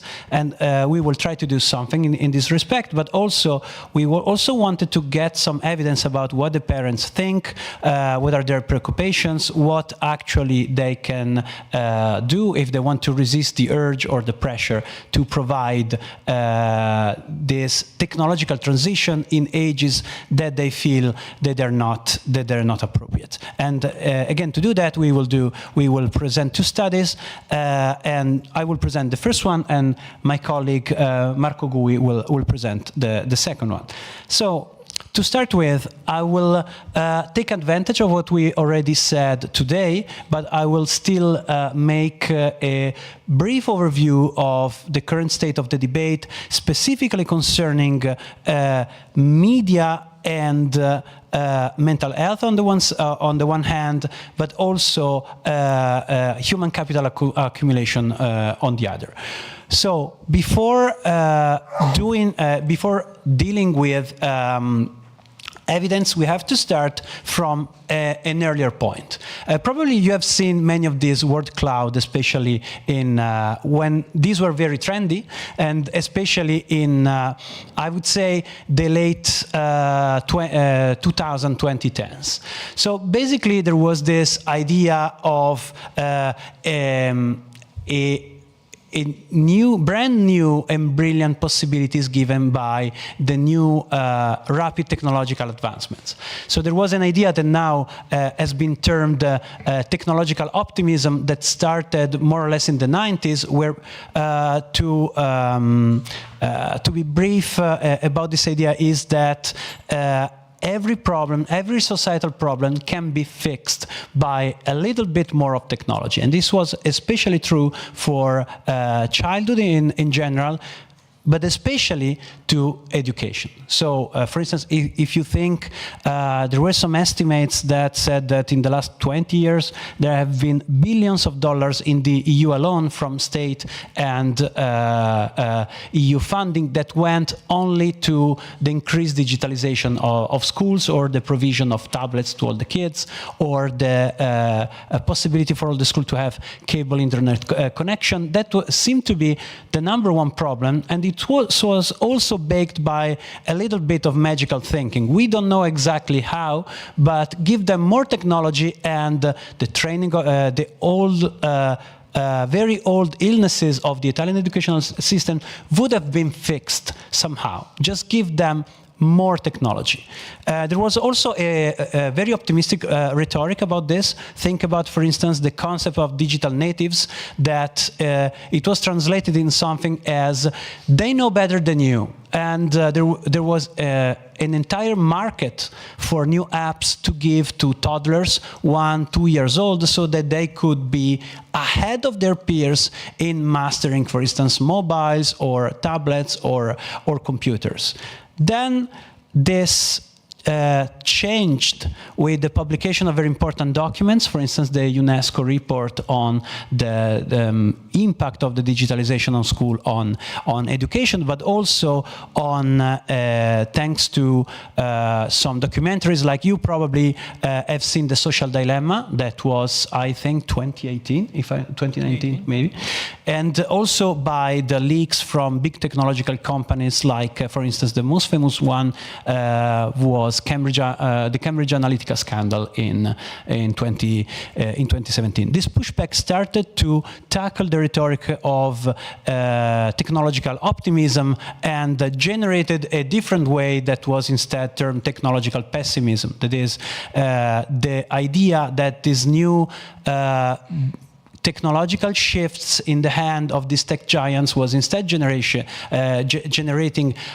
lots of goods, like lots of apps that we need, but in general a deterioration of the social landscape. And we can also see it quite well if we look at the declarations of politicians, but also of big personalities in the tech world. Here we have the declarations of 2 of the Italian ministries of education. We had at the edge of technological optimism era, so to speak, a declaration of the minister Fedelia about the usefulness of smartphone as tool for learning. It was the days when it was very trending, the idea of BYOD, bring your own device. So bring your own smartphone to school so that we can enhance learning thanks to the fact that it is your device, and so also that the schools can save something from updating continuously the hardware of the schools. Well, now Minister Valditara has a completely different take on the issue, and instead is going for a complete ban of schools from grades. It is already in place from grades 1 to 8, but it's going to be extended also in upper secondary schools. But you can see also this type of pushbacks in other institutions. For instance, these are 2 Reuters snapshots from the Reuters web pages. The first one is in 2016 with Pope Francis declaring social media as a gift of God, and in 2024 advising the Catholics and Christians in general that a world made via screens and via social media was a world that was making human life more miserable. So this happened in the time span of about 8 years. These are just recent developments. One thing important to say, there are 2 I would say, two quite important things to say about where the debate is going and where we expect it to be going. The first is that we as scientists are naturally slow in processing information, in providing evidence, in spite of a phenomenon that is changing very rapidly. In fact, we will present longitudinal evidence, but obviously our estimates, our data are already very old, because we will present one study that is related to students that were born in 2007, 2008, and they started to use the smartphone more or less in 2019, 2020. So we know that for the newborns, they are starting to use technology much earlier than the cohort that we studied. And the second thing it is that in 2022 happened something huge in the technological world, which is the arrival of conversational AI agent. And so we are speaking about the world of social media as we know them, that probably is going to be deeply reshaped in the years to come. So these are two big caveats about our job and the policy implication that we can draw from what we do. It is a news of 2 or 3 days ago that ChatGPT, OpenAI, is releasing parental control for the use of AI agent with minors, for instance.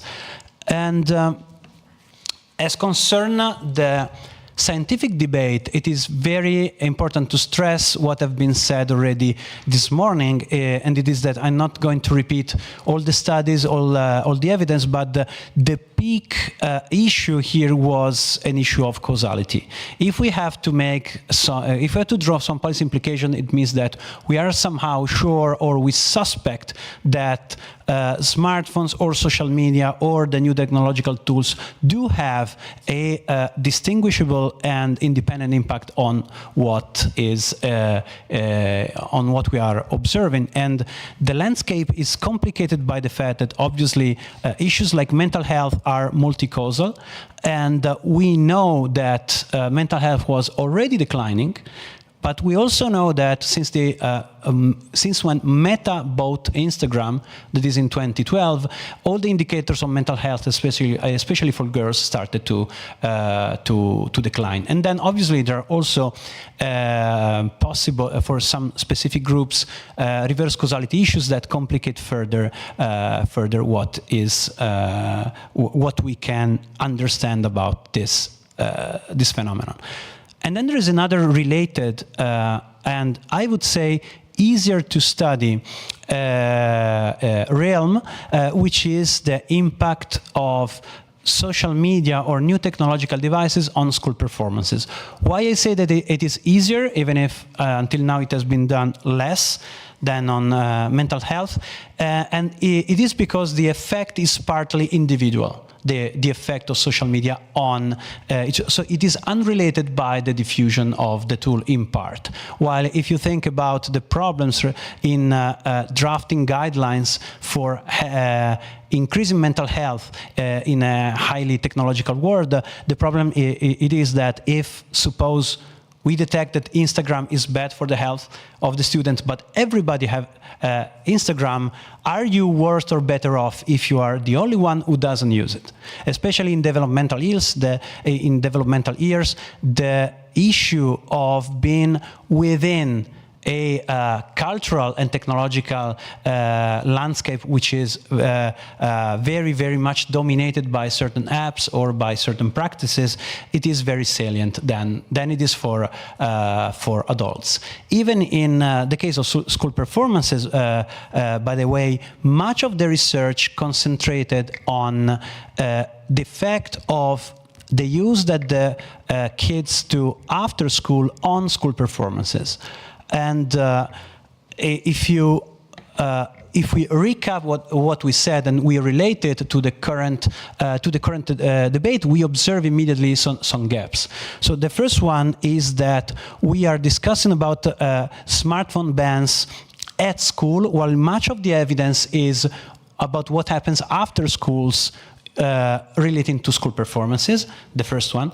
And the second one, it is that activists, group of parents, and institutions are battling on the idea of calling for or creating age-based restrictions, but we have actually no evidence on the impact of these tools on specific ages.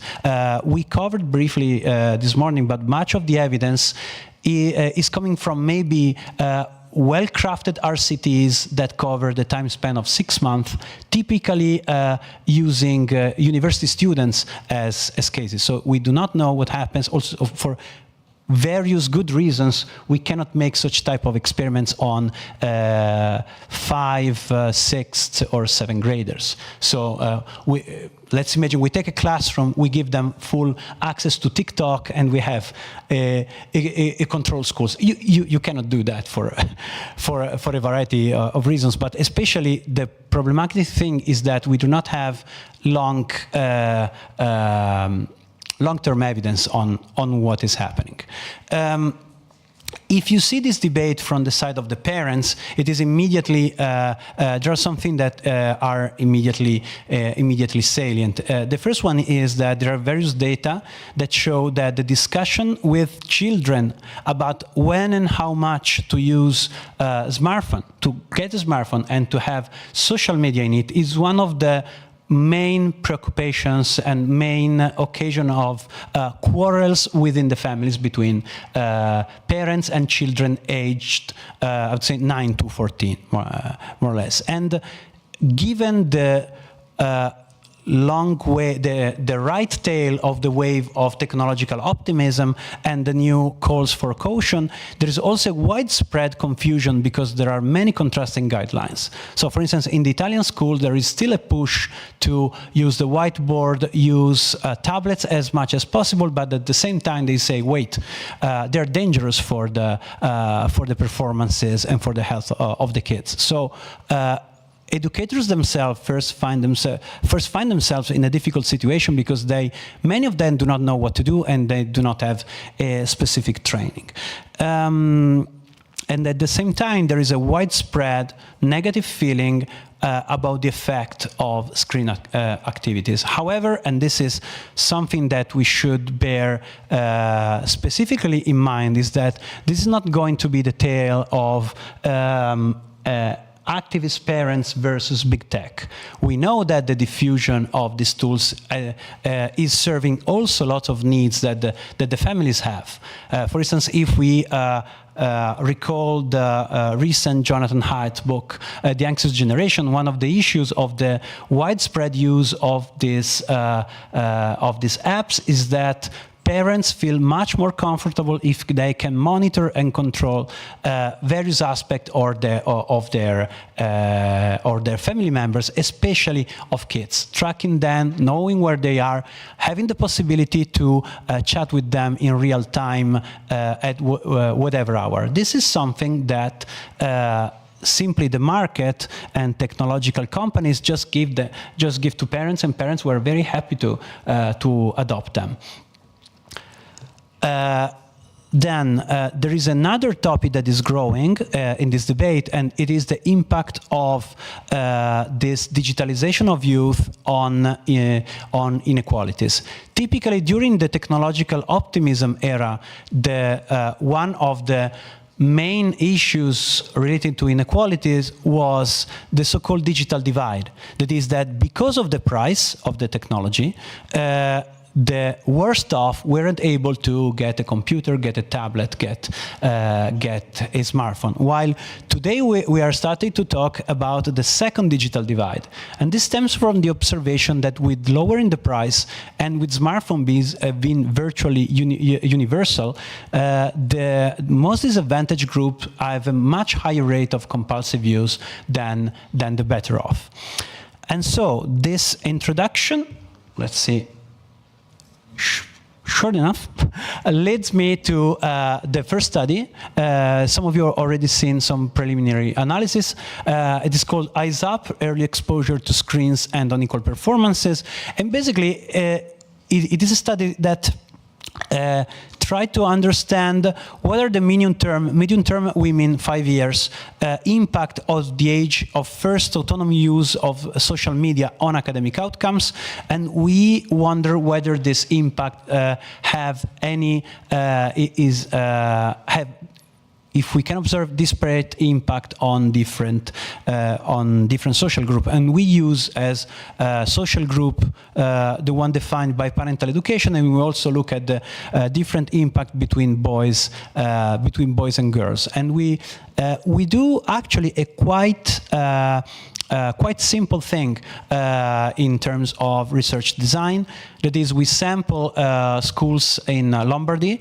We had the agreement with 46 of them for a total of total population about 7,700 students, and we ask their 10th and 11th graders to compile a web survey, and then we link this web survey with Invalsi data. This web survey contains retrospective information about the first use of technology and other type of technological tools, and then we try by means of differences techniques to understand whether the arrival of technology have some sort of impact on their scores. Our main variable is whether the grade attended by sample students in the moment in which they open the first social media profile. And so this is the distribution. We have 11% that opened it in the 5th grade of before. After 5th grade, the students in Italy have to universally take an Invalsi test that covers English, mathematics, and language. Then we have that the modal age, here are the 3 years of middle school. The modal age for for opening a social media profile is 6th grade, followed by 7th and 8th grade. At the end of 8th grade, the students have to sit another Invalsi test on the same subjects. And then we have that about the 16% of students open a social media profile during upper secondary school. And this last group is quite important substantively because our law requires students to wait until the first year of upper secondary school. And as you see, this law is almost completely neglected by students and families. We were wondering at the beginning if asking students to report on an illegal behavior, we would have gotten some answers, and actually we did it. So students are not at all, have no problems in saying that they have a TikTok or an Instagram account. Very importantly, we are covering only programs that are explicitly social media. So we do not have YouTube, we do not have Roblox or other video games that have a social media component in it. We do not have WhatsApp. We have, here we ask only about TikTok, Instagram, Facebook, Snapchat, and other social media like this. So probably we are underestimating the true, and also their first personal profile. So probably we are underestimating what we actually want to observe, that is the use of social media. Then what did we do? Sorry for having no formulas, but we thought that there was also other colleagues that were not econometrically proficient, but we were wrong. But basically, what did we do? We took the group that waited until the 9th grade, and we separately matched the students, first on those that opened it in 6th grade, then we made another comparison with the 7th grade, and then with those with 8th grade. We did it by means of statistical matching. We varied a lot the variables on which we matched them, and also the algorithms, to be sure that we were not observing a feature of our preferred algorithm. And then we applied the difference in differences by means of interacting the year where you took the test with the groups you belong to. Importantly, we didn't apply any staggered diff and diff technique because we do wanted to observe what happens since 5th grade. So we wanted to retain that exact estimate in our analysis. So these are these are the effects. Sorry, so I can use the pointer better. So I don't know how much do you see, but the green dots represent the coefficients for those who open the social in 6th grade against 9th graders or later. Then we have the orange for the 7th graders, and in blue you have the 8th graders. And we have the 4 subjects, and we have the grade at which we calculated the effect. So basically, what we take from these results, it is that first there are no positive effects. We have negative effects that are the more pronounced the earlier the student opened the social media profile, and that in Italian and mathematics, and then in mathematics the effect gets stronger by grade 10. We do not have instead any effect on English proficiencies, and we will speculate about the why question, which is the one we are more dubious about. But one of the things we are speculating about English, it is that various report tells that students pass from 4 to 6 hours on average on social media, and much of the content is in English in Italy too.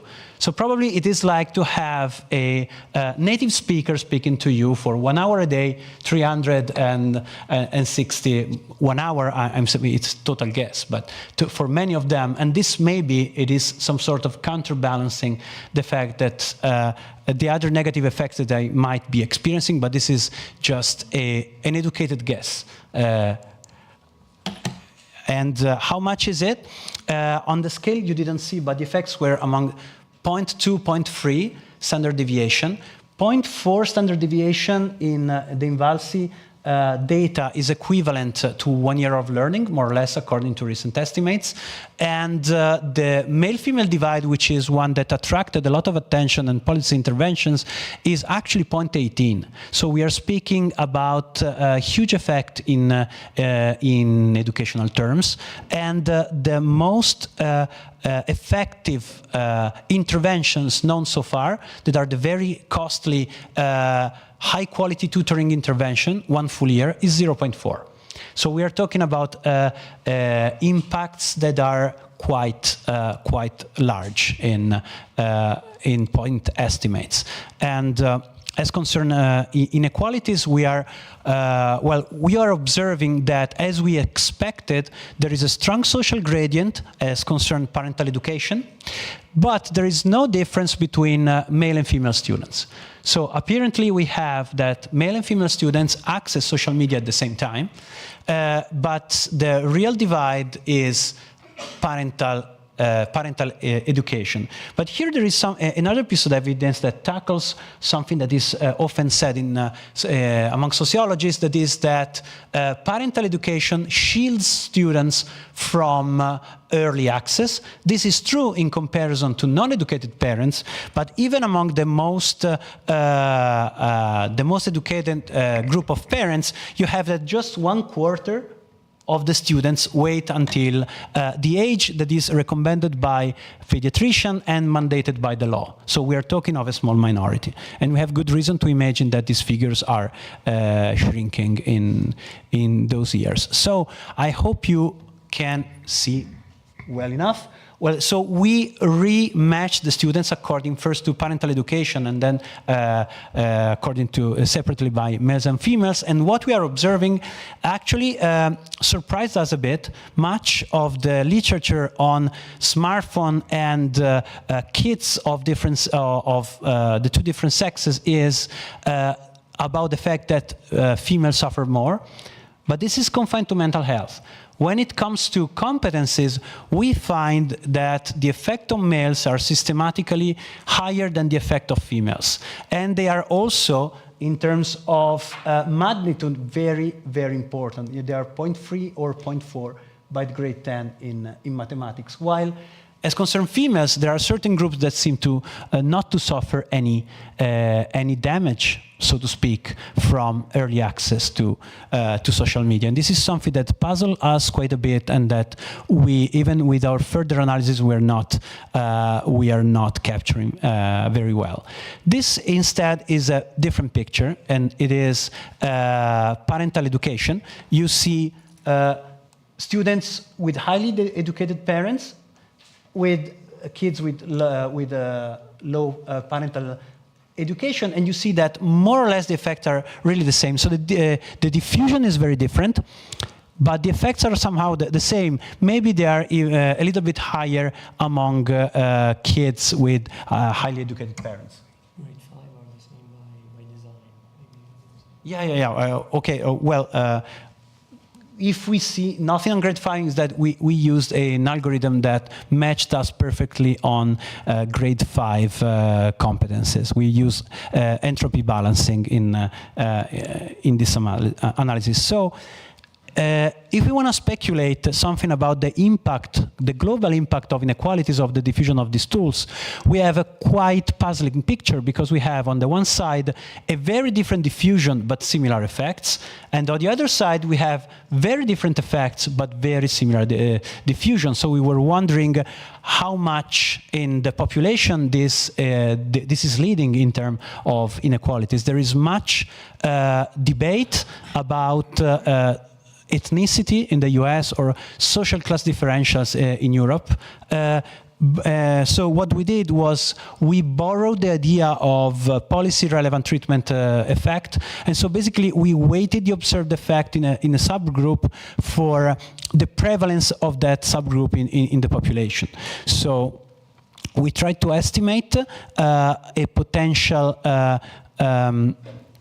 inequality of evolution gap, and what we observed it is that basically here there is the observed gap, our global contribution to inequalities, so males minus females or highly lowly parental education.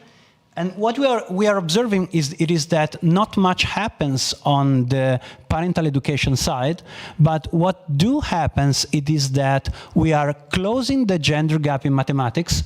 And it is not a hooray because everybody's going down, but males are going down faster than females. Basically, it's what we estimated, and we are widening, even if it is more uncertain the estimate. We are widening the gender gap in language, favoring girls. Now, before closing, I would like to spend some time on the why hypothesis. We had a very rich questionnaire, and we used, in order to understand why, we have good measures of, well, good. The better that we could come with in a questionnaire of parental control. So what did the parents control and until which age? That are related both with the age of adoption and with scores, but especially we use this scale, smartphone pervasiveness, which is a construct that allows to capture the intrusiveness of technology in a realm of life that normally shouldn't see necessarily technology. And some of them point exactly with some of the mechanisms that are called for the loss of mental health and the loss of scores.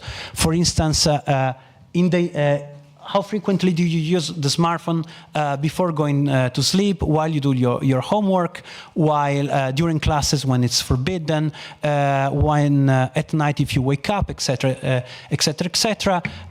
The people could answer always, often, sometimes, rarely, never. And this is the picture that we got. In red, you find the amount of student that says always or often, and in blue, the amount of students that say never or rarely. And so you see that some unhealthy habit, according at least to the medical and psychological literature, are quite widespread. But even among us, so you could apply also this scale to us, because we're talking about adolescents, because they are really a sensitive age, but this is also speaking about us and probably about the parents of our students. So at night before falling asleep is a virtually universalistic behavior. As soon as I wake up in the morning, so you go to sleep and then you wake up, it's the really first thing that you are taking in your hands. While doing homework also is 42% of the respondents, etc., etc., etc. So this type of variables, if we use this as a mediator of the effect, we find that this type of variable absorbs from, according to the group and the subject, from 30 to 40% of the magnitude of the point estimate. Clearly, it's not a properly made mediation analysis, but it is a quite strong indication that these things are related. But then we try to split these indicators for parental education and sex, and we observe that clearly pervasiveness is higher among students with low educational background, but this difference is entirely captured by the way, by the grade at which they started to use the phone, while there is a strong gender gap here, and in violet, you observe all the indicators for which female experience a much more pervasive use. That is virtually every indicator, except, and this is quite telling, for the forbidden use during classes. But this calls more for a rebellious type of behavior on the male side, while in virtually all the other indicators, females are much more pervasive, have a much more pervasive use than males. So we tried to do the same mediation analysis with every type of parental control measure, and we found very, very little absorption of the magnitude of the coefficient. So basically, we found that the age at which social media matters, that there are some interesting inequality movements, so to speak. The mediating role of pervasiveness is strong, but this cannot account at all for the male-female divide that is completely unexplained by this type of variable. And hoping to not having been too much out of time, I give the floor to my co-author for study 2. Thank you very much, Giovanni. The study I will present is complementary to what Giovanni presented.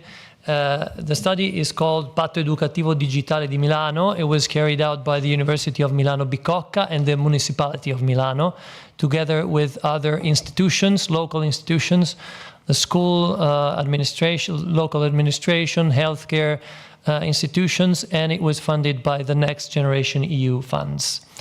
So the research questions of this second part are the following. We are now moving to what parents do and what parents believe, always related to the age at first, smartphone and social media use. So first of all, we want to check if there is a difference between behaviors and preferences.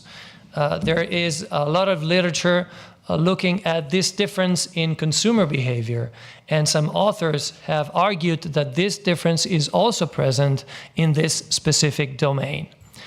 Secondly, we want to analyze the reasons behind the actual decisions that we see regarding age for first smartphone and social media use. Again, we have a lot of literature showing the reasons why parents make their choices in digital education, but we know very little about the question of age for first smartphone and social media. Our data come from this survey that was carried out within the macro project. It was a survey on parent-child diets. We have 6,500 of these diets. with a 19% response rate, which is quite high since the survey was not mandatory. The questionnaire was shared through the institutional channels of the local school authority. These are the two questions that we use to make this comparison: actual behaviors and general or abstract preferences. So the first question is, at what age did you allow your child to use a personal smartphone connected to the internet? And this applies to those who have already given a smartphone to their child. The child for the questionnaire was selected among the children in the household, the oldest child among those attending from 3rd to 8th grade in the family. But then for those who had not yet allowed their child to use a smartphone, the question was, at what age do you think you will allow your child? So it is an intention to give a smartphone to their child. The second question was slightly different, or we can say significantly different. If collective guidelines were to recommend a minimum age at which children should be allowed to use their own smartphone independently, so without adult supervision, what age would you suggest? So the second question calls to a community perspective. So what is the age that in your community is the best one to suggest to parents, educators, policymakers? Here you can see the difference in the distribution of these two answers to these two variables in the two subgroups. On the left, parents who already gave a smartphone, and on the right, parents who have not yet given a smartphone. So those on the left are mostly parents of children attending primary school in our sample, and those on the right are parents of children attending lower secondary school. In blue, you see the age at which smartphones have arrived or will arrive, and in red, the general preference for this public guidelines document. As you can see, there is a huge difference between the two indicators. Concerning the left graph, we see that parents converge on a specific age, which is 11. This is the age at which children move from primary school to lower secondary school. This is a very delicate age, very delicate passage. Children get more autonomous. In Italy, they stay at home more. They are alone in the afternoon very often. And so they also have this 2.0 era of their digital autonomy, we can say. And we also see that they tend to converge because probably there is a social norm that has been established in this respect. If we look at the red line, we see that parents tend to converge on much later ages, especially 14 and more than 14. So on average, there is a 3 years gap between actual behavior and general preference. If we move to the right, we see what happens when parents have not yet given a smartphone. They also converge. They converge on 12 instead than on 11. Maybe they're more optimistic to be able to wait until that age. But they also more explicitly converge on later ages for what concerns the preferred age to put in this public guidelines document. The same happens for social media, although we didn't have the same exact questions in the questionnaire. We can see that 50% endorse the current legal age, as Giovanni said, in Italy is 14, and 30% would even prefer older ages, to give children social media. Those who respond, those who say that they would prefer earlier ages are only 10% of the sample. And we know that instead, from student data, so from children filling in the questionnaire, that they use social media in higher percentages, including a 22% of children using social media frequently in primary school. So we can go in depth and try to disentangle the reasons behind these behaviors that seem to be different from preferences. So the questionnaire had this question: can you indicate the main reasons why you will decide to let your child own a personal smartphone connected to the internet? So here we are referring to those parents who will allow their children to have a smartphone. Here you see a number of possible reasons. And so what we did to analyze the impact of these reasons on the gap between behaviors and preferences that we have seen before was to run a regression analysis, a very simple analysis, where the independent variable is each reason to give your child a smartphone, and the dependent variable is the gap between behavior and preferences in years, controlling for age, sex, and parental education. So as you can see, two reasons are statistically significant when many classmates will have one, and for school purposes. So we can get a first suggestion that social pressure and also pressures coming from school are relevant in determining this gap. And we can do something different, exploiting the children part of the questionnaire, where this question was present. In your class, how many of your classmates have a smartphone? And this could be interpreted as a measure of social pressure, and it comes from another sample, the sample of children. So it makes our reasoning more reliable in a sense. So we can use this specific variable as an independent variable to check its impact on the gap between behaviors and preferences. As you can see, the higher the number of classmates having a smartphone, the greater the gap between parental choices and preferences. So this makes the issue of phenomenon of social pressure, at least in part. So what can we say about this second study, and then some general conclusions? So the current average age of social media and smartphone use seems to be an inconsistent choice. There is a lot of literature on inconsistent choices. An inconsistent choice is a choice where there is an inability to translate preferences into choices for a number of reasons. In this case, the reason seems to be a social one.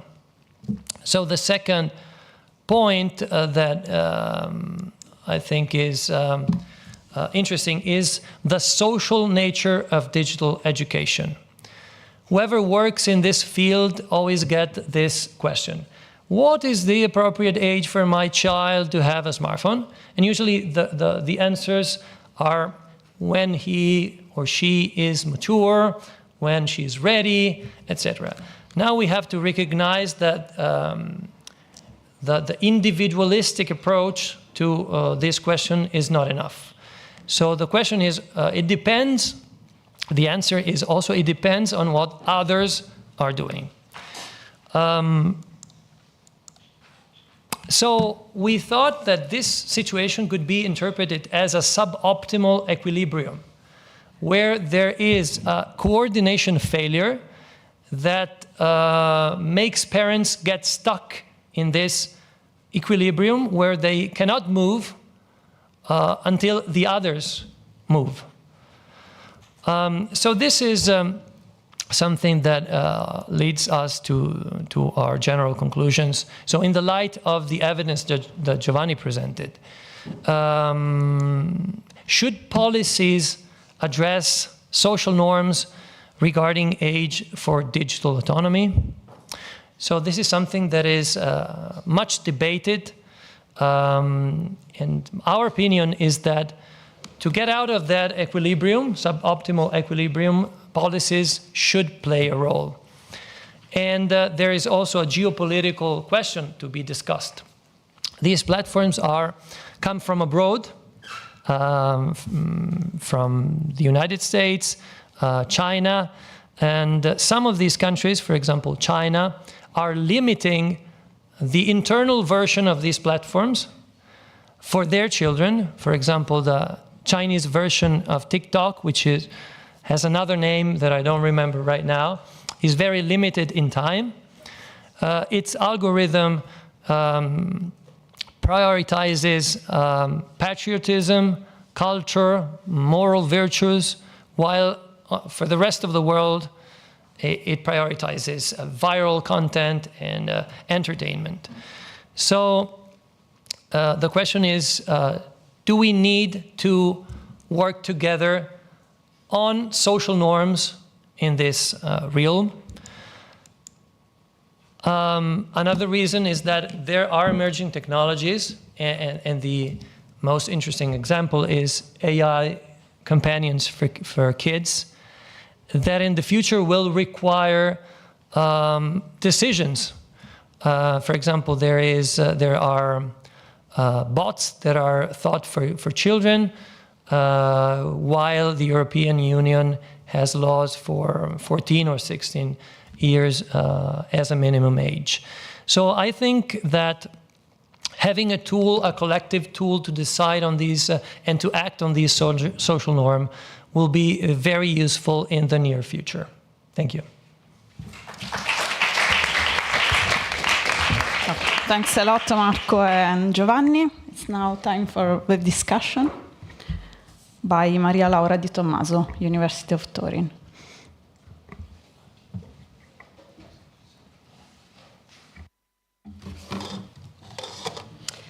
So thank you. Thanks for the organization of this workshop, which is pretty amazing in this Tuscany hill, and for allowing me to read the report, which was very interesting and in one way challenging, because it's a huge project, as you have seen since the introduction. Is a project that started a few years ago and is producing a stream of papers and reports as the website, which I invite you to check out, of the project Eyes Up, helps to understand the extent of the project that Giovanni and Marco have been working on.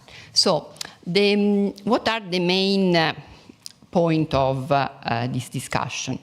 So the main elements of the report are basically two, and in particular for the first part and the second part. So the main attention of the report, of this specific report, is on the heterogeneous effects of early smartphone adoption on test scores in grade 8 and 10.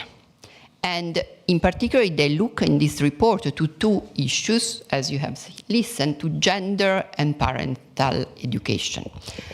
The second main element of the report is the gap between parents' actual behavior, just listen to Marco talking about it, and their views on providing mobiles to their kids. And therefore, what is the social pressure that there is in this respect. So, looking at the first part of the report, what is the treatment? The treatment is basically early age provision of smartphone in grade 6, 7, and 8, which correspond to the Italian junior high school, prima media, seconda media, terza media, compared to the group that get a mobile phone in grade 9, so first year of high school in the Italian system, or later. And the main outcomes they are going to look at is the test scores in math and Italian in grade 8, so last year of junior high, terza media, and grade 10, second year of high school. How are they going to identify this effect of the treatment on the outcome? They use a difference in difference approach with student fixed effect combined with statistical matching. This is not the first paper that I've been working on. So there is a previous paper, and in the previous paper, which was mentioned also today, the main finding was a negative effect on math and Italian, not in English, as you have heard, of test scores, so in Valsi data, in grade 8, so at the end of junior high. And this negative effect is increasing in grade 10. So it's pervasive. It starts in grade 8 at the end of junior high and keeps going also in a high school. In this report, the one that was presented today, there are two main findings. The first one regards gender. Gender, basically, they found the worst effect for boys and girls. And what does this mean? Well, it means that given that there is a huge gender gap in favor of boys in mathematics, this is going to close the gender gap in math. And given that there is a gender gap in favor of girls, this is going to widen the gender gap in Italian. So it's actually very relevant. And as you have heard, the average effect was rather big. So if you take into account a 0.4 standard deviation as the learning process in 1 year, 0.18, which is the average that they find, is almost half a year of schooling. So that's really something that we have to look at. And for parental education, there are no differences. So these are the main findings. If you had asked me before, I would have said, I would have no clue about this. So I think this is a huge plus of this paper, this report and the whole project, that you managed to really dig into the issue and trying to find and help to trying to understand the mechanism. So what is the sample they use? They use schools that come from the region of Lombardia, and they invited many schools. Only 28 schools out of 552 schools participate, which is completely normal in this type of experiment. Not many schools are interested in participating. And these school types, they do mirror the distribution of school types in Lombardia. So the number of academic track high school and different type of high school, they represent the distribution of high school between licei and technical and professional institute. But I didn't see anything that maybe there is somewhere on the website and I couldn't find it. But in terms of parental background, income and education, is this sample representative of Lombardia, or does this represent a particular subgroup of schools? The other point regarding the sample is that in the end, there were a lot of students who were absent from school, 14%, which of course can be on average number of absence during a school at that point when you went for interviewing the students. But maybe you could, which type of students were not there? Were there the you know, we have a huge problem of dropout, a lot of students who are not attending school for some long period. So are the characteristics of these students who were not there when you went to interview them? Because one plus of the study is that everything happened during school time, the interview. So, but you have the Invalsi data, so perhaps you can retrieve the characteristic of the absent students and see if they were on average different from other students. These are just possible things that you can add to, or maybe you already know and they are not in the report. In terms of identification, okay, so you use this matching methodology that, of course, you match on observable. The problem is that if there are unobserved confounding, like time varying, unobserved at the student level, that could threaten the identification. I couldn't think about suggestion to improve, so I feel a bit guilty about this, because given the data, I don't see, because you have, of course, you have the longitudinal, and this is a very good positive aspect of the paper, that you have the longitudinal aspect when it comes to test scores, because you have the Invalsi and the identifier across grades. But the survey is a cross-section. So maybe you could try to go back and have a second interview to the same students.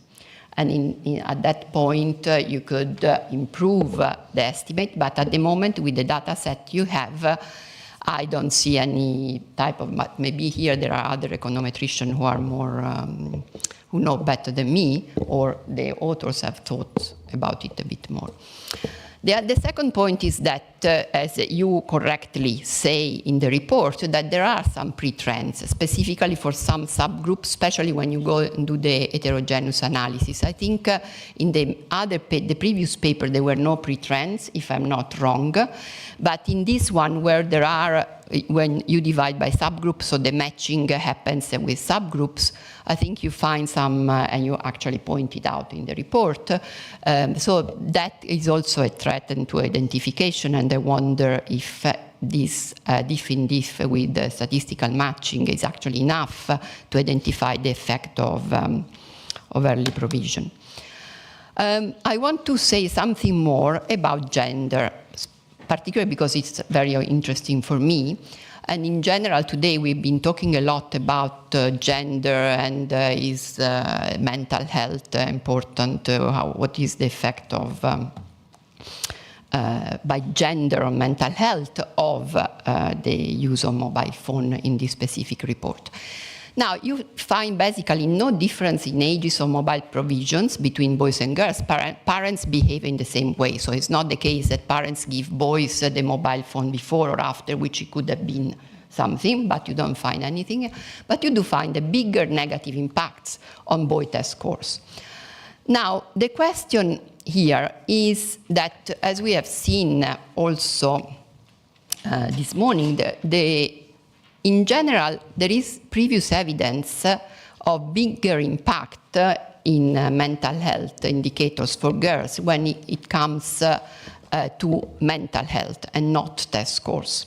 So here we find that there is a difference between the impact of mobile use on test scores, which according to this report is particularly negative for boys and not so much for girls, while on mental health indicators, it seems that is the reverse. But of course, there are studies on both ways.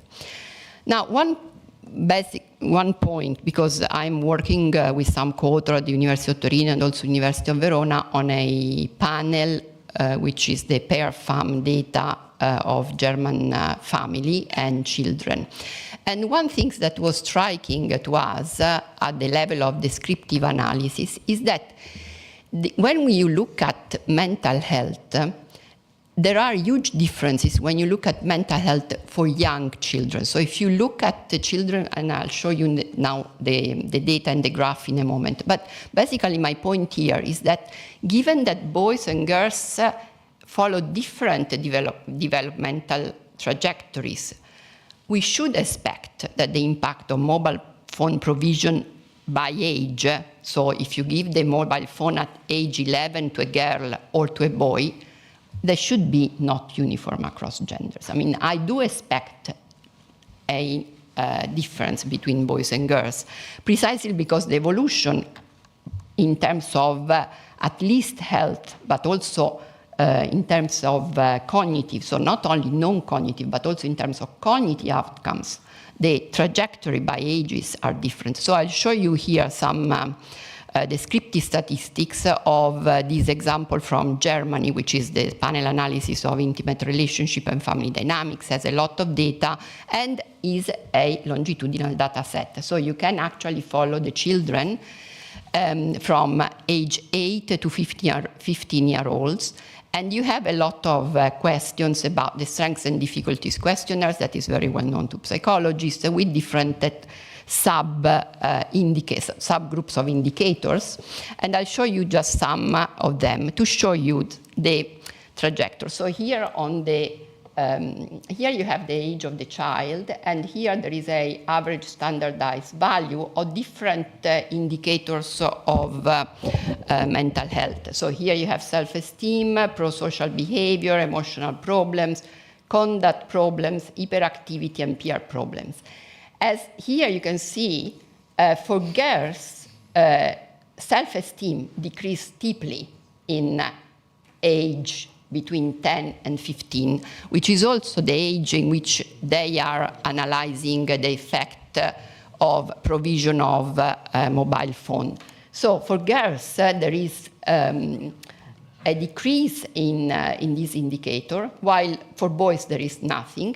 And also if you look at emotional problems, at the age of 11, 12, you can see that there is an increasing gap in emotional problems between boys and girls. So here, the emotional problems of boys goes down and the emotional problems of girls goes up. There is always a gap and some differences, but for instance, for boy, the problems are more when they are younger, conduct problem, hyperactivities, and then they decrease while they become older. And this is between age 8 and 15, which is the age, I mean, 8 is a bit young, but in your report you also documented that some kids get access to social media and mobile when they are younger than 11. So I think it is very important to take into consideration the evolution and the development of both cognitive and non-cognitive indicators for children.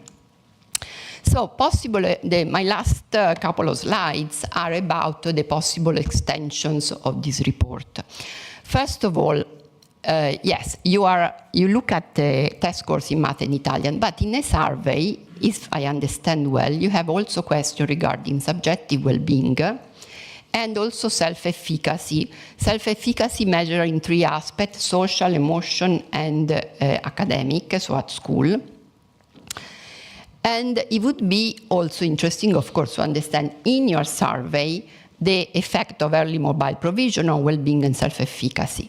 In this, so what I'm suggesting is basically to complement your analysis and not only looking at test scores, but also include indicators of mental well-being or subjective well-being, and possibly combining the two, which is also an additional point, because in the end, what we care about, also in light of on the last point, I will go back to the last part of the report, which is how social pressure induce parents to behave in a different way than that they actually desire. So their preference is to give children a mobile phone later on, but social pressure and peers pressure on the child cause the parents to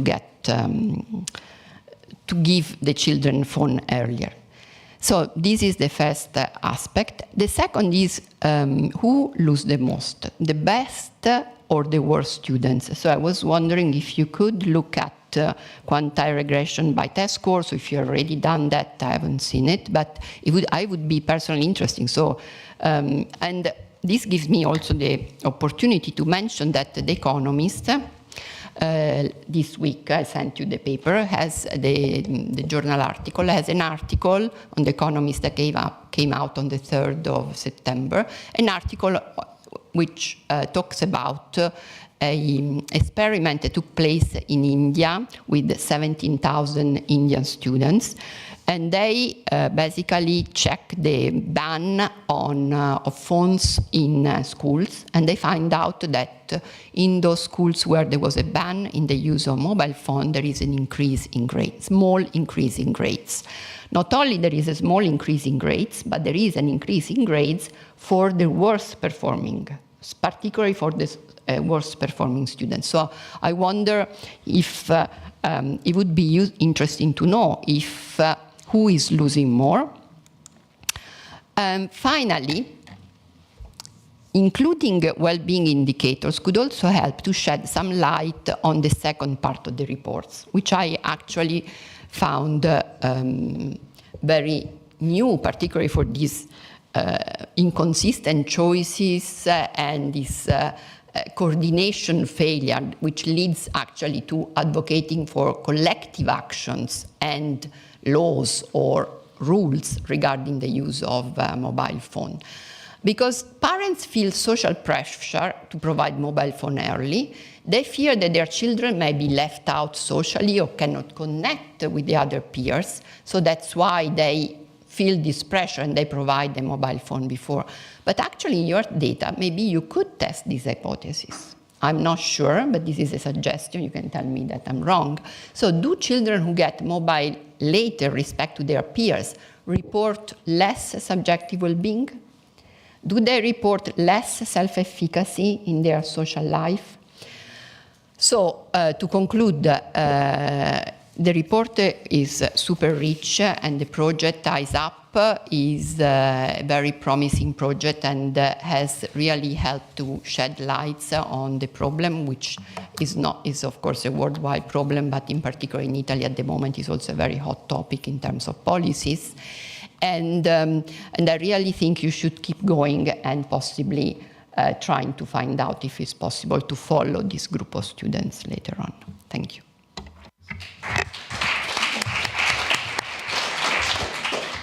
So thanks a lot, Maria Laura Di Tommaso. Thanks to the two authors. Super interesting. Do you prefer to reply directly, or we can take a couple of questions and then up to you? Well, there were many hints, many questions, and many points raised. So I would go first with the discussion. Okay. So, well, the first thing is that thanks for the reading. There are lots of interesting comments. There are some things that we did not mention and that cause some of the comments, especially one of tracking or making a second row of analysis that makes it impossible. And it is that we currently there are currently issues about the use of public data, public Invalsi data. There is a huge debate on whether or not it is possible, and for sure, Invalsi wouldn't allow us to make a second row and connect the data. So we are 100% sure of that.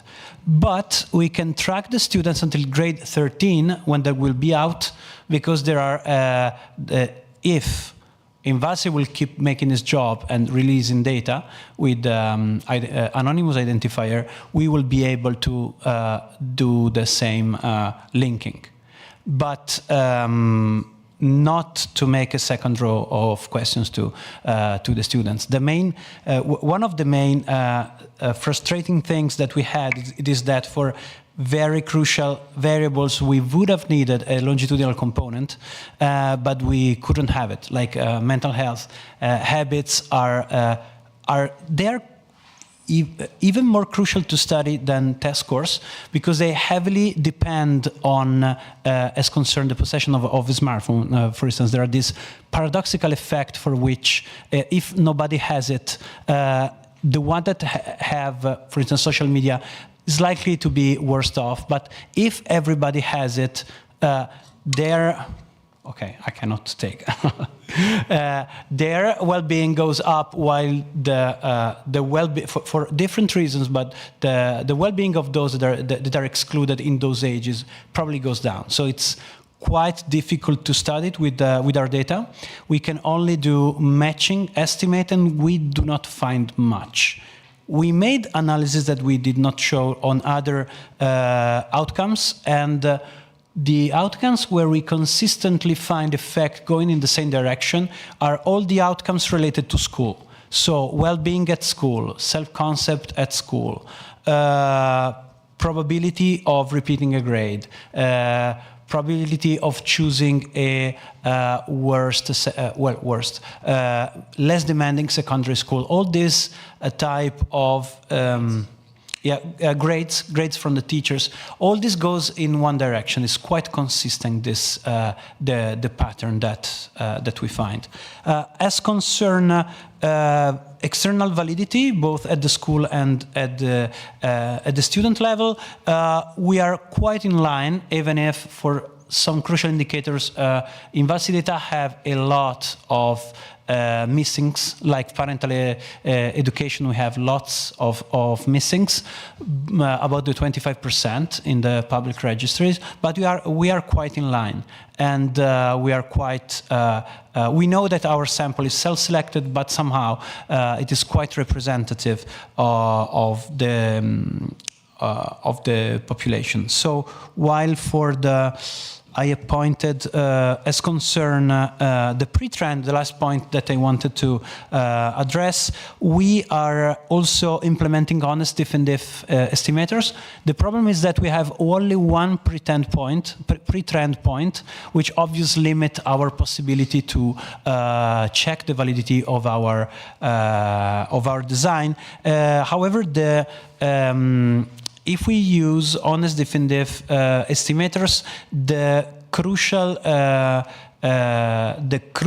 estimates are still consistent. The only problematic ones are those that are already non-significant, and that we excluded from the general explanation, like the effect for males in the Italian if they start to use technology in the 8th grade, or females in mathematics. We do not find any effect using the honest diff estimator, as we didn't find actually with this normal technique. While the other ones are instead quite aligned. So, but that's a crucial point. I was just thinking now that if you get grade 13, that you could rematch based on grade 8, then you will have two pre-trend observation, grade 2 and grade 5. Am I wrong? But the treatment virtually for everyone starts before grade 8. So it's we would have a very tiny group to work with. That is those that open the social media after grade 10, which I guess they are, if I remember correctly, are a very, very tiny group. So we cannot use them.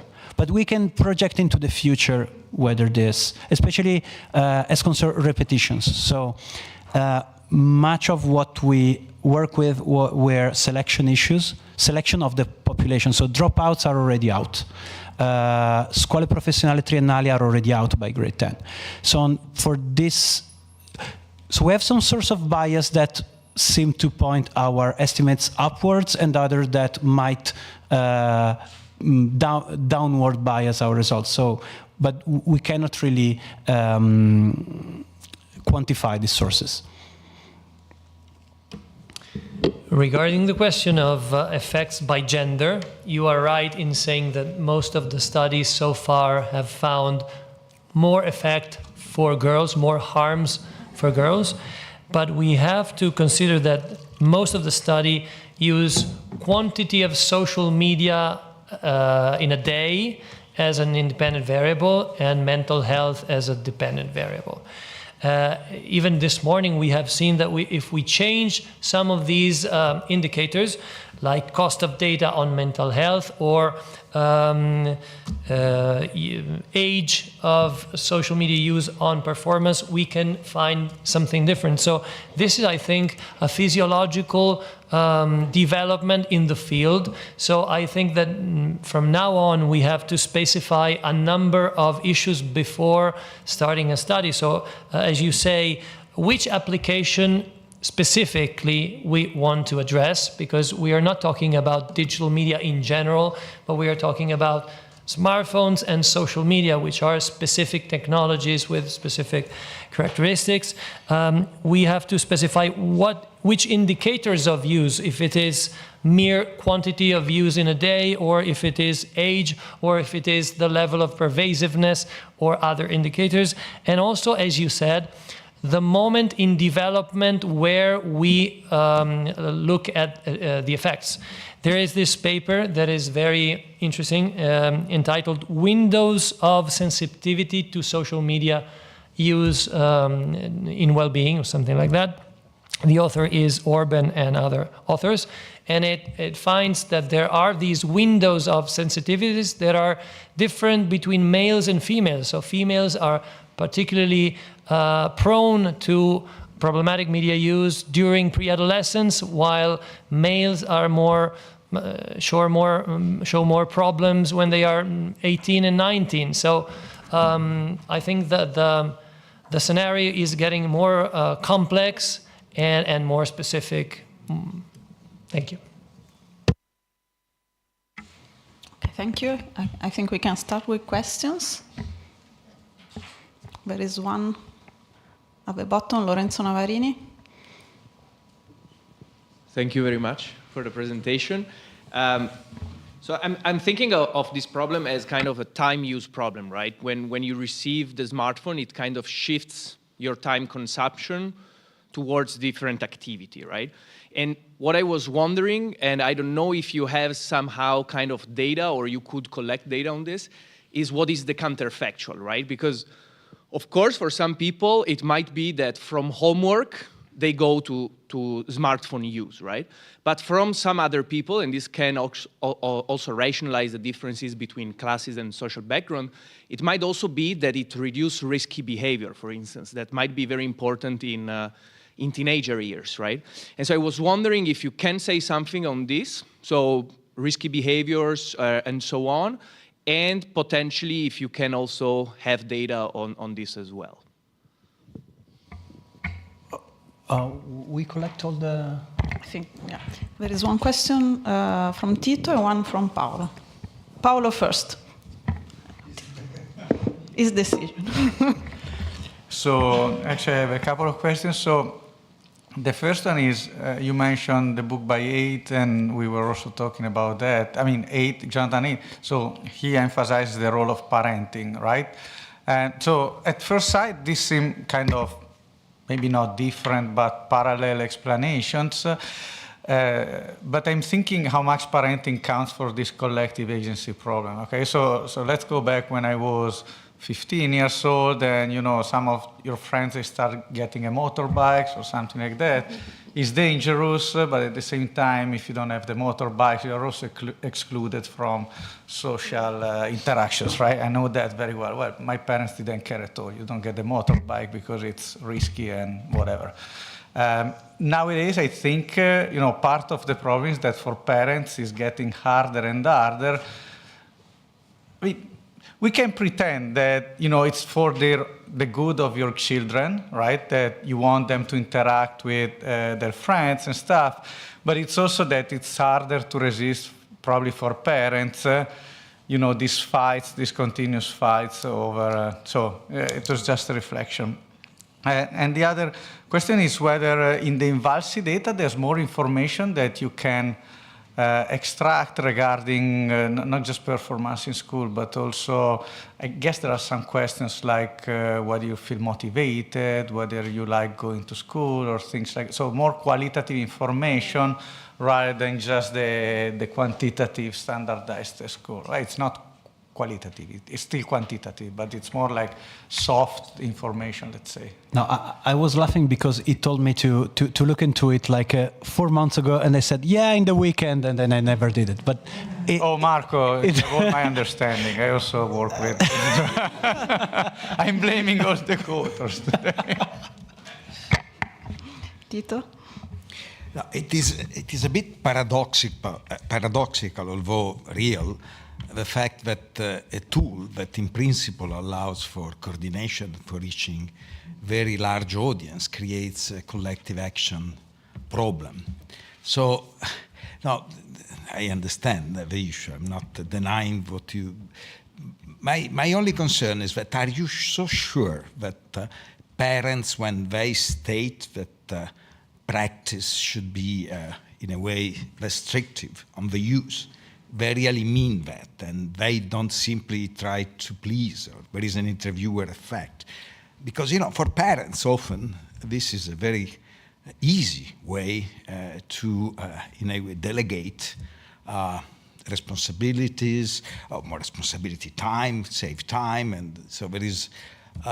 So perhaps in the interviews you want to ask something about what they've been doing in this direction. So, for instance, in school, did they try to talk to their parents, to teachers about this problem? If they themselves are operating in social media, do they campaign for this type of thing? So this, I think, would be ways to really make the case for preference for and support for collective action. That I'm not sure is there. Actually, we are going to talk about this later on in the round table. But Olivier?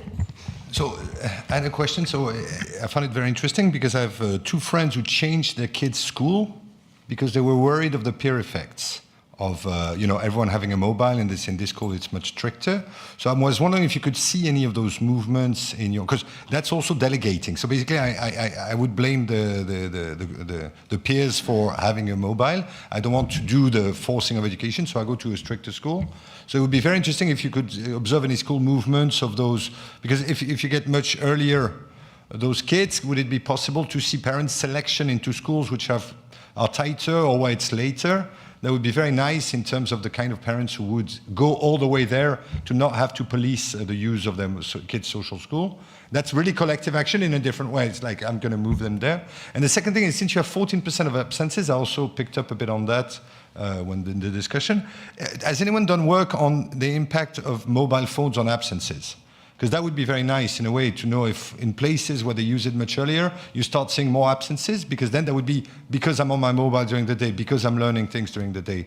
So there I'm a bit worried for you on the baseline, but also on the impact that having a mobile phone can mean for going to school. Are people starting to stop school more? I haven't seen a paper on that, but I think that would be really also an extreme, I'm not even going to school. It's not I'm not listening during the school, but I'm not going anymore. That's 2 points. Okay, I take advantage and ask one question, then there is one additional one. Do you have any way to disentangle between having a smartphone and getting access to social media? Because this, I guess, is one of the margins of negotiation with your children when you decide to give them a smartphone. And there are ways to limit the number of apps they can have on their smartphone, and I don't know if you have any question in your survey that could give us some idea of a way they use this instrument. And one last question on the bottom, Francesco. Now see? Yes, okay. So my comment is probably more a suggestion, like trying to disentangle in more things. And especially, I think it would be interesting, even in further research, to open a bit the black box of what a social media is. And why do I say so? Because I found very interesting the introduction of the presentation when we saw the change in attitude towards social media, first seen as a good thing and then being seen as a bad thing. And it was I was questioning myself, why was this the case? Is it because we discovered something that we didn't realize in the first place? Or, and that's what I think, it's because in those years, social media actually changed And here, for example, there is a nuance that I find very interesting. In those years, most social media introduced the share button. So at the very dawn of social media, you could only see what your friends were posting. So it was really like being in a square and just seeing and looking around what other people were doing around you, your close friends. But the share button, which seemed something so innocuous, instead triggered a completely different dynamic on social media. So I was even thinking, what if our only policy implication would be let's remove the share button from social media, because that would change completely the experience that we have on those. So yes, I guess the general point here is like, let's try to think of social media not just of some, black box, as I said, but try to understand more what makes them potentially harmful in the dynamic in how they work and the dynamics they generate. So a lot of questions. We only have 10 minutes, but no pressure. You can start. Well, I think we have until 4. It's half an hour. Sorry. Okay, we are fine. So. You start? Yeah. I can start with what I remember of the questions. So regarding risky behaviors, we don't have much information about this in our questionnaire. What we know in the literature is that risky behavior is declining. And this is one of the changes that we see nowadays. It is probably connected to the use of social media and digital media. So in this case, we have, let's say, we are gaining something and losing something else. And so this is a very interesting question for social decisions and policies. So where do we want to find the balance? Because obviously the decline in mental health is in some ways connected to decline in risky behaviors.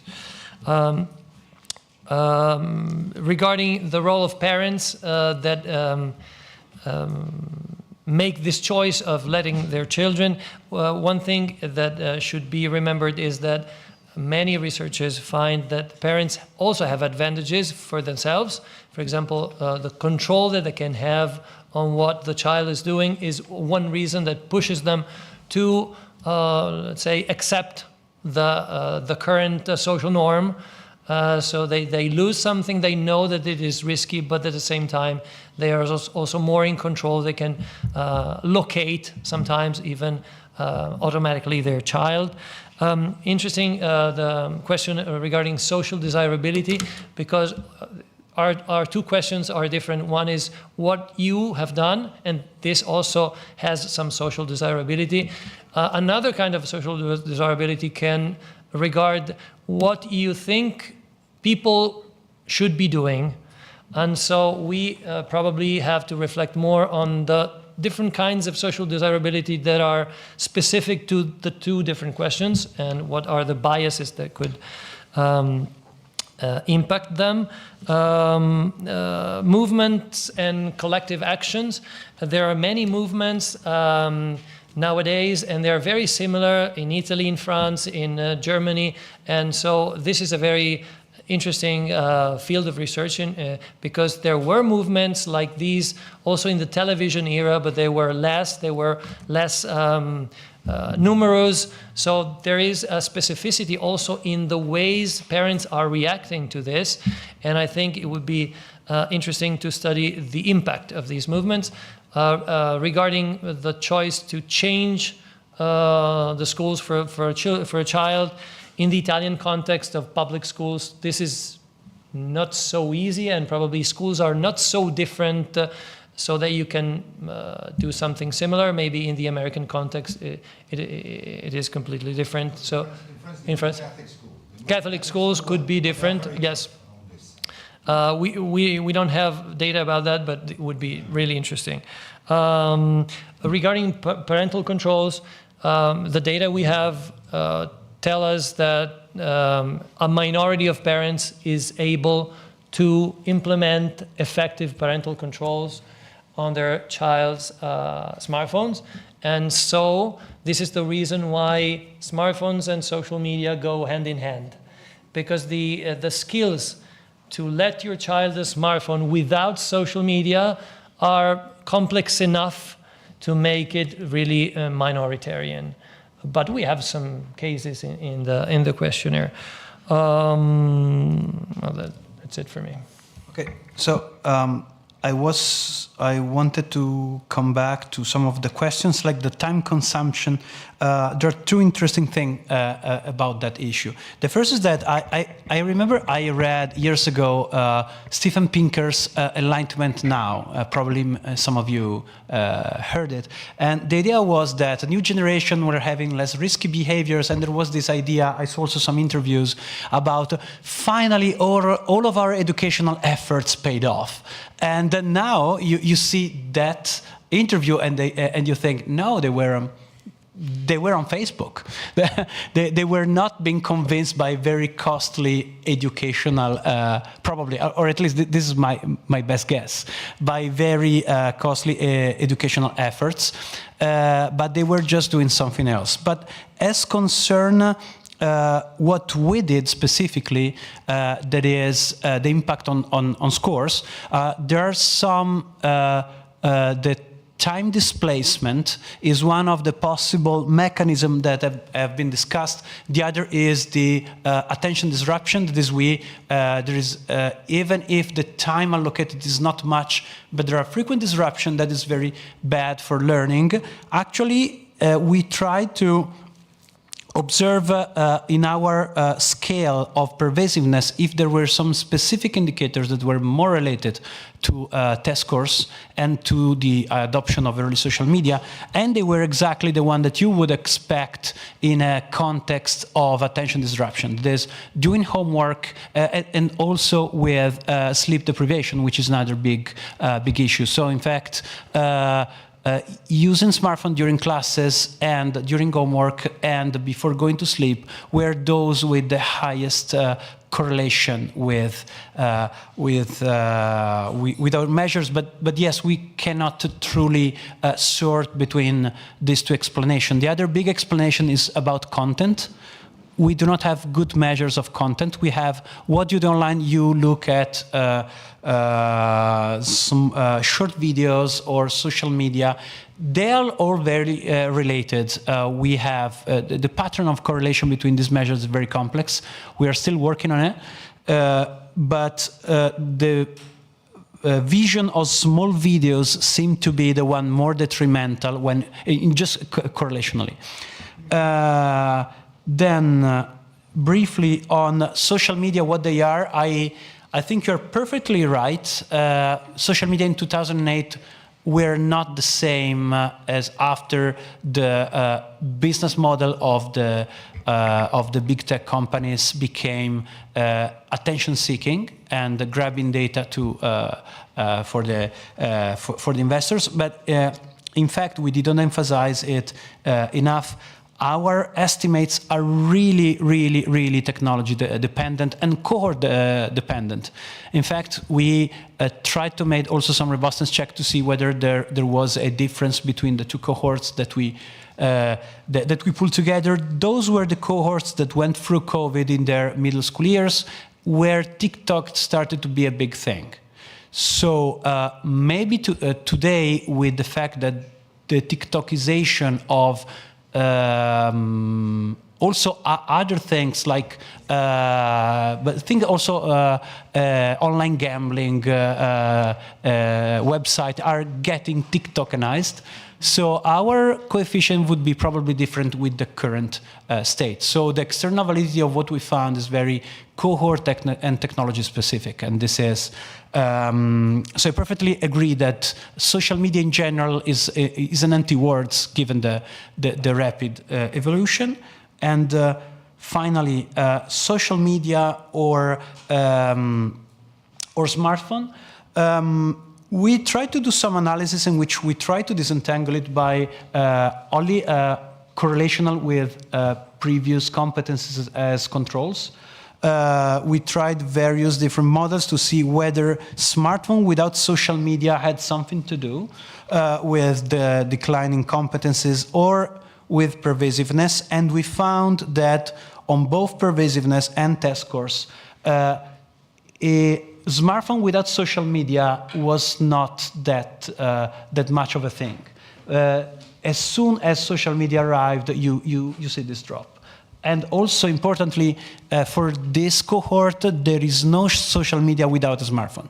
So it's not like probably our experience that was a very much laptop-based use of social media. These cohorts have the two, one without the two does not exist almost. So this is.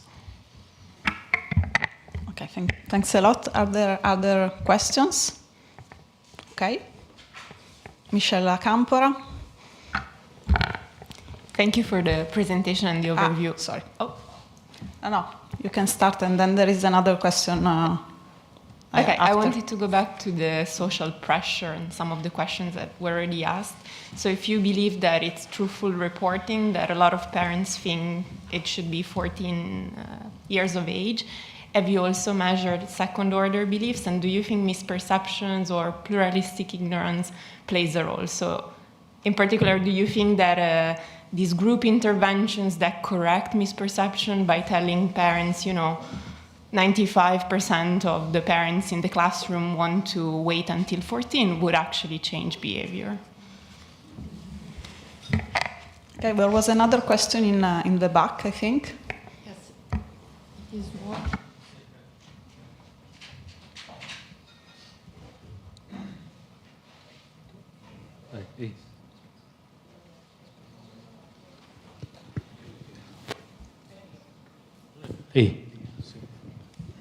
Thank you. It is more a reflection than a question. And I was wondering whether we are measuring risk behaviors as they were before the treatment, where the treatment is the spread of social media. I mean, now the risk behaviors might be social isolation or over-controlling people and having a distorted vision of relationship, or the emulation of sexual abusive behaviors, for example. So these are the risky behaviors that we should eventually measure now, and that are different than the ones we had in the past when we didn't have social media. So I was wondering whether there is a reflection in this direction, and whether you think that it might be used in this kind of literature. Well, okay, thanks. Well, as concerned the first question, thank you very much. That is an idea for a project. Let's talk about it. Very interesting. But we did not plan to do anything like that. But our issue is, so when you have the idea of creating a new social norm that says, before that age, look, it's made or bad or not. We as human beings, we function in that same way. When, for instance, we started to think that beating children if they were misbehaving was not acceptable, then the people stopped doing that. Also because the eyes of the others were on them, and they would have negatively judged them.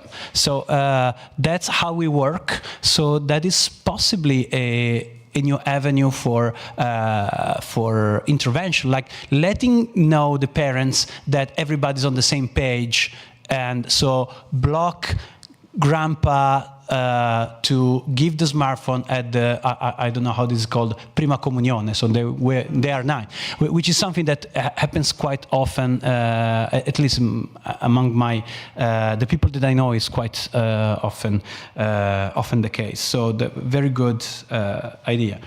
As concerned the final comment, well, I think yes. So.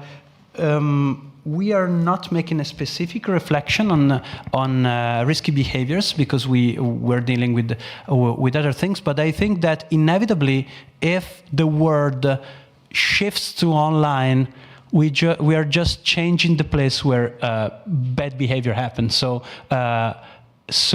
I think that for those that also. As concerned criminal activity completely shifted. Think about, for instance, the revenge porn thing, which is a completely new risk that the people that continuously send images have, and it was something completely non-existent 10 years ago. So I guess so, that you're completely right. Well, it's time. That's my food for thought for the next panelists, I think. Well, regarding the first question, I think it deals with a more general question. What is preference? I know that in traditional economic theory there was this motto, a very common motto: action speaks louder than words. So action, you can measure action, but when you move to measure preference, it becomes very, very difficult. So I think we have quite the same problem here. But your input is very interesting. Thank you. Okay, I think thanks a lot for your stimulating presentation, for the discussion. Thank you for the discussion as well. I think we can take a break. We have a coffee. A coffee will be served outside. We are finishing a bit earlier, so what we plan to do is to start the next session a bit earlier as well. So we resume here at 4:15. Thanks to everybody. Thank you.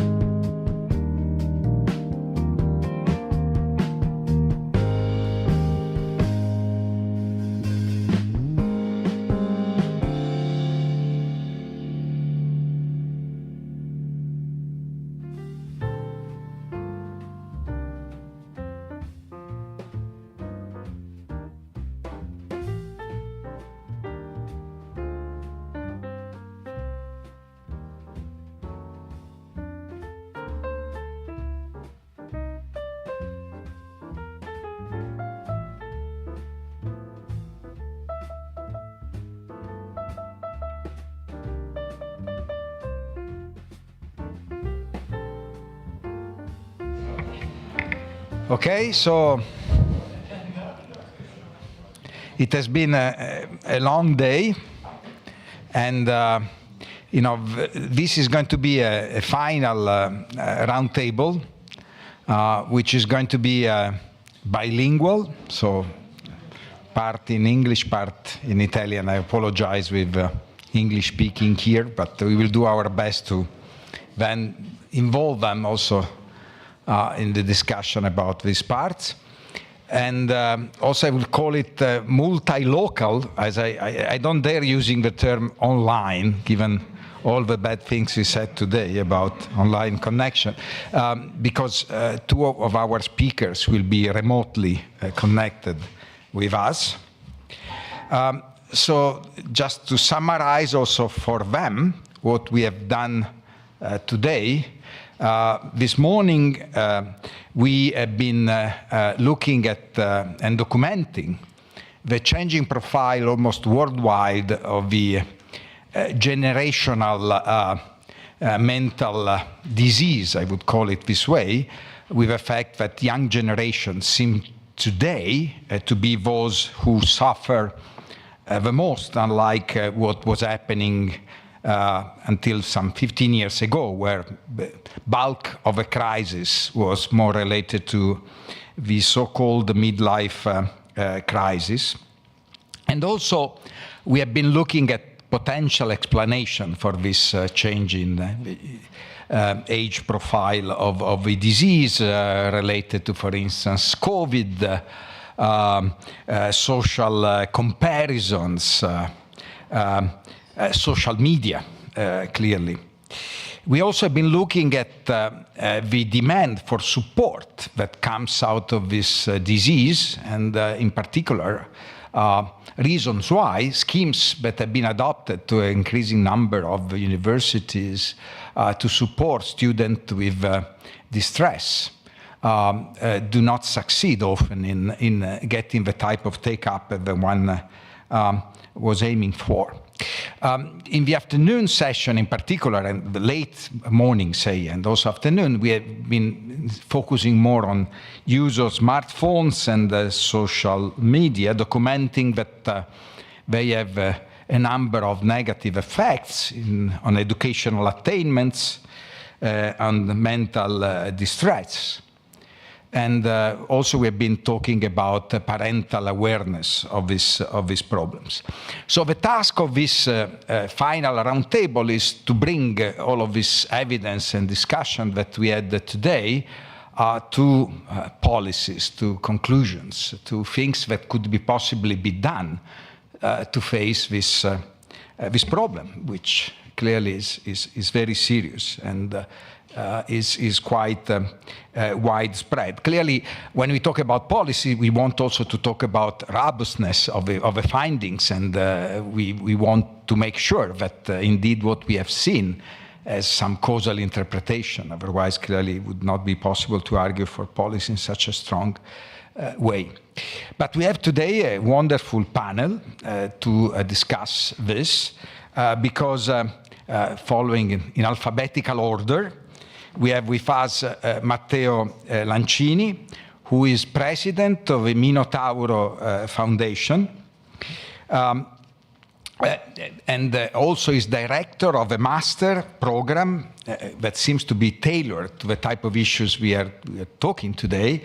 So is on internet addiction and prevention and treatment. So perfect, I think, in line with what we've been talking about today. And the nice thing about Matteo is that he combines research orientation, also given the position of university professor, with actual and practical action on this issue, because he's a psychologist and a psychotherapist. And in the foundation, they do really provide this support to young children. Then we will have a very important also intervention by Simona Malpezzi, who before going to full-time politics was teacher in schools, so clearly has also this type of experience, which is very important in the type of issues we discussed today. And then, as a senator, was one of the main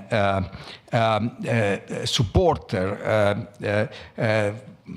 to sign a draft bill on the protection of children on the digital dimension. It's a draft bill that she's going to tell us what is the content and clearly tries and do something to protect young children from the negative effects that we have been documenting today. Finally, Tommaso Nannicini, who is next to me, who has, I think, all the right competencies to help us in bridging the gap between evidence and policies, because clearly has been working on labor economics, on political economics, so decision making and all the problems, and so, you know, some ideas, the practical, how they can be really translated into actual action. And also applied microeconometrics. So I think all the type of skills that are required to really help us in this effort to move from what we have discussed today and to policy. Also, a nice thing about Tommaso is that he has also had experience in government as advisor of prime ministers, as well as senator himself. So I think he will help us a lot in this respect. So, without further ado, I would give the floor and move to Italian to Matteo Lancini, che sia perché poi purtroppo ci deve lasciare, quindi anche una questione di esigenze di tempo, e poi perché, come tutti i seri e bravi psicologi e psicoterapisti, misura molto bene il linguaggio, quindi ha bisogno di usare proprio i termini del linguaggio precisi, quindi gli ho chiesto di parlare in italiano, mentre il resto della tavola rotonda sarà in inglese. Quindi Matteo, a lei la parola. Grazie, buon pomeriggio a tutti. E cosa devo dire? Dico, a partire dalla mia esperienza, che cosa bisogna fare. Uno, accettare, almeno questa è la mia visione, che oggi si vive in una società on life, come la definisce Luciano Floridi, che questa continua distinzione tra vita reale e vita virtuale non è più attuale rispetto ai tempi in cui ho iniziato a studiare internet e ho attivato questo master, che chi tratta lo smartphone come un oggetto e non come l'identità delle nuove generazioni, all'interno delle quali abbiamo chiesto di crescere. Vi ricordo che il corpo dei nostri figli e studenti, almeno in Italia è così, è sequestrato ben prima dell'avvento di internet, dalla chiusura dei cortili, dalla comunità educante, dall'arrivo dei disturbi alimentari, e che quindi sarebbe molto più importante concentrarsi oggi su che cosa dovrebbero fare, rinunciare gli adulti, invece che proiettare esclusivamente su una supposta dipendenza da internet o su dei divieti che ottengono il consenso popolare per aiutare le nuove generazioni a stare meglio. Non entro nelle cause, dopo magari, sui motivi dei disagi dal mio osservatorio, e soprattutto per aiutarli a sentire di avere un futuro in questa società. Non so come vuoi procedere, Tito, se tradurre questa parte. Vado avanti, e ci interessa sapere anche le cause che lei ha potuto in qualche modo misurare con la sua attività. Beh, la prima è che non c'è un'attenzione ai giovani, ne approfitto, insomma, non conosco direttamente Simona Malpezzi, ma è incredibile che solo l'Emilia-Romagna si sia dotata, e lei lo saprà, di un piano adolescenza nel 2018-2020 voluto da Bonaccini e dalla Gualmini, a cui ho contribuito alla stesura. Non ci sono investimenti sui giovani. E poi leggo ricerche sul disagio correlato dall'uso di smartphone alla scuola e arrivo al punto più dolente, che credo che nessun politico possa dire in pubblico. A me le hanno detto recentemente anche Calenda. In Italia, ed è 31 anni che me l'hanno detto e non ci credevo, noi non modifichiamo la scuola. Oggi l'ambiente che crea maggiore disagio agli adolescenti non è internet, ma è la scuola italiana. e non lo dico contro la scuola, nel senso che lavoro tutti i giorni con straordinari dirigenti scolastici, meravigliosi insegnanti. Quindi noi sappiamo che dovremmo avere una scuola da almeno 15 anni, quando era ministro Profumo, anche qui un convegno organizzato dal PD, lo cito, allora era la Puglisi, credo la responsabile scuola, in cui vennero delineate le linee della nuova scuola. E il problema è questo, che qualunque politico italiano tocchi la scuola è finito politicamente, lo dicono tutti. E quindi non si tocca 1.200.000 dipendenti, credo una delle industrie più grandi d'Europa, e milioni di genitori che vogliono la scuola dei loro tempi. E quindi invece di chiedere scusa a ragazzi, a un'istituzione scolastica che anche quest'anno li perquisirà, invece di fargli fare un esame di maturità online, mi viene da ridere, parlano di una riforma della maturità. Ma cos'è? È stata fatta per impedire ai ragazzi di fare un'obiezione di coscienza. Praticamente perché alcuni non si erano presentati. La scuola è un luogo dove sempre più spesso dei ragazzi, soprattutto maschi, c'è un esodo, stanno male e se ne vanno, si ritirano per non andare a vivere un'esperienza che è organizzata per il benessere degli adulti. Vietiamo i cellulari a scuola, nessuno sa come farlo, ma sicuramente ha il consenso popolare. Non c'è una riforma, siamo alla scuola di Gentile. Che scuola ci vorrebbe? Non serve più a niente avere le singole materie. La chimica e la fisica non le ha avute Mosè sul monte Sinai, sono state inventate a un certo punto per suddividere il sapere nell'epoca di Gutenberg e quindi oggi non ci servirebbero più le materie, gli insegnanti sono obbligati a fare riunione per materie, serve insegnare ai ragazzi a fare le domande giuste. Chiunque insegni nelle università italiane, europee e di tutto il mondo sa che oggi tutti i docenti utilizzano l'intelligenza artificiale. A Strasburgo credo non usino più neanche un traduttore, una app, eppure noi, tranne molti insegnanti che lo fanno, non facciamo fare o prove open internet ai ragazzi. Oggi serve fare le domande giuste, non rispondere, e si raggiungono i livelli dell'apprendimento. E quindi, siccome non puoi far niente per i ragazzi, prendi dei provvedimenti che sostengono che il problema è stato l'arrivo dello smartphone. Peccato che, come delle ricerche che avete presentato oggi, dicano che appunto nel 2012 abbiamo avuto il picco dei suicidi negli Stati Uniti a causa della crisi economica del 2008 e quello che non dice nessuno, che con l'arrivo dello smartphone gli adulti sono impazziti, cioè tutti vivono sui gruppi di WhatsApp, non hanno più guardato i ragazzi, quindi è vero che internet ha contribuito, nel senso che la mamma in Italia ha spacciato internet per governare la propria vita.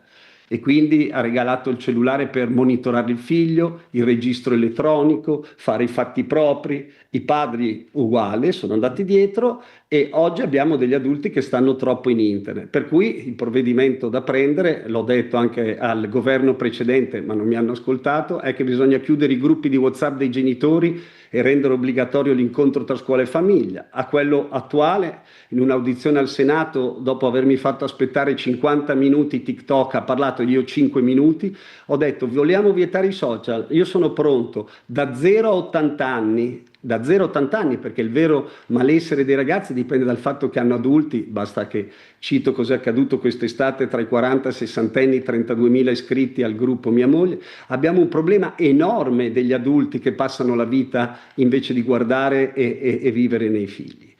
Questi ragazzi hanno un vuoto identitario perché non sono ascoltati autenticamente nelle emozioni e non hanno prospettive future.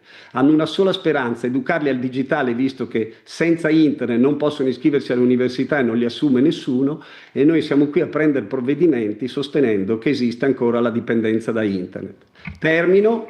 È stato citato aspetti di terminare perché abbiamo delle domande da porle su questo, sulle cose che ha detto che sono molto importanti. No, davvero. No, la prima osservazione che mi viene da fare è, lei ha parlato molto della scuola italiana e dei problemi della scuola italiana e molte delle cose che lei ha detto le condivide. Penso le condivida anche Nannicini, che ha seguito la vicenda della buona scuola, quindi sa bene quanto sia tossico toccare i problemi della scuola in Italia. Ma i problemi di cui stiamo parlando sono problemi su scala planetaria, cioè non c'è solo il problema della scuola italiana, che è un problema che in tutto il mondo noi vediamo questo problema dei giovani che hanno di stress, che sono depressi, che hanno problemi molto seri, l'aumento dei suicidi e queste cose qua, certo, in parte, ma non è solo legata alla recessione, almeno quello noi questo vedevamo. E la seconda cosa che mi viene da chiedere, quindi forse dobbiamo cercare delle spiegazioni che vadano di là del caso italiano. La seconda cosa che mi viene da chiederle è, lei ha fondato un programma, quindi master sulla prevenzione della dipendenza da internet, quindi non so, forse era rivolto ai genitori piuttosto che ai figli, da quello che lei sta dicendoci, o pensa che anche ci sia un problema di dipendenza da internet per le giovani generazioni? Rispondo alla seconda e poi alla prima. Non potendo, perché non mi legittimo per limite mio, ballare nudo su TikTok o su Instagram, ho dovuto dare un nome riconoscibile a tutti e parlo di dipendenza da internet 11 anni fa. Oggi la dipendenza da internet, perché sennò non ci capiamo, non esiste, non la trovo in nessun manuale diagnostico. Se lei trova uno scienziato che parla di dipendenza da internet, ho discusso anche col ministro Valditara in trasmissioni televisive, siamo tutti dipendenti. Dico, ministro, ma apra un manuale e legga, non c'è la dipendenza da internet, perché non è più misurabile col tempo. Questa è la grande novità della società online, se no siamo tutti dipendenti da internet. E quindi il tema è questo, stiamo invadendo le nuove generazioni, aprirei con due temi, dipendenza da internet e dipendenza affettiva. E è un modo per negare la complessità e le emozioni delle nuove generazioni. Credo che questo sia in tutte le nazioni. E poi credo che negli ultimi anni questo peggioramento dipenda dal disboscamento anche del pianeta, dalla plastificazione dei mari che è da tutte le parti. Cito la realtà italiana che è quella che conosco meglio, ma basti pensare, ma immagino che anche all'estero sia così, poi dico qualcosa sulla scuola, che noi siamo in una società che ha tra le 54 e le 56 guerre negli ultimi anni, con bambini morti, madri morti, civili morti, militari morti. C'è un individualismo in questa società, testimonianza anche, credo, a mio avviso, dai leader di alcuni paesi che sono andati al potere, in cui, faccio un altro esempio in Italia, ma non è solo l'Italia, se ti rubano una borsetta passi con il SUV 5 volte su chi ti ha rubato una borsetta, e noi sosteniamo che la violenza giovanile, l'assenza di rispetto della vita dipenderebbe dai videogiochi, dove i morti sono zero, come se i bambini e gli adolescenti non vivessero nei modelli identificativi, o peggio ancora nella musica dei trapper che avrebbero deviato le nuove generazioni, quando in realtà i trapper, lasciatemelo dire, sono dei ragazzi che devono tutto alla mamma ed è l'unica persona a cui si fidano, e quindi un conto è cantare, un conto è governare. C'è un modello di identificazione di questo tipo, esistono delle realtà, ora è molto complesso, dove hanno capito che bisognava educare al digitale, vanno in questa direzione, anche in altre nazioni che da questo punto di vista credo promuovano un miglior benessere. Detto questo, non basta la scuola, se la vogliamo dire in Italia, ma allo stesso tempo allora non citiamo in tutte le volte che diciamo anche le altre nazioni lo stanno attuando, perché in altre nazioni dove lo smartphone non viene utilizzato, la scuola è collegata 24 ore al giorno attraverso altri strumenti. Le giovani generazioni è molto importante, ne abbiamo discusso anche qui, chiaramente un mondo di guerre, l'ambiente, tutte queste cose chiaramente creano ansie diffuse tra le giovani generazioni quando pensano al loro futuro, quindi assolutamente condivisibile. Una cosa quindi lei voleva dire qualcosa in più sulla scuola? Lo dica, perché poi so che lei deve lasciarci, quindi anche un messaggio su questo per noi è molto utile. Dico che il paragone delle scuole, dico questo, lavoro con la scuola da 32 anni, ieri ero a scuola, 350 insegnanti, conosco insegnanti, quindi è difficile dire in tutto il mondo. Mi concentro sui limiti ovviamente delle scuole che conosco meglio, quindi anche in Italia è pieno di insegnanti che usano l'intelligenza artificiale da anni e danno valutazioni serie come quelle che do io, che non è un 4,3, ma dicono a uno studente che ha fatto male e gli spiegano dove per raggiungere gli apprendimenti. Dico che in Italia, in particolar modo, c'è un'emergenza educativa. Dico di più, noi al Minotauro osserviamo in crescita negli ultimi anni, ci sono 2 domande su 3 di richiesta da parte dei genitori e degli adolescenti è per ragazzi che non vogliono andare a scuola. Alcuni di loro sanno 3 lingue e non vogliono più studiare e andare a scuola, e noi abbiamo fatto un decreto, questo dico caivano, che servirebbe a far andare a scuola i ragazzi, ma che viene applicato a volte a ragazzi che hanno un ritiro sociale, cioè stanno talmente male che non vogliono impazzire o suicidarsi, e noi li obblighiamo ad andare a scuola perché non cambiamo il sistema. Non so se le altre nazioni hanno tutto questo tema delle diagnosi che vengono date, ogni ragazzo avrebbe un bisogno educativo speciale.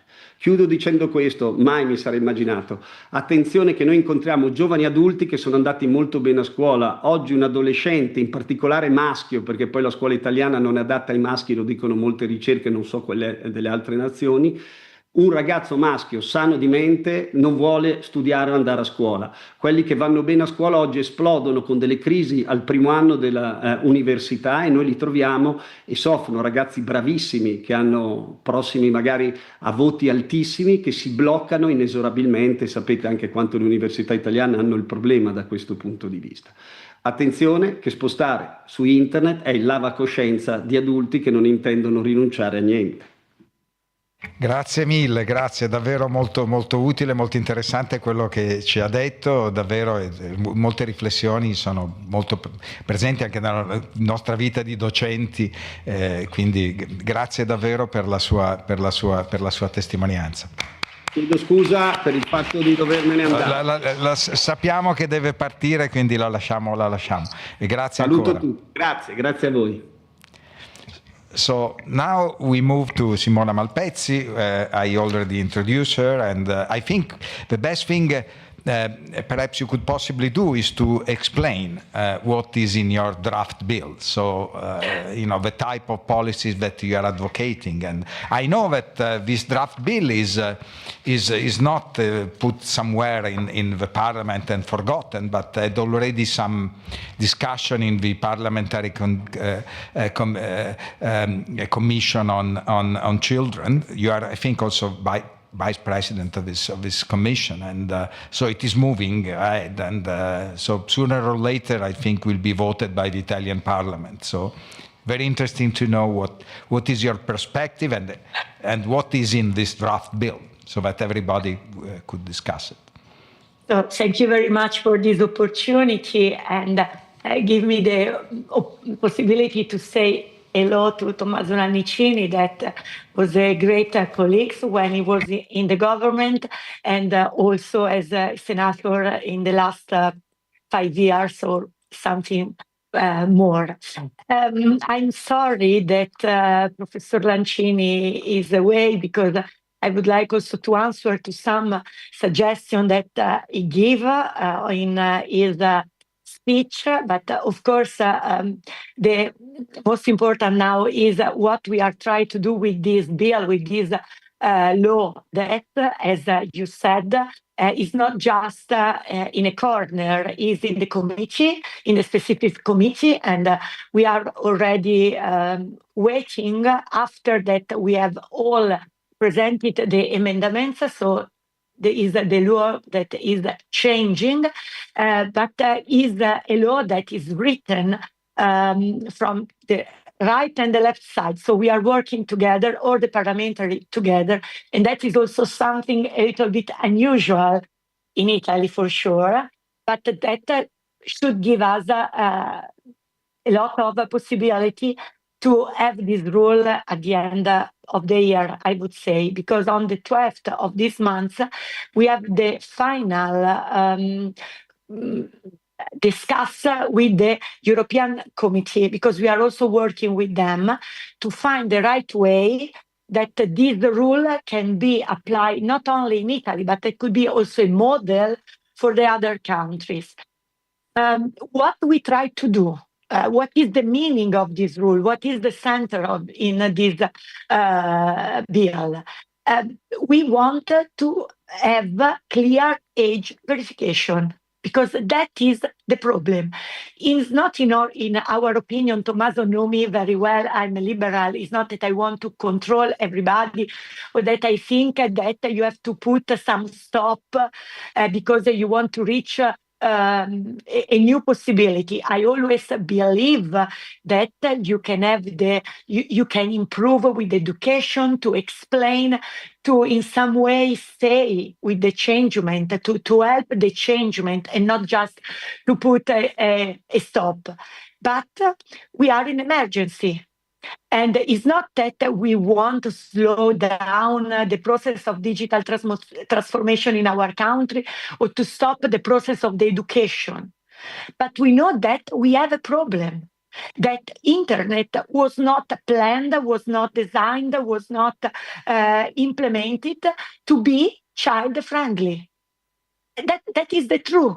And I'm sorry that Professor Lancini is not here, because that is the problem.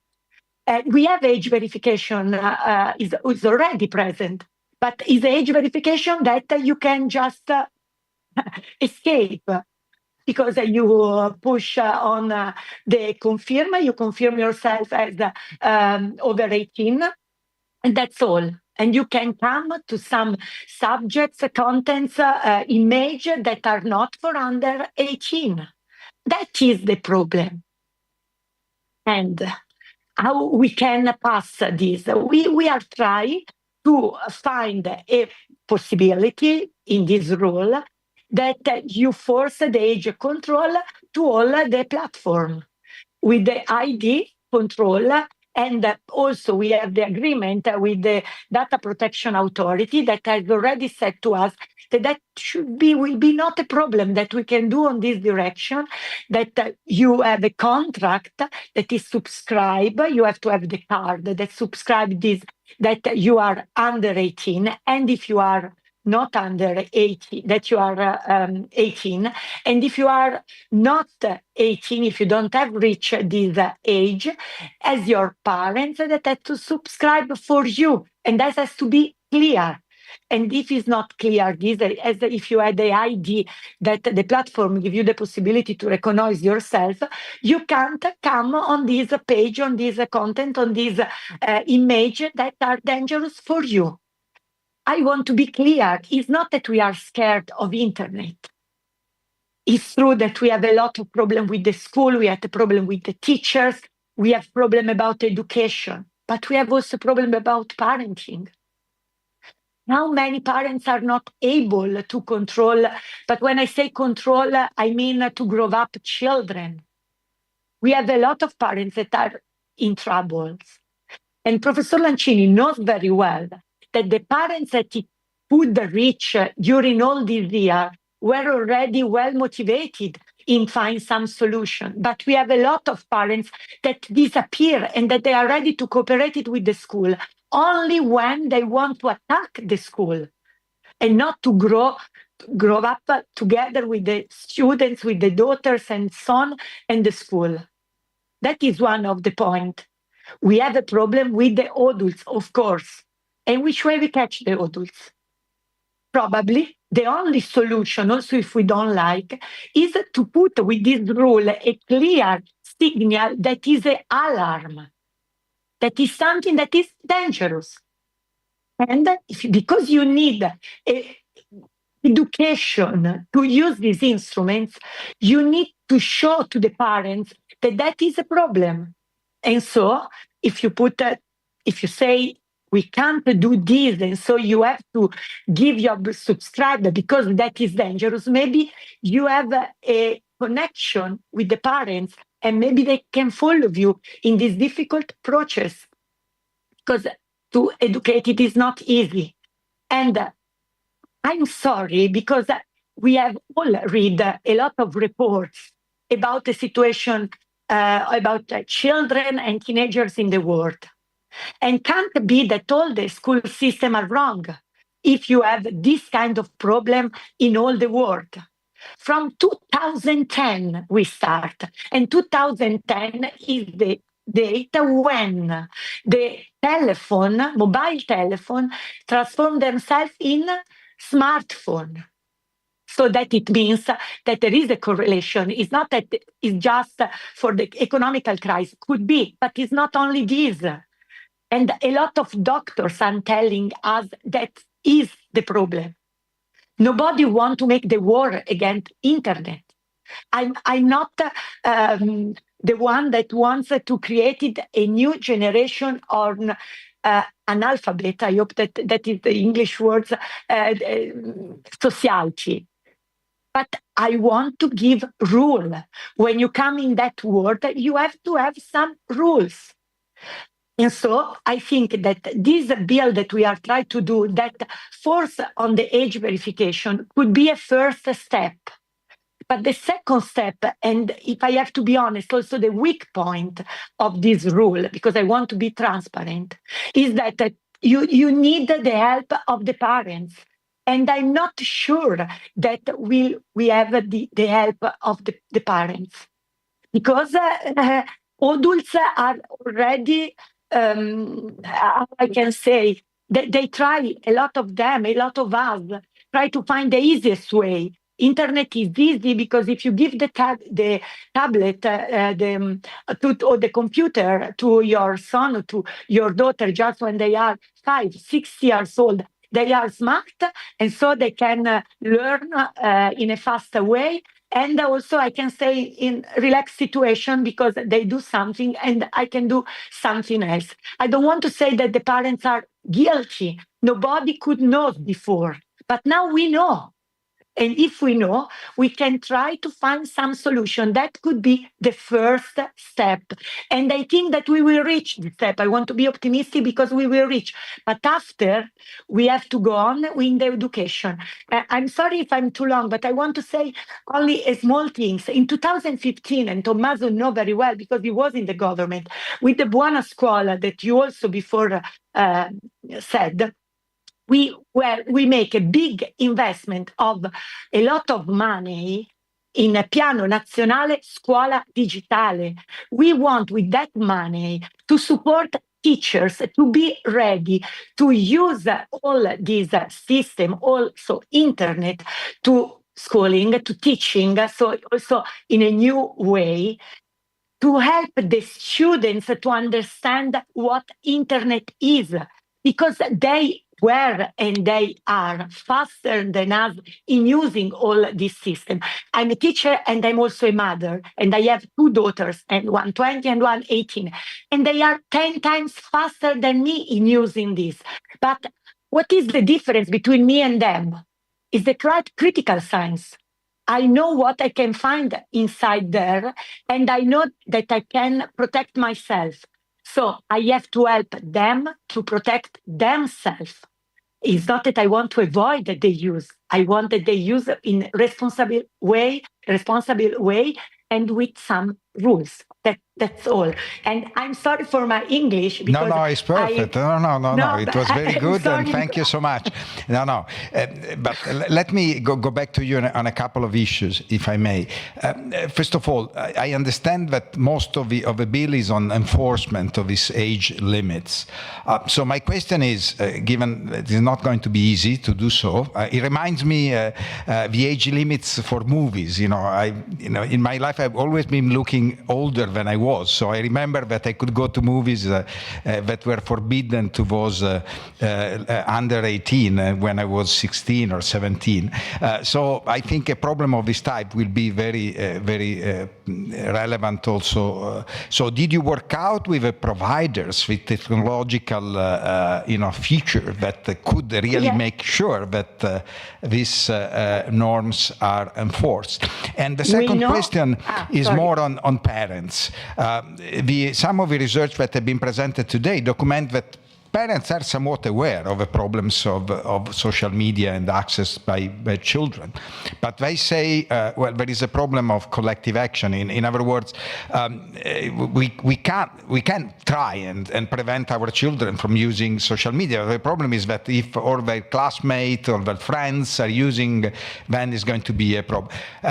You do address this issue and try to, I don't know, set ways to parents, schools to coordinate. Are you endorsing some of the ideas also that Minister Valditara has been proposing for schools? So preventing completely use of smartphones in class or this type of thing. Is it something that you envisage to introduce? Some stage. Okay, I start from the second, from your second question.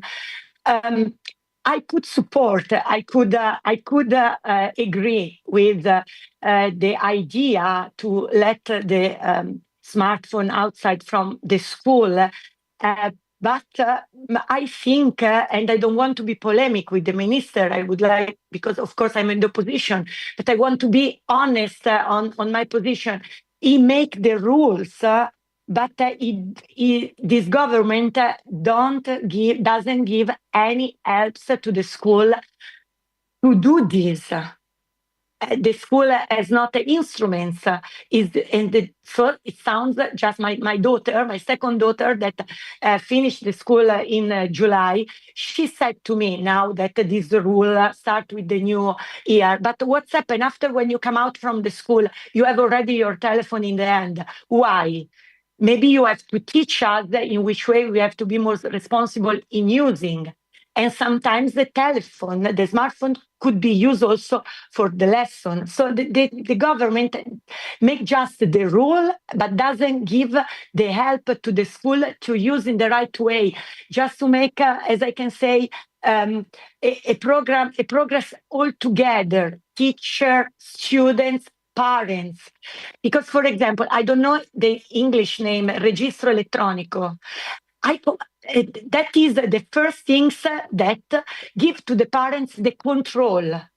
And so the students say, but if the parents can control me, so it means that there is not any relation of that they believe on me, and we don't give also the possibility to our children also to skip to the school that they, as maybe in our generation, we didn't went to the school, nobody could control, and after maybe you falsificated the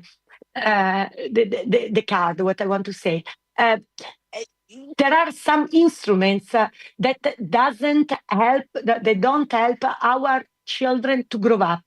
For example, I'm against the registro elettronico. So I would like that Ministro Valditara would give different instruments, like to make a process from the down to the top, to reach all together the solution.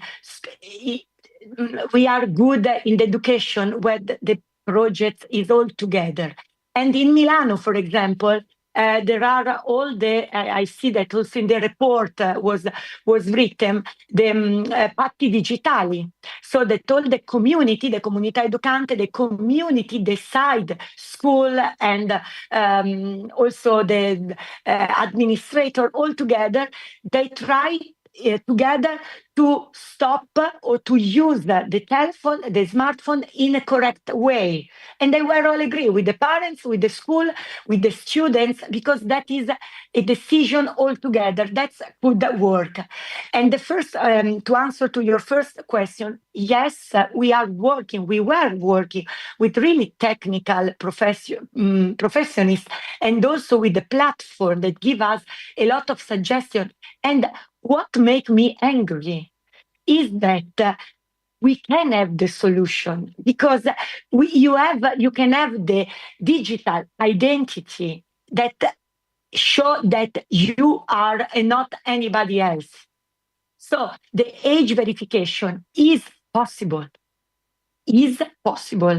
So it's just because the real problem that everybody show us, and we are all women that are involved in this rule, all women that are fighting for this rule, and that is also maybe a meaning, I don't know. But the real problem is that they said, all the companies said, but if you do something in Italy, after it's different in France, after it's different in Germany, and maybe you can also solve the problem in another way. You have the rule in Italy, but they can have the access for another address, for VPN or for other things. You find immediately the solution. But we have the possibility to find the solution because it's possible to have the digital identity. We use digital identity for other things. We can use also for this.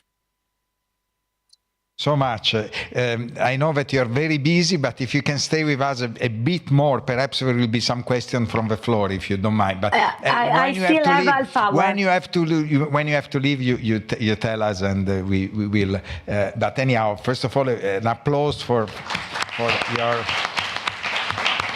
very good presentation. So, Tommaso. Thanks a lot.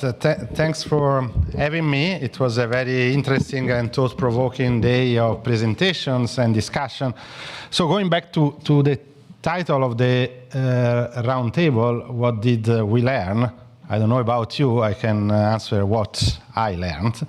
And I learned three things from my perspective. The first one is that we have a problem, and the evidence is piling up that we have a problem. The second is that we have some ideas on the causes of the problem, but most of them are supported by a mix of theories, ideas indeed, and empirical correlations more than causal inference, which is okay. I mean, life ain't easy. And the third thing is that we have no clues or very rough clues on the solutions to the problem, which is again okay. Because, I mean, don't get me wrong, there are important studies, some of them have been presented here, with important policy implications. But what I mean is that we the people, as voters, parents, policymakers, are not ready to solve the problem. We don't have a shared vision and we don't have a political infrastructure to solve the problem. And part of the discussion we are having in the roundtable is, I mean, witnessing that we are not still there, but we can get there, and it's important that the Fondazione Debenedetti had this day to get there. So, a few thoughts on these 3 points. I mean, when you come to a conference with some priors, and you change those priors, I mean, it's been not a waste of time. And I changed a lot of priors about these 3 elements. I mean, the first one, I came here about the problem with the prior that maybe it's really a problem of perception, of awareness of the younger generation, that they have less social stigma in self-declaring in surveys, that they have some mental distress. There is a change in not only in individual perception, but in collective perceptions. So this was my prior. After listening to your reports, I adjusted a little bit this prior, and now my posterior is that indeed the change in perception and awareness is just part of the trend that you have showed us. It's only a part of the evidence, and it's also a problem, because if there is a problem which an increased awareness of it, I mean, the problem is reinforced. So, I mean, the first thing is that the problem is there. I mean, on the second aspect, the causes, the roots of this problem, I mean, my prior was that this is not at all my area of expertise, and this is still my prior. I mean, I didn't adjust this just listening to you, but I was shocked at the moment, because listening at some point to your discussion, I forgot about the dependent variable of the discussion, about mental distress, about depression and anxiety.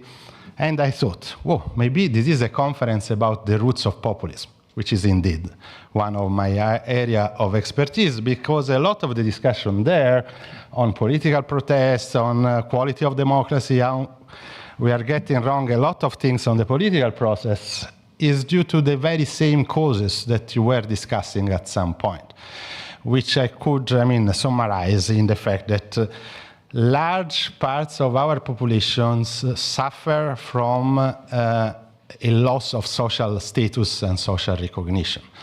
That some phenomena that piled up in the last decades, the crisis of local communities, the sense of belonging that came with local communities, the fact that you might have a social status just being a tax accountant in Montevarchi, my small town, which is no longer the case. I mean, no offense to my tax accountant, it was very bright.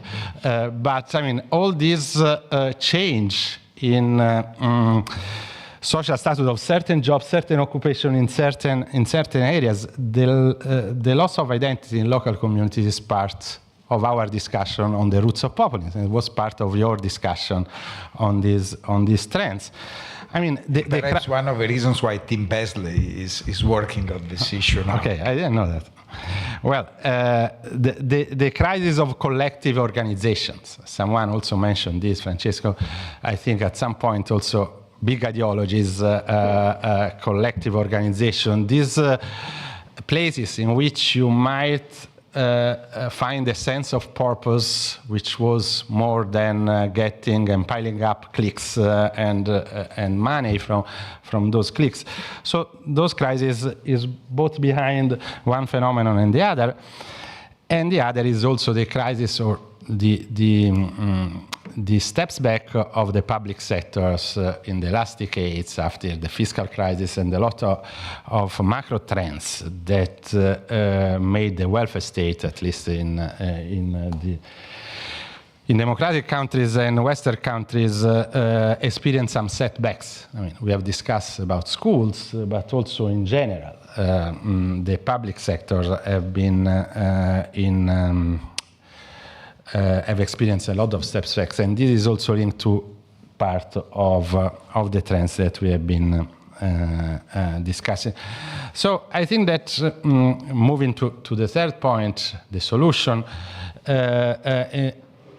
Recognizing, as I got the sense from you this day, that the roots of the problem are broader than just trends in young mental distress, where it's a collective problem it's touching the very quality of our democracies. It's important also to envision together the solutions to those problems, which are not just a list of policy recommendations for schools. It's how we think collectively that we can solve together our problem in this critical juncture of our societies, in which the digital transformation is a big thing of this juncture. Nobody, of course, to respond to Professor Lancini, nobody is denying that we are living in a world. I mean, nobody is thinking as a policy recommendation to stop the digital transformation. I don't think this is a fair characterization of the policy debate that we are having in Italy or in other countries. The point is how we set some boundaries and how we...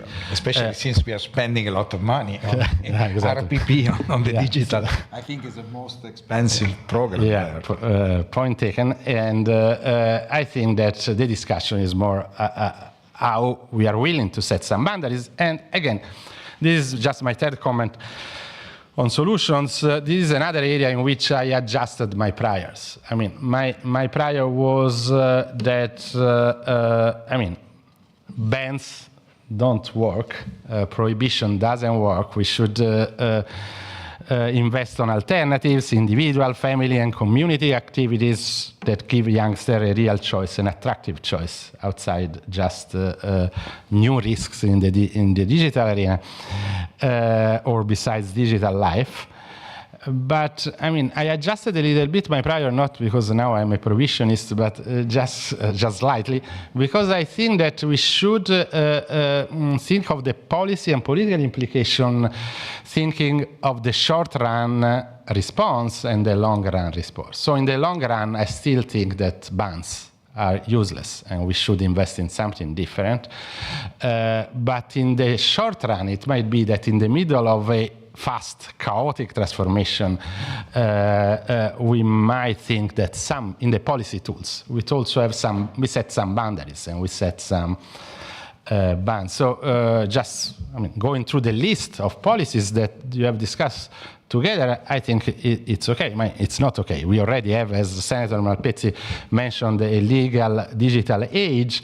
So the point is implementing this legal digital age as we implement the legal driving age, sometimes with very intrusive and annoying policies, like police patrols stopping you at night when you are very close to home. But I mean, for those who don't have your problem, Tito, and can be misinterpreted at the threshold of 18 years old.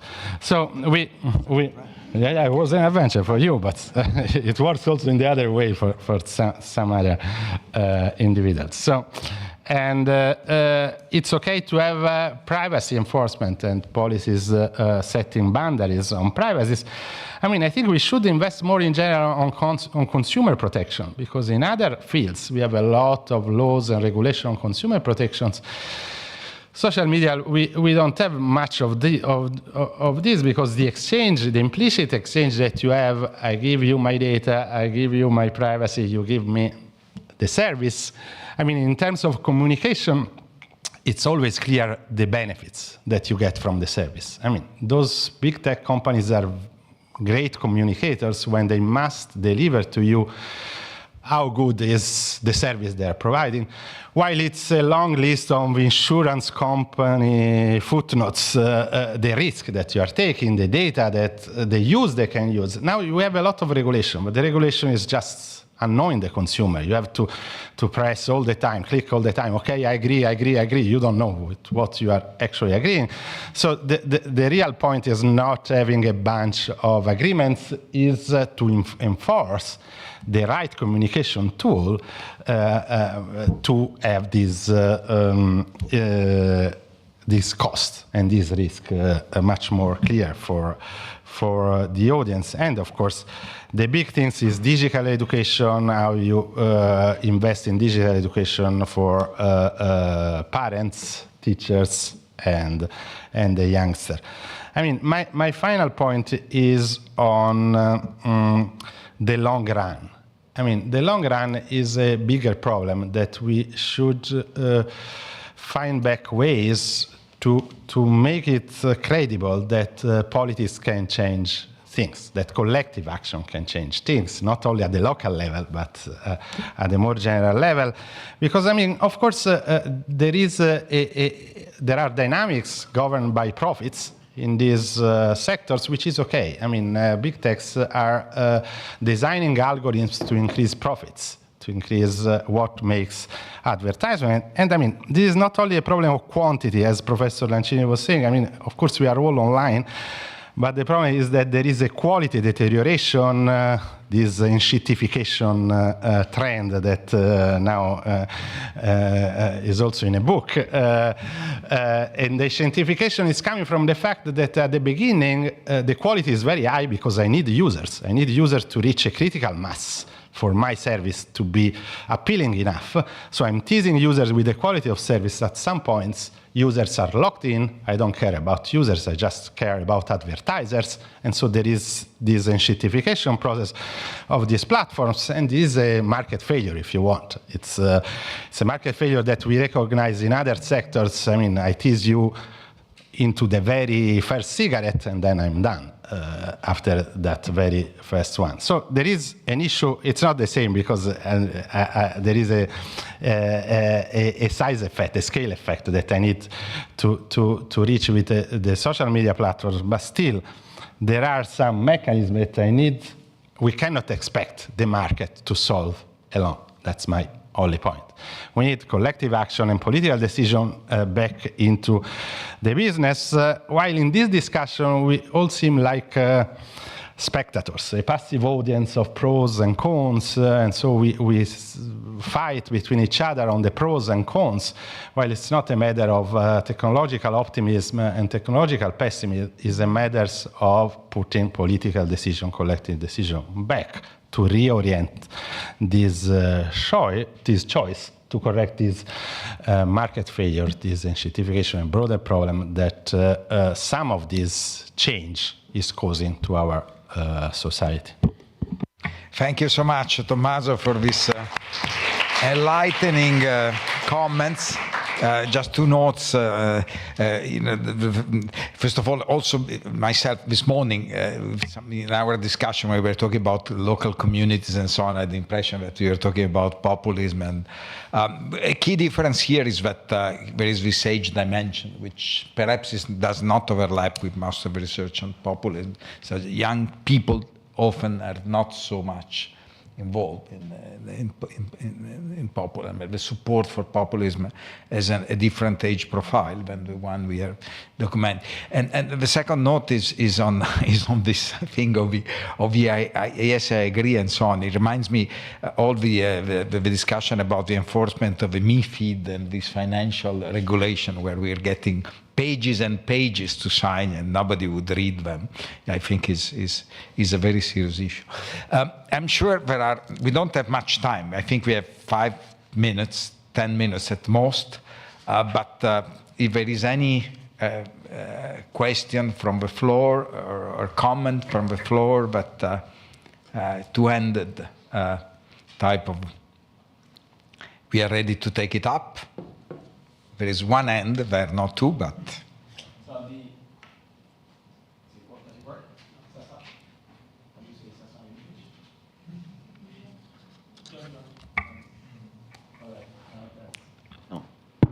Okay, now it does. Yes. Senator, can you hear what is being said now?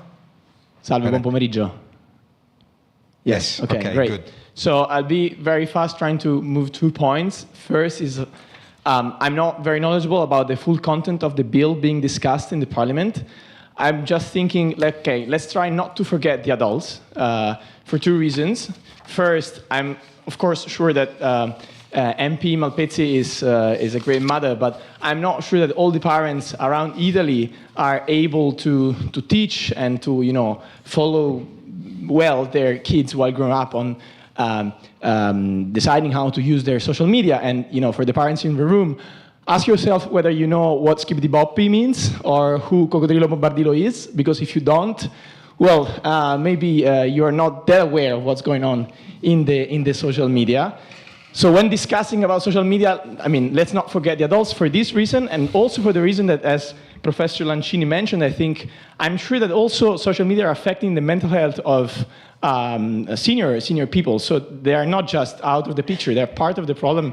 And I really don't want to have this conference 10 years from now being titled Senior Mental Health, discussing everything we discussed today, but applied to all people. And the other point, once again, concerning the bill is I think a great potential of this bill is also changing the norm in how we use internet with respect to anonymity. Because as up until now, social media were also a space, especially at the beginning, then with proper social media a bit less so, where the space of anonymity. Everybody could be there and comment and insult without their name being, displayed. And that's part of the problem, I guess. And instead, we are moving toward a system in which if I want to say something, at least I have to say, displaying my name.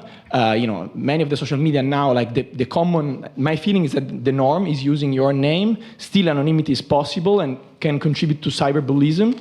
And while if we introduce some forms of, checks on who's accessing, we could also tilt that aspect of the usage of social media, which is problematic as well. Thank you. Perhaps, Simona, Senator, you want to react to what has been said? I completely agree, and about the anonymous, is not inside in our bill. Of course, after what's happened, is something that we should think about and to find a solution also for this. And maybe we could add this part to our bill, because it's the bill in most advanced position. So we could have some solution, but we still to see if all the colleagues agree. Because, as I said before, that is a rule written from the majority and the opposition. We are all together. In the Camera is Marianna Madia, that is PD, and in the Senato Lavinia Mennuni, that is Fratelli d'Italia. I'm the second supporter, but of course that is PD, Fratelli d'Italia, so it's all the parliament all together. We have to see if we find agreement also on this. I think that is necessary, and I agree the work on the parents. I really agree. And that, as I told, is the weak point of our rules. Is the really weak point, because you give the possibility to the parents to subscribe for the children. And for me, that is something that doesn't make the rule perfect. And never rule is perfect. I know. Thank you so much. This is indeed a large coalition bill. And by the way, if any of you is interested, they can download it from the Italian Parliament, and also is easy to translate. I just put it on AI, and it will be easy to read. President, only to say that that is the rule, that is the bill that we start on with this, but now is already different. It's still not ready, the drafting, because we still have to vote the changement. That is the basic, but we have involved, I think, in the better way. Okay, and they are working on these technological devices. By the way, there is some experience here, because in access to microdata, we know a bit about how to restrict access and make sure that we know pretty well this type of things. So, unless, Tommaso, you want to say something, or nobody else, so let me... Giovanni, quick, really, Very briefly about the bill, I found it very interesting, but I was wondering whether you are talking with partners from other countries, because with VPNs, it might be quite easy to circumvent a bill based on Italy, and these tools are easily implemented also by minors. But it's not a critique; it's just a challenge. It is. It is. We know that is a problem. That's why we are trying to work with the European Commission, just to try to find a way that also in the other countries we can try to work all together, because great Europe in that way, but are also working on this. France are working on this. Australia are working on this. So we have some other experience. We are trying to find a way that everybody could subscribe as a framework inside you work on. We try. I understand that it's not a perfect rule, and that is a lot of problem. But what I know that is important, because we are start to speaking about something, and that could be the first step. Also to help to understand better what's going on, because till 1 year ago we were not talking about this. That was not a problem. Now it is. So thank you so much, really, for having been with us, and thank you also for your work on this issue that is so important. You said who is the first to have signed the bill in the Senate. You didn't say who is the second person, and it is your name there, and so that means that a lot. So thank you once more for having been with us today, and good luck with your work. Thank you. Thank you. And thanks to Tommaso for what he said and for having been with us all day long, and for all of you for your attention and being and very intriguing discussion that we had today. But the most thanks are for Roberta, who should be there. She is. Has been, as always, the core of the event. And to Tito. Now I think Tito doesn't need anything. Now there is the whiteboard there is telling you what we need to do. At 6 p.m. we will be picked up at San Domenico. So we just have to walk some 5 minutes from here, and we will go straight to the palace and then to the restaurant. So no time to go back to the hotels. Okay. Thank you. Bye bye. Grazie.